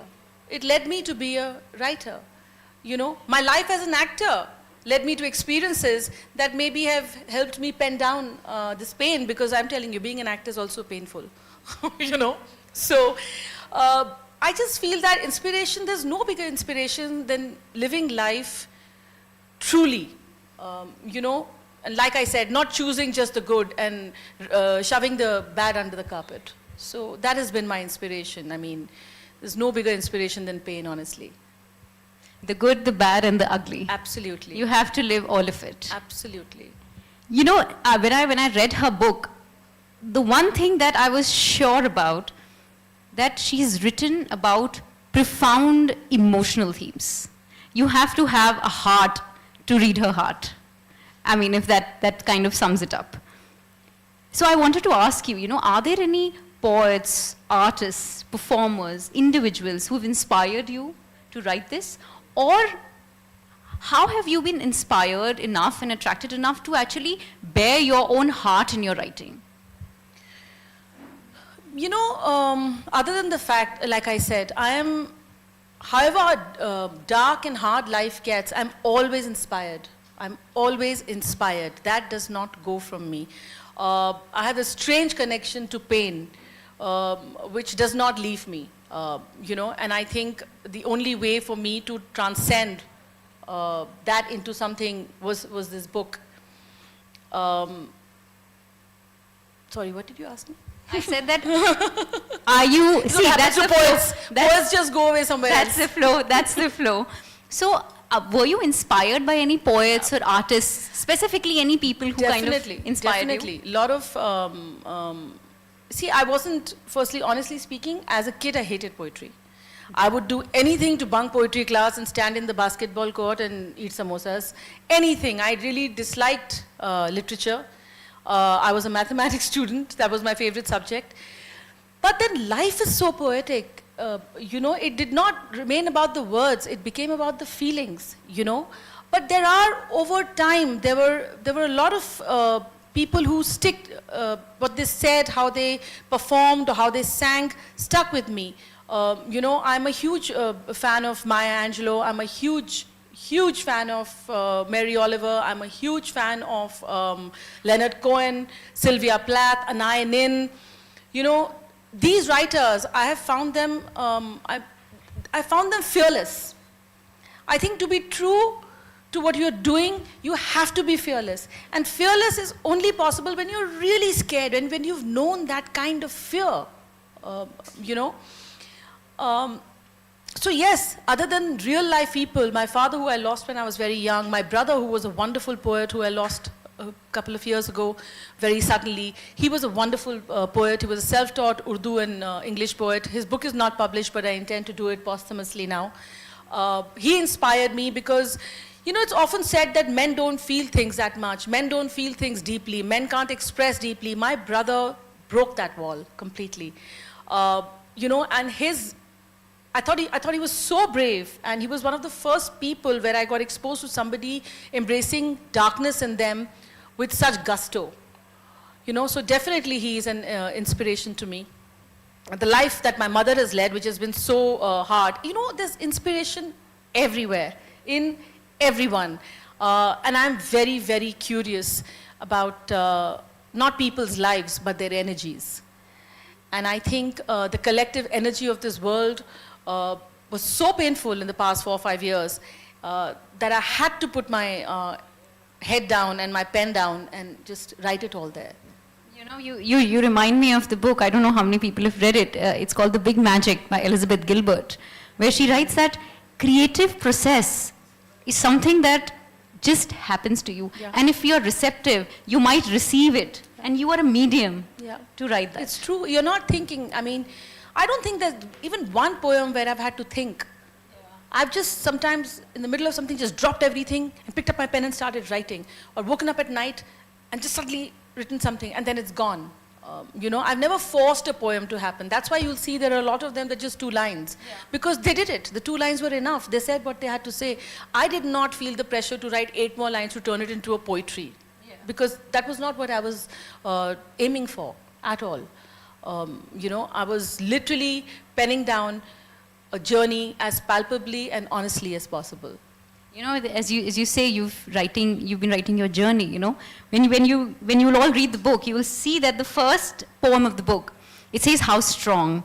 And I'm just going to say a line from that from the poem. It says, how strong does one have to be to pick up the pieces again and again?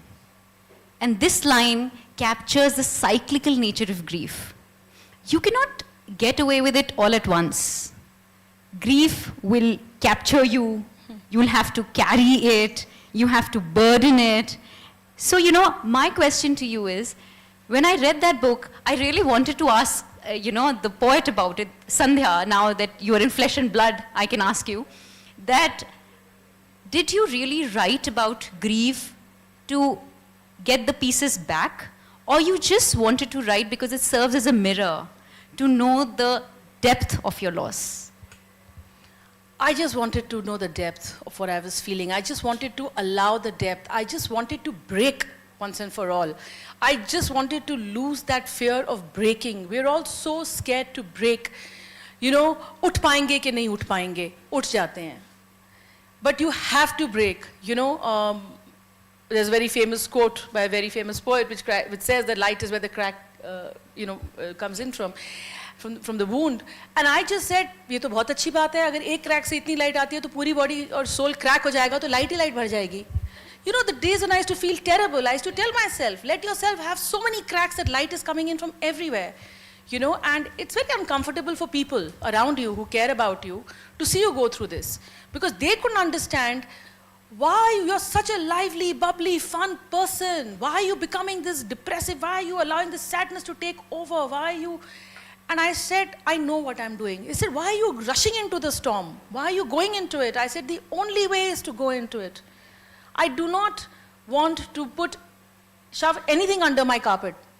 I want to pick up my carpet and I want there to be nothing hidden there, you know. So it's tough to walk into the eye of the storm, but it's necessary, and grief requires that. So that it stops being your enemy, because the minute something is your enemy, you've given it all your power and you're never going to get up, you know.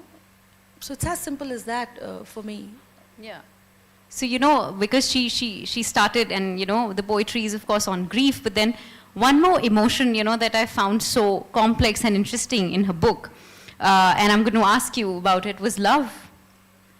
You write about love as absence, love as longing, love as self-realization, and love as creation. I mean, I'm going to say that, I'm going to quote one or two poems, and says that, in I am the love, you write, I am the love I never received. I am the love I deserve. Which speaks, you know, of the idea of love, that it is actually something that we must cultivate within ourselves.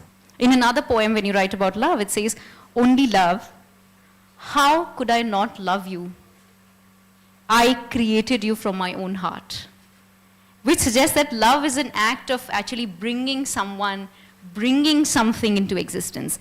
And through your writing, I wanted to ask you that, is love what we search for, or is love what we give, or is love something that we ultimately become?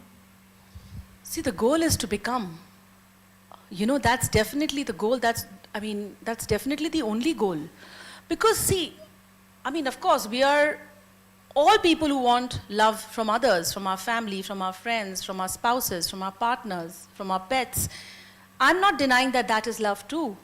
But the point is, to depend on that love is dangerous. Because that then has expectations that you cannot have from another human being. You know, and it's very important to identify what you feel about yourself. Because if you're just constantly seeking that validation and love from outside, कुआं हो तुम, लेते जाओगे, फिर भी वो सामने वाला दे नहीं पाए. It's not enough. You will always feel the person is not loving you enough, is not giving you enough. The only person who can give you enough is you, because you know how deep that desire and that longing is. So you're the only person who can keep filling it and keep filling it, you know. Nobody else, they don't know how deep your well is, and it's not their job to know that, you know. So ultimate goal, of course, is to be that love, to become that love. And that can only happen when you allow yourself to feel everything. Do not shy. People will tell you, "Arey negative mat bano." No, I am sorry. Every emotion has to be felt. You cannot choose, I'll only enjoy the happiness, I will avoid the sadness. No, it's coming for you. You know, so do not get, I went through that. Arey yaar, you know, you are this lively, bold, bindas babe, yeah, what's happening to you? What's happening to me is reality. What's happening to me is that I've decided to be truthful with myself. And that doesn't mean I'm going to just walk around with my head hanging low. That's got nothing to do with it. Feeling everything does not mean that you're a negative, toxic, or depressed human being. You know, as long as you're doing the work. We have to do the work. We have to go deeper, and it'll cause you pain. But then so will life, so will loss, so will a lot of things. And I just feel burying these things is more dangerous than feeling it all. Absolutely true, absolutely true. And you know, when I thought, you know, perhaps she's written about grief, she's written about love, a very natural question that came to me was that you write about catastrophic grief to profound love. Do you think, are these two emotions inseparable? And if you go through deep grief, can it help you understand love better and vice versa? Absolutely, because it opens up your heart. You know, if you open your heart, the pain will come, but the love will flow. You have to keep it flowing, you know. So it's absolutely connected. There are no contrasts here. The heart will feel all of this. The body is storing everything. And it's all deeply connected, you know. So you cannot separate it. And the more deeply you feel, the more deeply you love. The more deeply you love, the more deeply you'll feel everything, you know. So it's so deeply and so complicatedly and yet simplistically tied that you just have to say, it's okay. Let me just allow this feeling. Let me allow this feeling without saying, stop it. Every day you're feeling sad. Why are you crying? What is wrong with you? Just, those are all stories the mind is telling you. Just allow it, allow it, allow it, allow it. Absolutely, absolutely.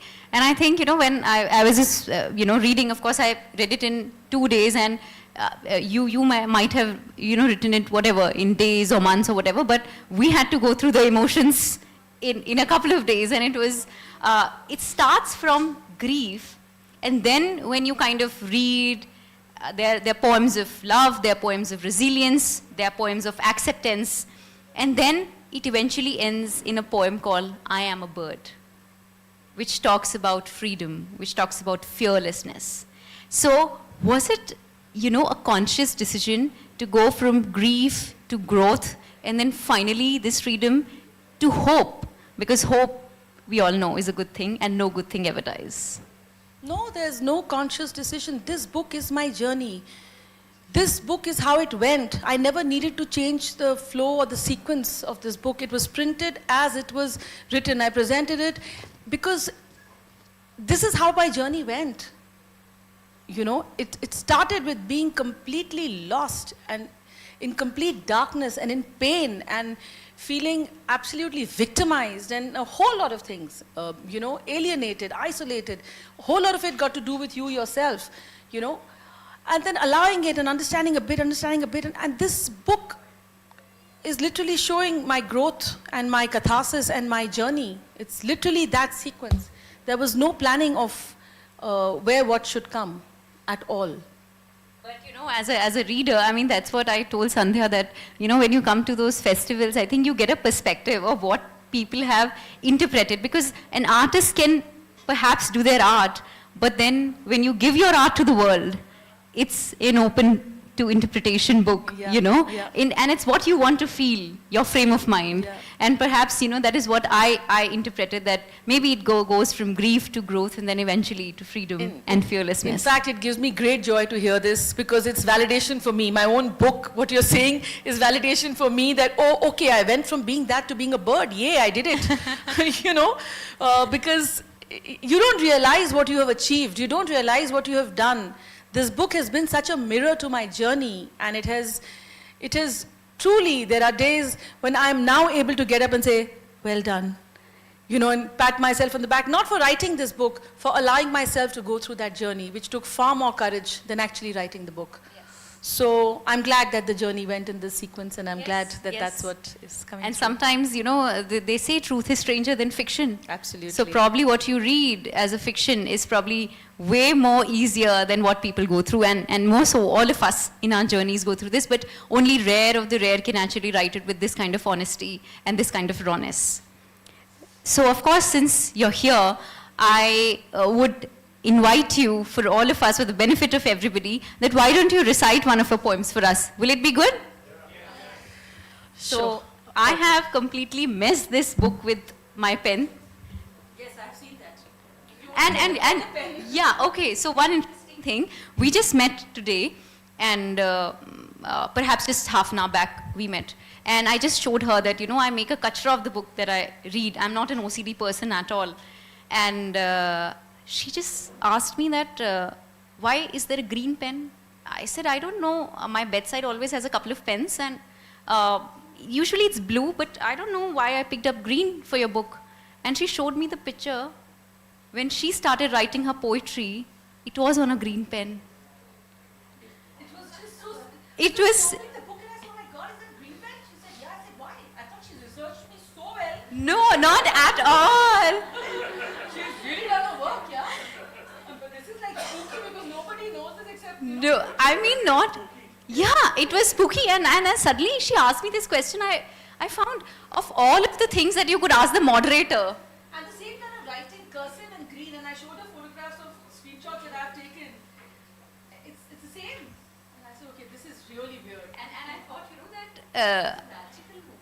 yeah, it is. Both really, I was really shocked. And I thought, you know, the only thing she could ask her moderator half an hour before the session is why green? But, you know, then it made all sense to me that, you know, why do you say that? Yeah, I mean, I don't know why I started writing with a green pen either, but it just became the thing. There were 2 lines that came, and I penned it. And after that green pen, it just seemed so healing to me. And of course, a whole lot of study into color, which colors and color therapy and all that I did. Green is supposed to be a color for healing. Oh my God. Yeah, absolutely. It is also considered to be a very positive color, Yeah. along with being a color of feeling. Feeling, and also of healing, and also the color of the heart chakra, you know. So it just all started falling into place, and I never stopped writing. All 324 poems, of which only 172 are here, were written in a green pen. And the only time I was frustrated when my shopkeeper ran out of the green pen. I said, how मैं लिखूंगी कैसे? He couldn't understand why I was getting so hysterical about a green pen. Maybe now he'll understand. So do you want to hear? Okay, let's read a slightly positive one, because the one that I always read makes people cry, and then I go back home and I feel very sad about that. Though I think crying is good. I make my mother cry every day. I told her I want her to cry every day for half an hour and laugh every day for half an hour as an exercise. She's 85, and I said, if you can do these 2 exercises every day, Ma, you'll be fine. So, yeah, I'm torturing my mother now with my weird tools. This is called My Earth, My Ground. This is, by the way, Shabana Azmi's favorite poem from this book. So, since she launched my book, I'll respectfully read the one which is her favorite. My earth, my ground. wrapped in the arms of love, spooned by your light, nestled in this moment, nowhere I want to go. I'm safe here. I'm off this earth. I want to be like water, flowing into water, slowly meandering through the plains, crashing with vigor and courage over rocks and debris, swirling, bubbling, flowing, crashing, navigating mindfully. Whatever, however the terrain or the climate, rugged or steep or gently asleep, resonating, adapting, blending, changing, always flowing. My earth, my ground. Wonderful, wonderful. You know, now, because I thought, you know, of course, there'll be questions from the audience. So I think we'll open it to the audience and the volunteers can come. Anybody who wants to ask can raise their hands. And yeah, so there's a question here in the audience. Yeah, you can take mine. Thank you. Oh, he's got another mic. He's got another mic. Wonderful. Good evening, everyone. I don't have a question.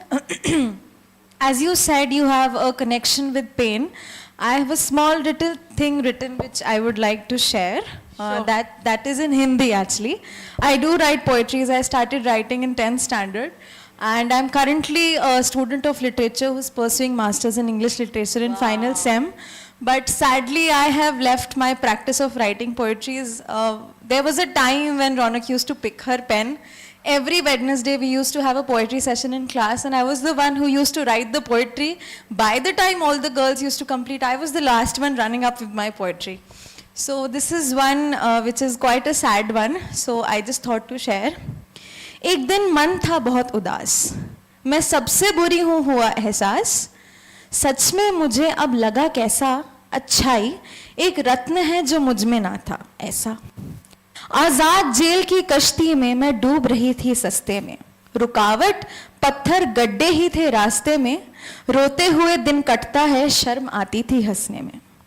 आज दिल तो यूं कुछ सहम सा गया, रब जी आपके सिवा कोई बचा ले वो दिन भी गया। मैं दूर अंधेरी रात में ही जंगल की घनी वादियों में कुछ सहमी सी अब बैठ गई। सूरज की पहली किरण में ही मैं उम्मीद की बिजली को खोजती रही, सूरज ढल गया बिजली ना मिली, वो रात अंधेरी सहमी सी कली। एक कोने में छिपकर बहुत आस लिए रास्ते के पत्थर फेंक फैल लिए, उम्मीद की बिजली फिर आएगी अनगिनत शक्ति चार्ज लिए। एक रंगीन किताब का अनोखा अजीब दृश्य जिसका वो एक कागज था मेरा मनमोहक रहस्य। Thank you everyone. Nice. Very nice. We have, yeah, another question there. हाय, मेरा नाम सचिन है।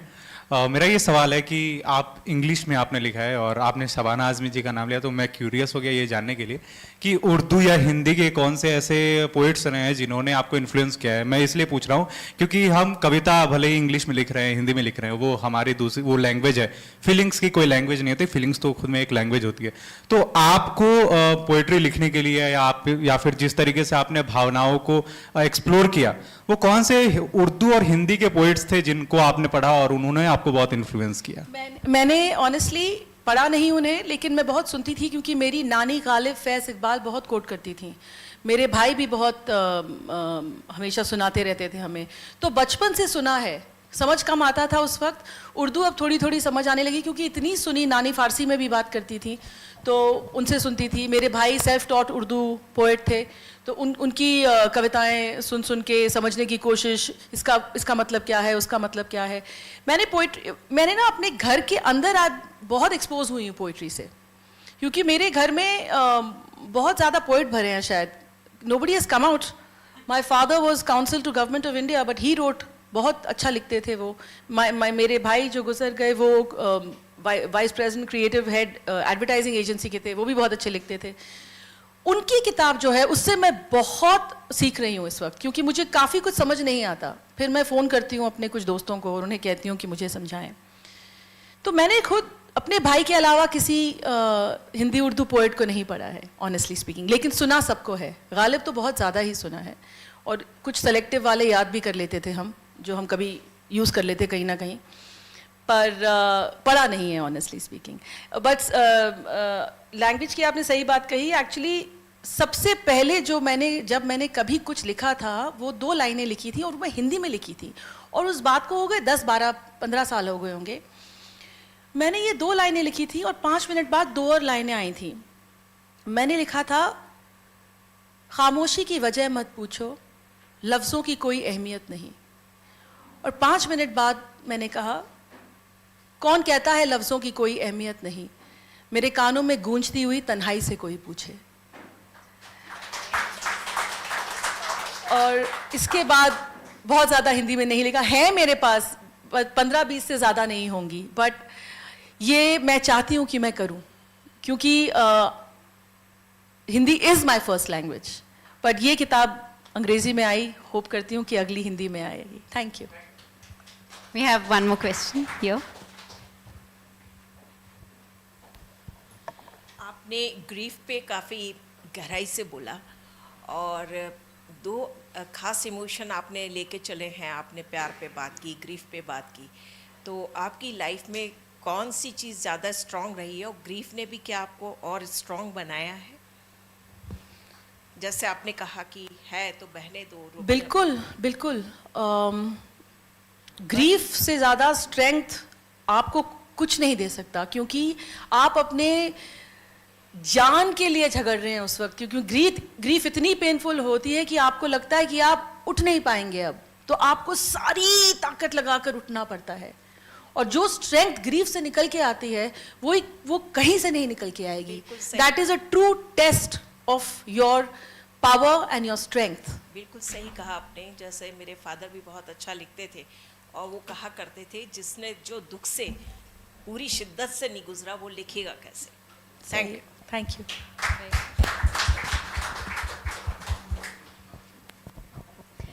Any more questions? Yeah. Why not?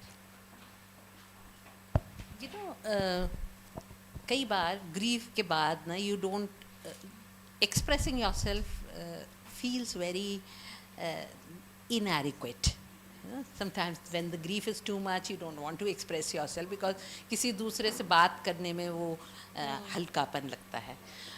But and writing kind of gets you out of that grief.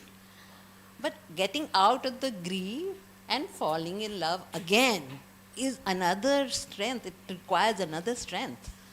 So ऐसा नहीं है कि आप you are in love and then you are whatever happened, or बच्चे का, बड़े का, mother का, any kind of love, and then you their loss you grieve, and then you write, and then but to be able to love another child or to have another one, whatever form of love, is a great strength. Vulnerable moments हैं जो आप express कर रही हैं. This is you are at your kind of most vulnerable. And I believe that vulnerability is the biggest strength. And most of the people don't express because they don't want to express the vulnerability. Absolutely, because vulnerability is always misunderstood as weakness. Yes. But actually vulnerability, as we know, is the biggest strength that you can have. और जो आपने कहा उसमें जो मेरी सबसे पहली poem है इसमें वो इसी बारे में है. It's called How Strong is Strong. You want to read it? Sure. Why don't you read it? Yeah, just open it to that. ये मैंने अपनी माँ के लिए लिखा था after I lost my brother 2 years ago. How strong do you have to be to see the vacant look in your mother's eyes? How strong to put the light back in her shattered heart, dark with fear and pain and loss. How strong to not collapse, break into a million pieces in front of her, because she's your mother too. How strong to tell yourself she's his mother and he's gone. How strong is strong? How strong do you need to be to see a photograph of your brother and not feel your heart smash in your body, your breath jam in your throat, your whole life crumble into pieces? How strong does one have to be to pick up those pieces again and again? How strong is strong? How strong do you have to be to step out into the world again with a limb missing, to feel whole again? How strong to cope every broken moment? How strong to stay afloat even as the waves of grief engulf you and you feel like you're choking and crashing? How strong to feel, to love, to heal, to live truly? How strong is strong?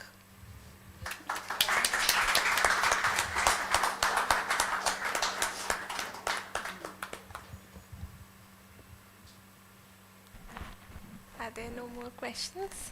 Are there any more questions? We have time. We can take one more. Okay. So, ma'am, I think I'll just say one thing that, Yeah, you know, sure. it's, I think we should give her a round of applause for just writing.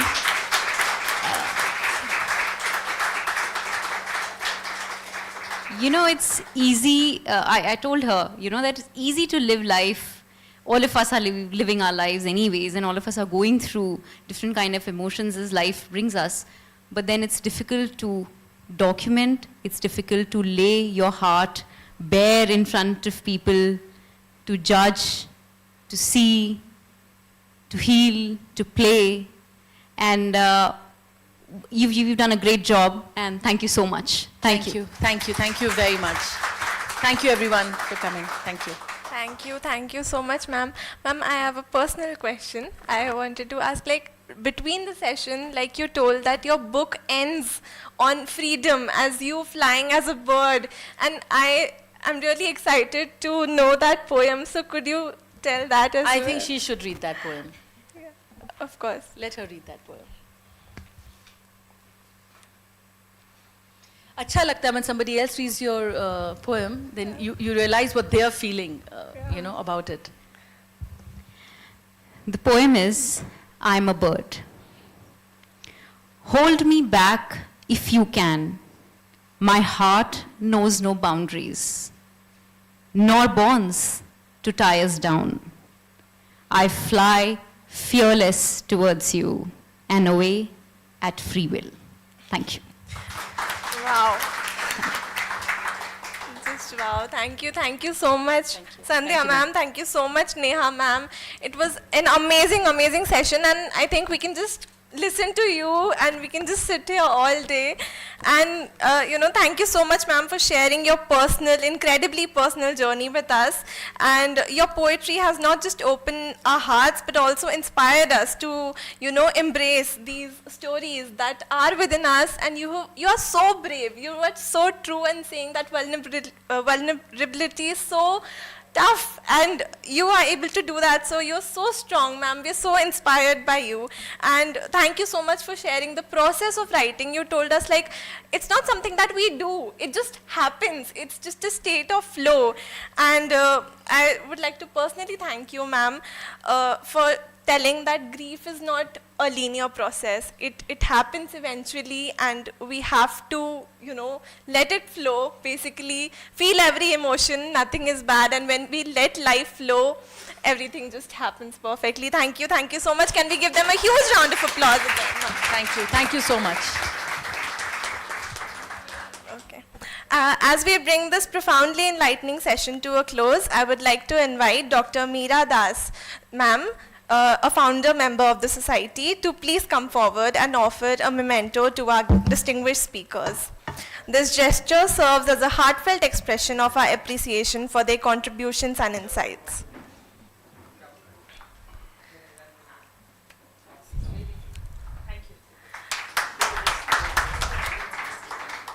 The artwork that you see here has been masterfully created by Padma Shri Bhil artist Bhuri Baiji for BLF 2025. It beautifully illustrates the interconnectedness of nature, the earth, humanity, and environment, encapsulating the vital and cyclical relationship that underpins our very existence.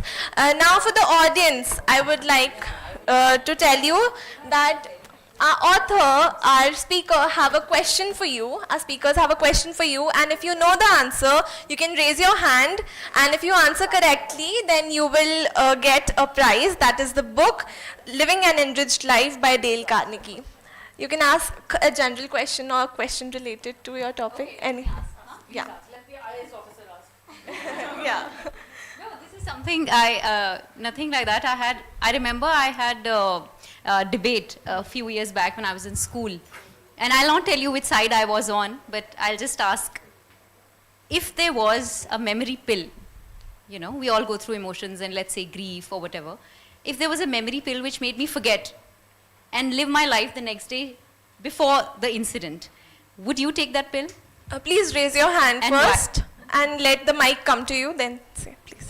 And why not? Ma'am, I would not like to have that pill because I want to go through the emotions which I have gone through earlier, and I get the lessons, I get the experiences. So I'll continue with them future also. Not like to keep making the same mistake that I made yesterday, no? Sir, please come up on the stage and get the prize from our speakers. Can we give them a...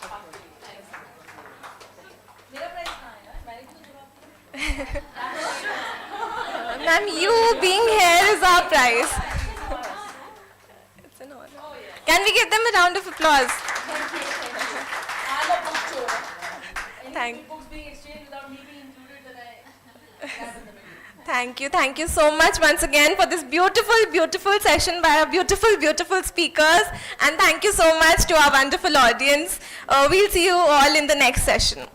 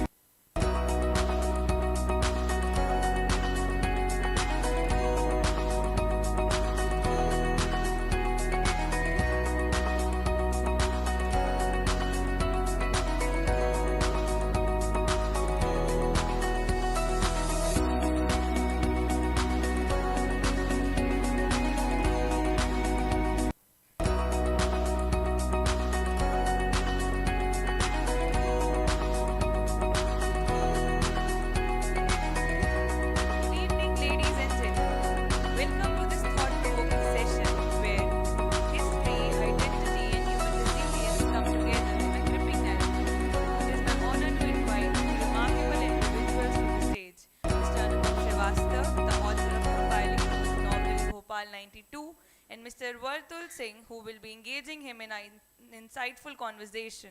Please join me in welcoming them with a warm round of applause.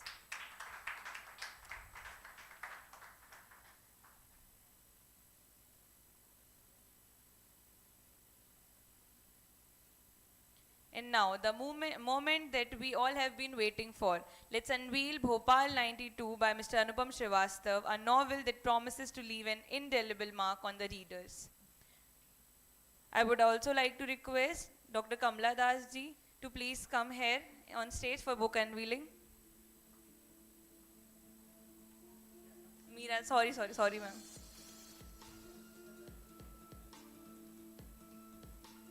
Bhopal 92 is a novel that takes us back to harrowing the days of December 1992, when the aftermath of the Babri Masjid demolition cast a shadow of fear and unrest over Bhopal.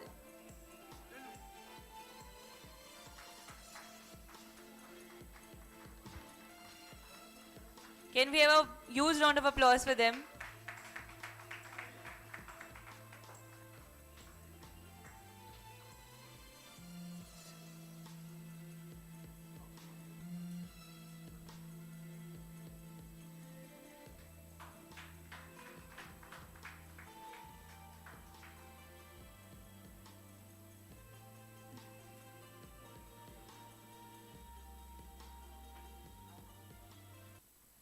We are delighted to have with us Mr. Anupam Srivastav, former Chairman and Managing Director of BSNL from 2015 to 2019, with 40 plus years of telecommunications experience, played a key role in BSNL's revival and various government projects.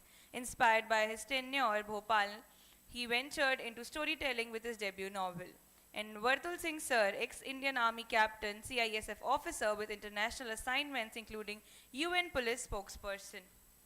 Celebrated author of A Guna Bekhudi, sorry sir, I mispronounced it, A Guna Bekhudi, and translator of Gabriel Garcia works. His latest book is Banaras, A Journey into Heart of the City, celebrates Indian cultural.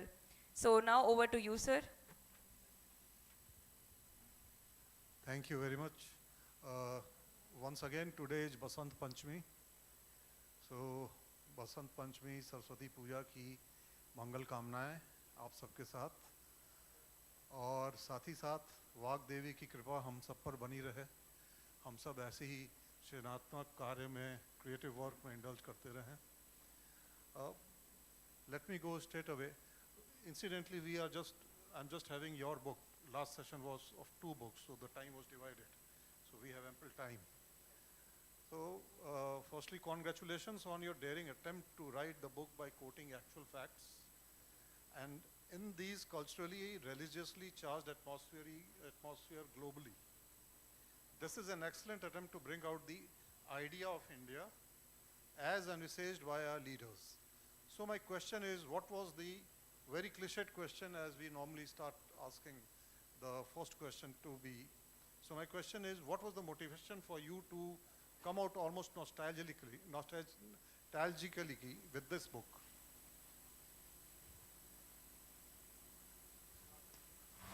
Take this.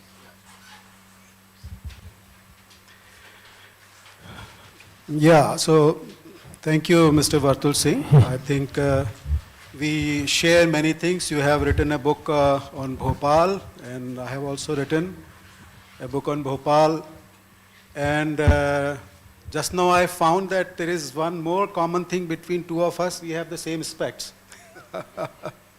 Then it's a very interesting question, and easier question that I had been answering for last 40 years, that BSNL का 4G कब चालू होगा. इससे आसान question आपने पूछा है, because I have worked in telecom for almost like 38-40 years, and I'm a technocrat. And I retired in 2019, and once I retired, then I've tried to look on myself, my personality, and I found that my left brain, which is a logical brain, has got nothing left in it. And my right brain, which is a creative brain, has got nothing right in it. So that was a tough time कि अब बचा क्या, दिमाग खाली हो गया, अब तो कुछ कर नहीं सकते. So I decided to go into creative field, and therefore first and foremost I thought that let me write something. But writing is very difficult. I must say that it is very difficult. Although हम लोग जो अपना 40 साल 30 साल 35 साल की नौकरी करके आते हैं, we come across so many experiences. तो stories, we have all the stories, but we don't have the capability to put it in paper and write it. But then I found that there are some tools available. I utilized those tools, and I sat down to write. And my wife Tripti also helped me a lot in taking this passion, you may call it, in me to write something. And then I thought that when I was posted very young, and I was posted in Bhopal from 1989 to 1994, and 92 was a period when this Bhopal Babri Masjid happened, and riots broke out in Bhopal. Bhopal में जितने भी यहाँ के रहवासी हैं सब जानते हैं कि गंगा जमुनी तहजीब कहलाती है हमारी, और उसके बाद भी 1947 में भी कभी रॉयट्स नहीं हुए थे. But first time it happened in 1992, the riots broke out, and I was a divisional engineer, young divisional engineer, and I thought that I'll maintain the exchange. So in this novel, passionate इसलिए हो गया कि outside the riots were happening, inside I was trying to maintain the communication facility, and there were old technologies which they were supposed to be managed, and therefore I thought that this book could be written in that way. You mentioned Ganga Jamni Tehzeeb. Yeah. हम लोग जो late 80s और early 90s के दूरदर्शन के कुछ serials अगर याद होंगे तो उसमें शायरों के ऊपर एपिसोड्स आते थे और उसमें एक बैरीटोन आवाज़ आती थी सईद नकवी की, उसके फ़रोग हुस्न से झमके है सब में नूर, शम्माए हरम हो या की दिया सोमनाथ का. तो शायद आपकी किताब की का जो थीम है वो लगभग यही है. बिल्कुल बिल्कुल, बहुत अच्छे से आपने उसको बताया है कि जब रॉयट्स होते हैं तो लोगों के सेंसेस ख़त्म हो जाते हैं. I have a small presentation also Vartul Singh ji, and probably I could also give it to you and tell about the highlights of that time. Can we have a presentation also? No, it's there in the computer over here. If it is set up, it's all right. Otherwise, I can speak on that.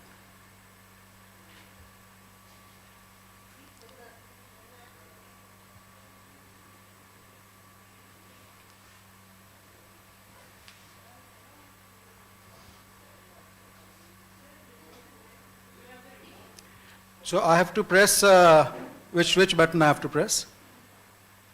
I think then you'll have to come there. You have to place a chair there, otherwise you won't be able to see the screen. Yeah, you can just, okay, yeah.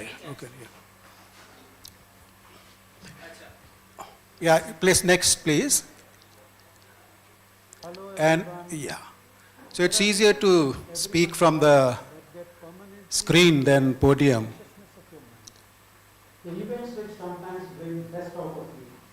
One such event happened in my life when riots broke out in Bhopal, probably for the first time in its history after the demolition of Babri Masjid. This novel, Bhopal 92, centers around the experience of the characters who found themselves caught in the maelstrom of violence. I have attempted to capture the raw emotions and the palpable tension that permeated the city during this time.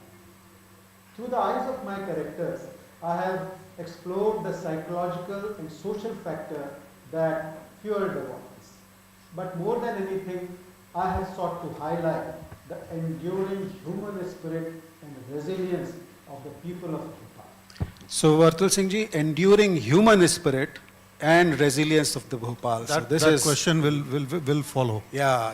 And my next question to you is, after going through your book, I will yet not put it in the category of a novel or a fiction or I mean a non-fiction, but certainly what oeuvre do you think this book belonged to?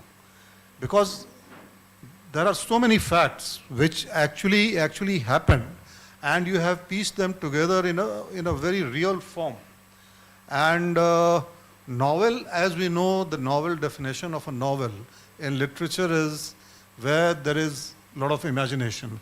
Except, again, that question will come to you later, almost like a Marquesian magical realism. You have done that later.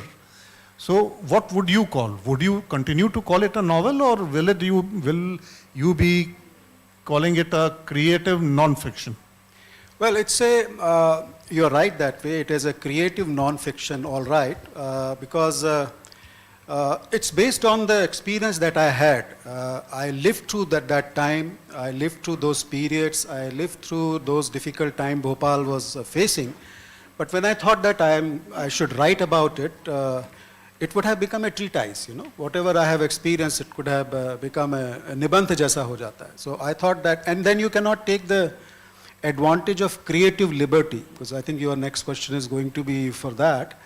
And if you have to take the advantage of creative liberty, you have to give it a shape of a novel. So I would call it based on the true events that happened in Bhopal. I think none of the events which are described in Bhopal 92 are untrue. They are absolutely true.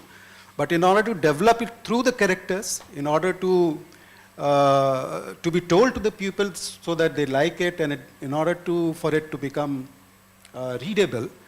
And last but not the least, it is also important to sometimes hide the identity of some of the characters. So therefore it has taken a shape of a novel. But I can say that it is based on true events that happened in Bhopal. Right. In fact, probably you were destined to write on that, because Aziz happened to be one of your colleagues in your office, and a very hard-working colleague. Yeah. So the character of Aziz, ladies and gentlemen, is very interesting in this book. And again, I will not reveal it too much, because I want the readers, audience here to purchase the book and read it themselves. One of the key, I should say, aim of BLF is also to inculcate this. So we will give the general outline. I'll be talking in riddles deliberately. So one of the incidents that you have mentioned is very eye-opening. That a Maruti van fitted with a cassette recorder is, when it comes to a Muslim area, it shouts Har Har Mahadev. When it goes to a Hindu area, it shouts Allahu Akbar. And that was basically the means of incitement of the communal riots all over Bhopal. And who was doing it? You have not explained it. Maybe, perhaps, better. This again reminds me of a very famous Hindi novel of Vibhuti Narayan Rai, V.N. Rai. He was DGP UP, award-winning novel, Shahar Mein Curfew, when he was SP. And the opening line of this very novel is, Dange hote nahi hain, dange karaye jate hain. So, can you elaborate more on that? And particularly your personal experience when you say that your father was roaming around with a loaded rifle, and your younger brother, was all equipped with some of the armaments, almost armaments, which he kept on the ceiling of his house. So, Vartul Singh ji, as you mentioned about the character Aziz, there were actually two characters which has influenced this novel a lot. One was my driver, whose name, of course, I have changed. His name in the novel is Mustafa, and one of my operator, his name is Aziz. Both were fantastic gentlemen, very close to my heart, and they were very dedicated. They knew their job quite well. And driver is all right. He used to drive me to office every day, and that day we ran across a riot when he was driving, and he kind of saved me. So that is his character. Aziz is a character who was a telecom department employee, and he was one of the fantastic employee in a sense that everybody loved him. But it so happened that in heat of the moment, it is alleged, I still use the word alleged, that he shot 3 people. And then police shot him. And then in the novel you will find that I was tasked to take the body of Aziz from mortuary, and I'll not reveal much detail, as you said that otherwise nobody will buy the book, but this is what happened.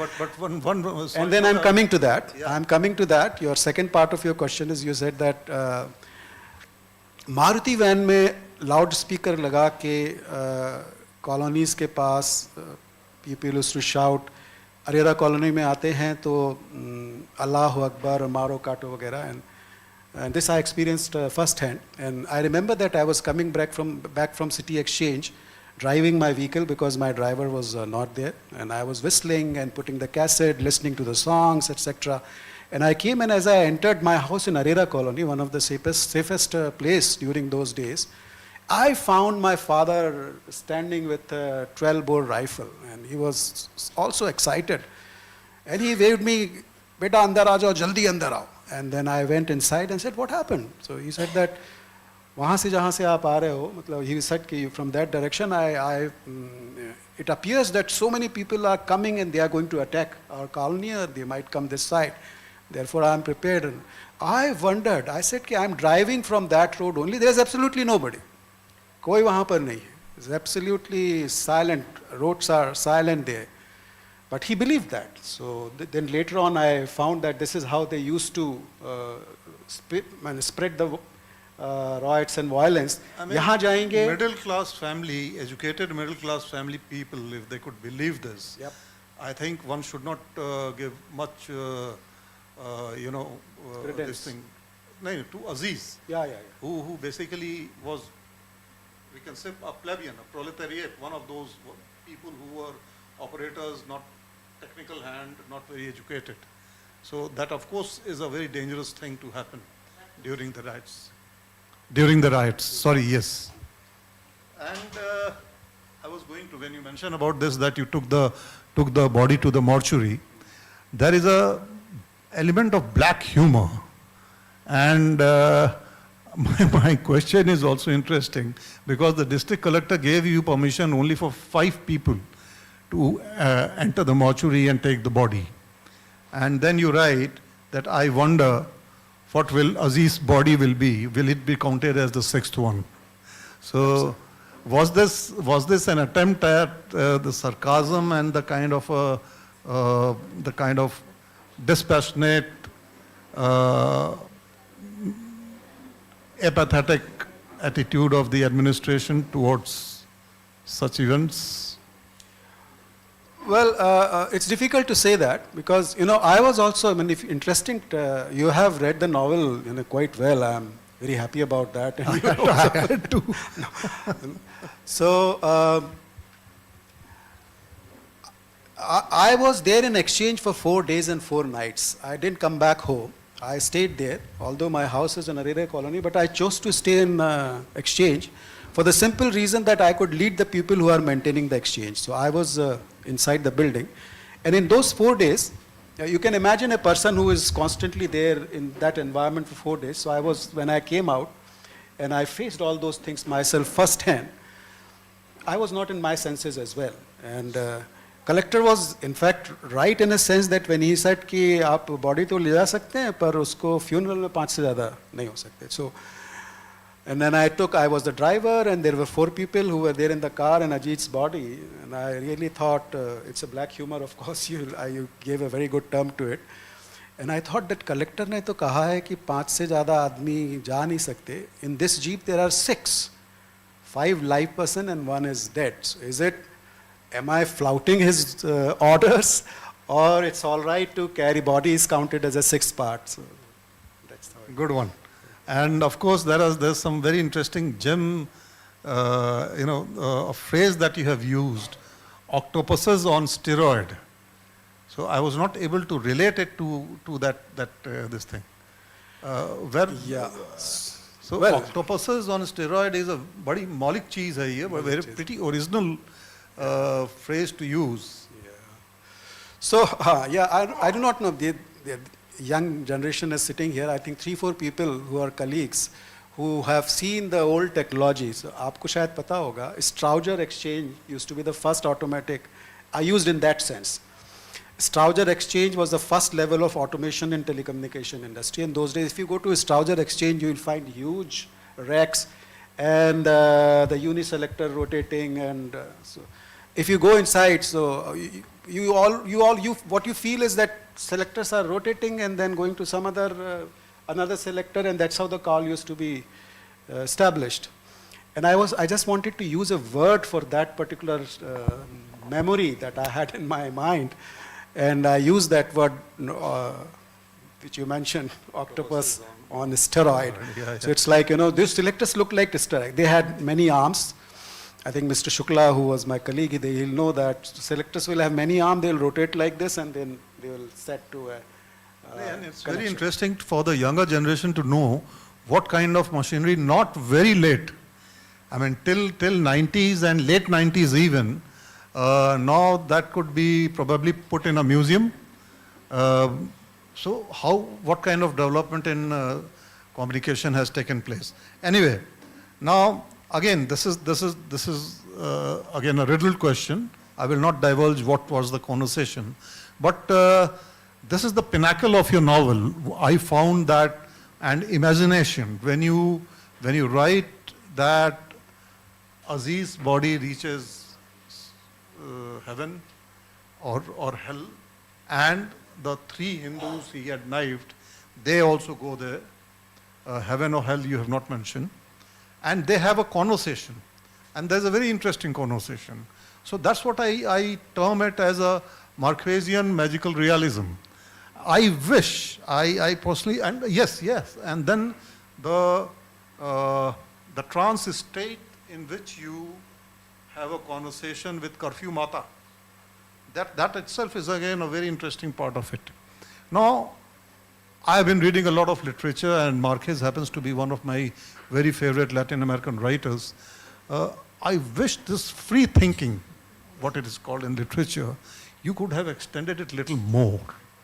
So that would have probably given it more of a stamp of a novel than a creative non-fiction, as we discussed a little earlier.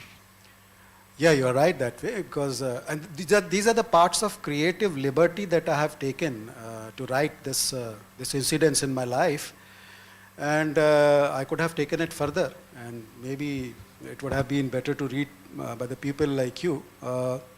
Next time I'll definitely try to do that. But the point was that when I was writing, I didn't know that whether it is dragging the novel or whether it is taking the novel up, because from some other perspective, it looks like if the event is explained, then a novel is going on a fast pace, and when such events come, it sometimes drags the novel. So that was the dilemma I was having. So I kept it to some level. Maybe I could have extended a little more, because these were the parts of creative liberty that I have taken to describe the metaphysical thing that the Aziz, who have killed 3 people and then later on shot by the police, and then I took his body from the mortuary, and that night when I slept, I had this dream that those bodies have suddenly come alive and they are talking to themselves, and they are talking about the futility of violence that they have undergone. Yeah, so Aziz almost like Tolstoy's War and Peace. So the Prince Andrei's trance state when he is thinking. Anyway, yeah. So Aziz is asking 3 Hindu people that he has killed, that why have I done it? I mean, there were various things, and these 3 people were also telling why I was a part of the procession. So these imaginations or the experiences, to put it to the audience, to the readers, I thought that I'll take advantage of creative liberty, but rightly you said, I kept it to 2-3 pages. And second incidents, when I used to come from Curfew Mata temple every day and every out, and I used to always bow to the Curfew Mata, and that incidents I used it as a creative liberty to describe that I'm talking to Mata. Mata has come alive in front of me, and then she's telling me the importance of the religion in the society. So just wanted to convey to the reader that what is religion like? Is it like, going to temple and all that? So Curfew Mata replies something which everybody should read, that what the religion is actually meant for. And incidentally, I must confess here that while writing my book, Bhopal Nama, Writing a City, Curfew Mata temple, I presumed, I didn't try to find out further, that it must have been built during the riots of 92. But thanks to you, you have elaborated in detail. If you could tell the audience also when and why it's called the Curfew Mata. So that part actually also I dug it out from the history books, in fact, because I also didn't know exactly when the temple, but why the name was Curfew. It intrigued me that why the name is Curfew Mata. It could be Durga Mata, Lakshmi Mata, but why Curfew Mata, Curfew Wali Mata? And there is an interesting story about it, that when the temple was built, it was not a riot per se, but there was a curfew, because people wanted to construct that temple and put the deity inside without the approval of the government, and therefore the curfew was imposed, and they eventually did it, and that's how the temple came into being. Okay. And finally, and please elaborate on that, what happened to that disputed structure you mentioned inside your office? Well, yeah, so that is very interesting. हम लोग मस्जिद मंदिर की बात करते हैं. I have seen them from very close quarter. हम लोगों के मतलब we can probably disagree on anything. There was a tree, and under that there was a stone, and somebody said it's a temple, and somebody said no, it's not a temple, it's a mazar, and the dispute came. And once the dispute came, it became something to be talked about, something to be fought, something to be discussed about. How did you manage as a head of office there? So well, we have our people, I think the people, credit goes to the employees. They were equally divided between the religion, and they were themselves. So sometimes instigation comes from outside. It all depends within your internal organization, how do you tackle it. So we used to talk to the people, and they said, "Nahi sir, darne ki zarurat nahi hai." We ourselves know that if it is a disputed structure, we should not fight about that.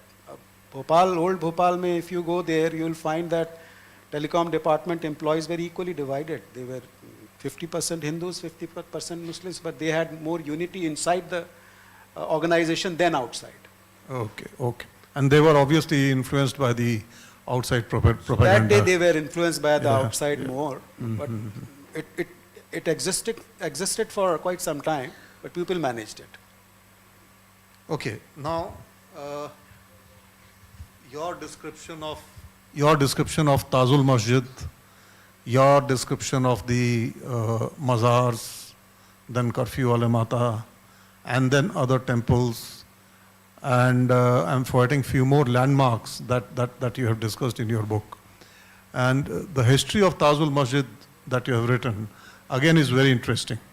Here, I would like to add that you have left that fill in the blanks, which that Tajul Masjid remained unfinished for good over, I think, 20 years. Yeah. And that was I just want to inform the audience as well, that was for a very interesting reason.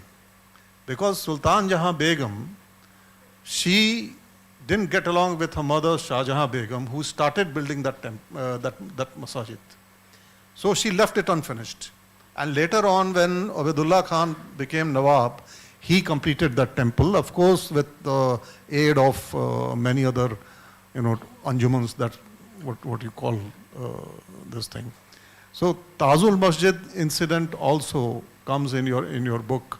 So I would rather ask you this, that I have this feeling, I mean, it might come very discomforting to you, that everywhere there is some kind of a balancing thing. When you mention Tajul, you mention the Curfew Wali Mata also. When you mention mazars, you mention some of those temples also. So there is a very, very vocal theme of secularism. That's a very reviled term now, but nevertheless, you have tried to do that. Well, that's a problem when you are interviewed by another author himself. So he will always find some problems with the novel. But yeah, so Tajul Masjid, yeah, I explained about the Tajul Masjid. I explained about the Curfew Ali Mata. I explained about the Mazar also, where you, I mean, when you come from City Exchange, you find that. But Tajul Masjid, I took that chapter with a thought behind it, because अगर आप उस समय के newspaper को देखेंगे, so people used to say that Pakistani mercenaries are residing inside the Tajul Masjid. People used to say that एक बारूद का भरा ट्रक मस्जिद के अंदर है, कभी भी आके वो कर सकता है. So when I was passing through that road, I instinctively looked for the बारूद वाला tanker, in fact, inside the Tajul Masjid, and there was nothing. And such rumors also used to be, very bad those days to fuel the riots and tensions amongst the people.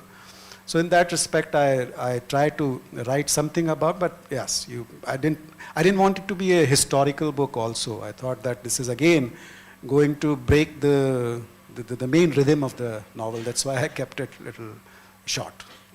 Okay. And you retired as the Director General BSNL. So after retirement, was there any kind of thought behind your back that you are writing this kind of a novel where it might not go down the throat of those people who are probably, and Bhopal, as you know, that it's no longer the Bhopal which you think and what you have tried to mention in your book. So did it ever matter to you, and did it ever matter that it will be a question mark on you from the government as to what kind of things you are going to reveal? There are many, because telephone also happens to be confidential, it comes under the Confidential Act, communication. Well, yes, I mean, you are right that way. The thought definitely comes. We all retired as a government servant. 30-40 साल सरकार को नौकरी के दिए रहते हैं, and this thought definitely comes that is my thoughts coming against the particular line of politics. So that, but if you read the novel, you will find that it's balanced, and therefore probably I have tried to balance it also.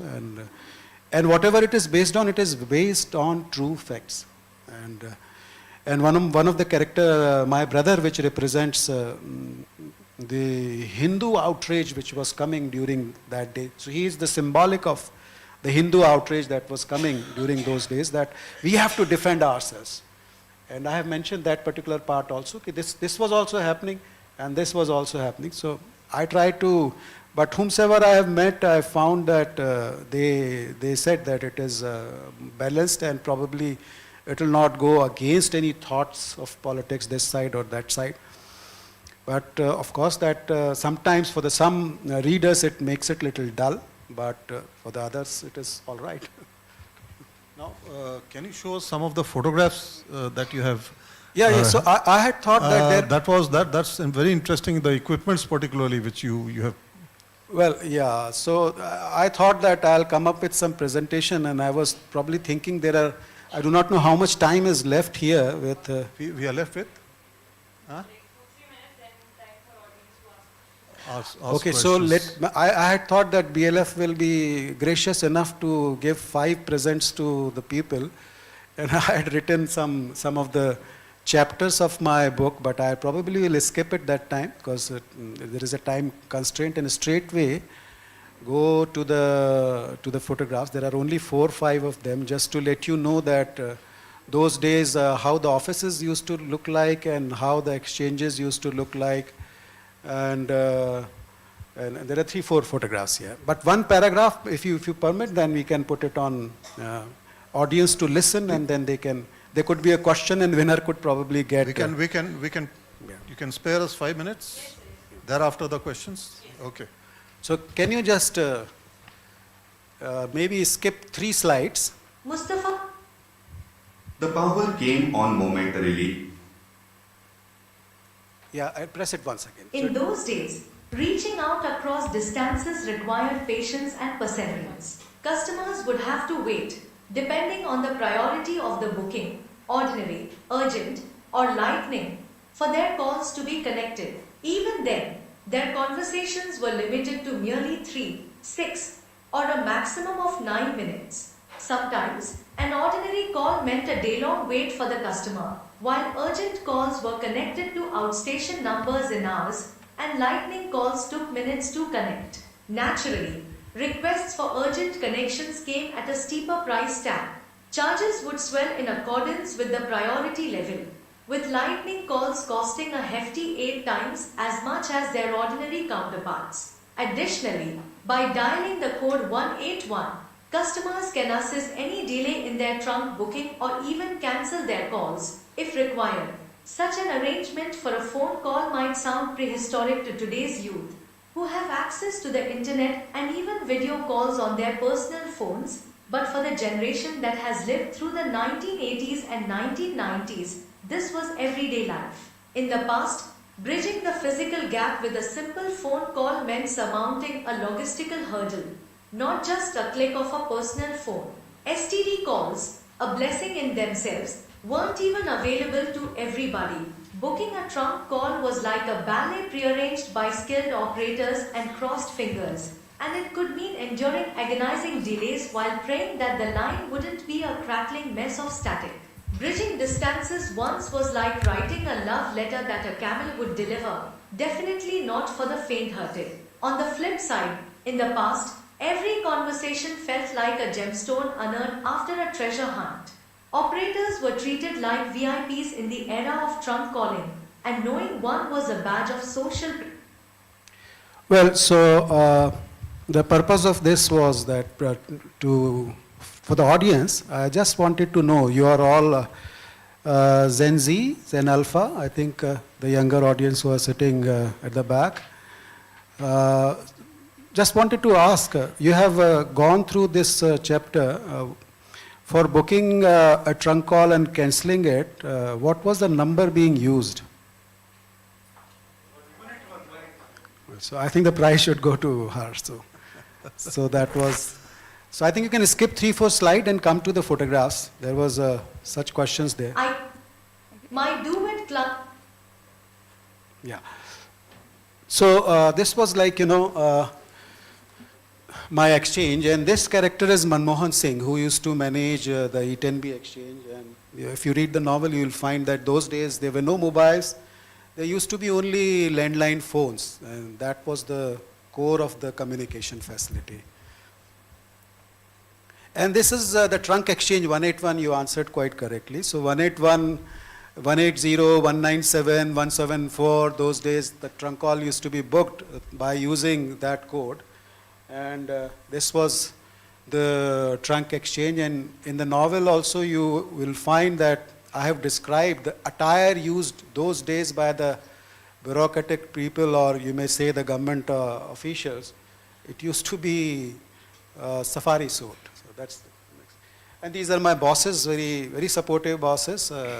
I owe this novel to them, and therefore I thought that it will be worthwhile to show the audience their pictures, the real characters, my chief general manager and my general manager here. And these are the news items you will find in the novel that I have used these news items when I inspected the exchange at 1:30 in the night. Next day, what happens? Just to give a credence that this novel is based on true events, and there were people who were involved in it, and these were the journalists published that newspaper here. Okay. Now, so here's the time. I would request our audience to come up with some questions if you have. Yes, please. We'll come to you. ये एक खास time था 92 के रॉइट्स का जो आपने लिखा, इसी टाइप का एक इंसिडेंट जो भोपाल में हुआ था, भोपाल गैस ट्रांसिटी का। उस टाइम हम लोगों ने फील किया, तब हम कॉलेज में पढ़ते थे। फॉरेन में जो हमारे रिलेटिव्स, मेरी सिस्टर थी, मतलब वो इतने अनॉयड और परेशान थे, और भोपाल में कांटेक्ट नहीं हो पा रहे थे लोगों से, डाक सेवाएं तार सेवाएं और टेलीफोन सेवाएं बुरी तरीके से शैटर्ड थी उस टाइम क्योंकि अनुपम श्रीवास्तव साहब नहीं थे उस समय नहीं पर लाइन को नहीं थे। रिस्टोर करने के नहीं लिए। आप नहीं थे बट आप अपने सीनियर कुलीग से या किसी भी तरीके से उसको कभी टच करना चाहेंगे?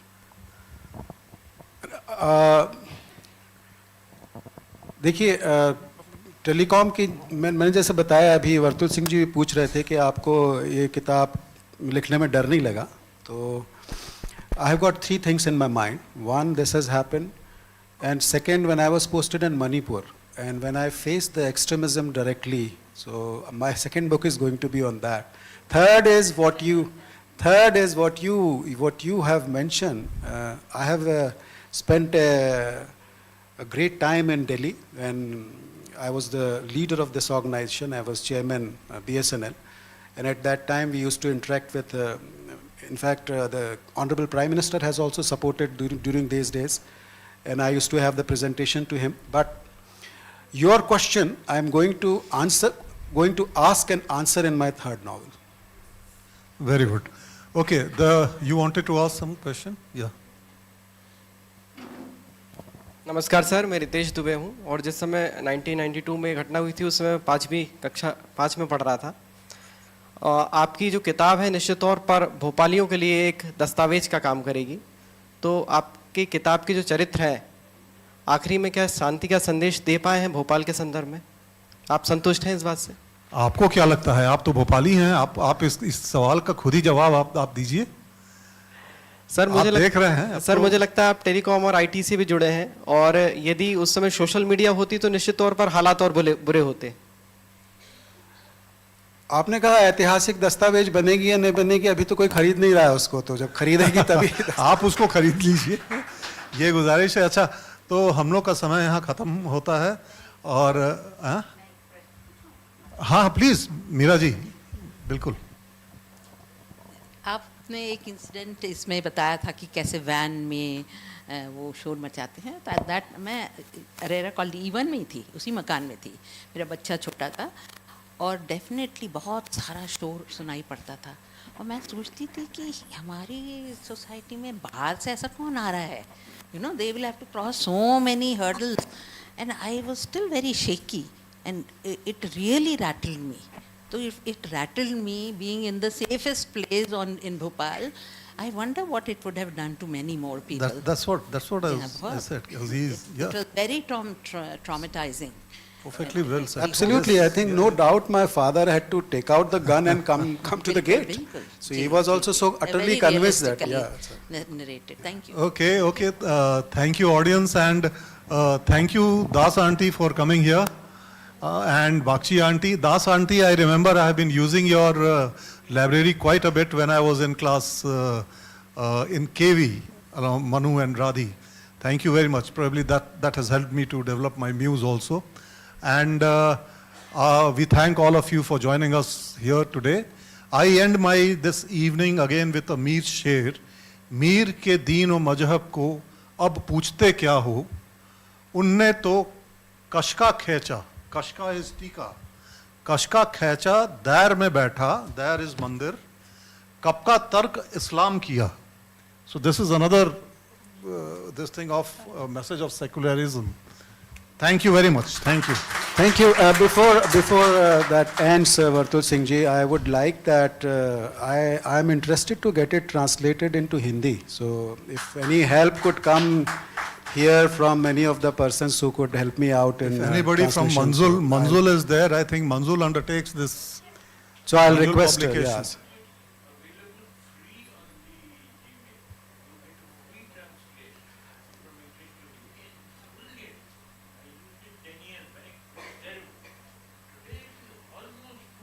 No, I tried, sir. I tried it. I used Gemini AI tool, and it translates quite well. But I was not satisfied. I thought कि वो translation में मज़ा नहीं आता, वो mechanical सा लगने लगता है. कोई जब तक कोई ऐसा ना आ जाए उसको देख के. I have done that. For right. हाँ, edit करना. वही edit करना पड़ेगा. Yes. So thank you so much, sir.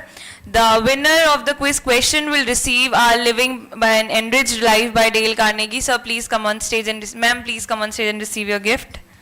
So this Living an Enriched Life by Dale Carnegie is a powerful book that equips you with tools to nurture self-confidence, motivation and a positive attitude. So as we are about to end the event, I would like to thank you, Mr. Anupam Srivastav and Mr. Vartul Singh sir, for taking us on an unforgettable journey through the heart and soul of Bhopal. Your conversation has not only illuminated the power of storytelling, but also shown how deeply personal experiences can perceive the history, identity and resilience of a city and its people. So as we draw this thought-provoking session to a close, I would request Dr. Meera Das ji, a valued founder member of our society, to kindly present our esteemed speaker with a memento as a gesture of heartfelt gratitude. Let us have a huge round of applause, everybody. So, Padma Shri Bhil artist Bhuri Bai has created this artwork for BLF 2025, depicting the connection between nature, earth and human being.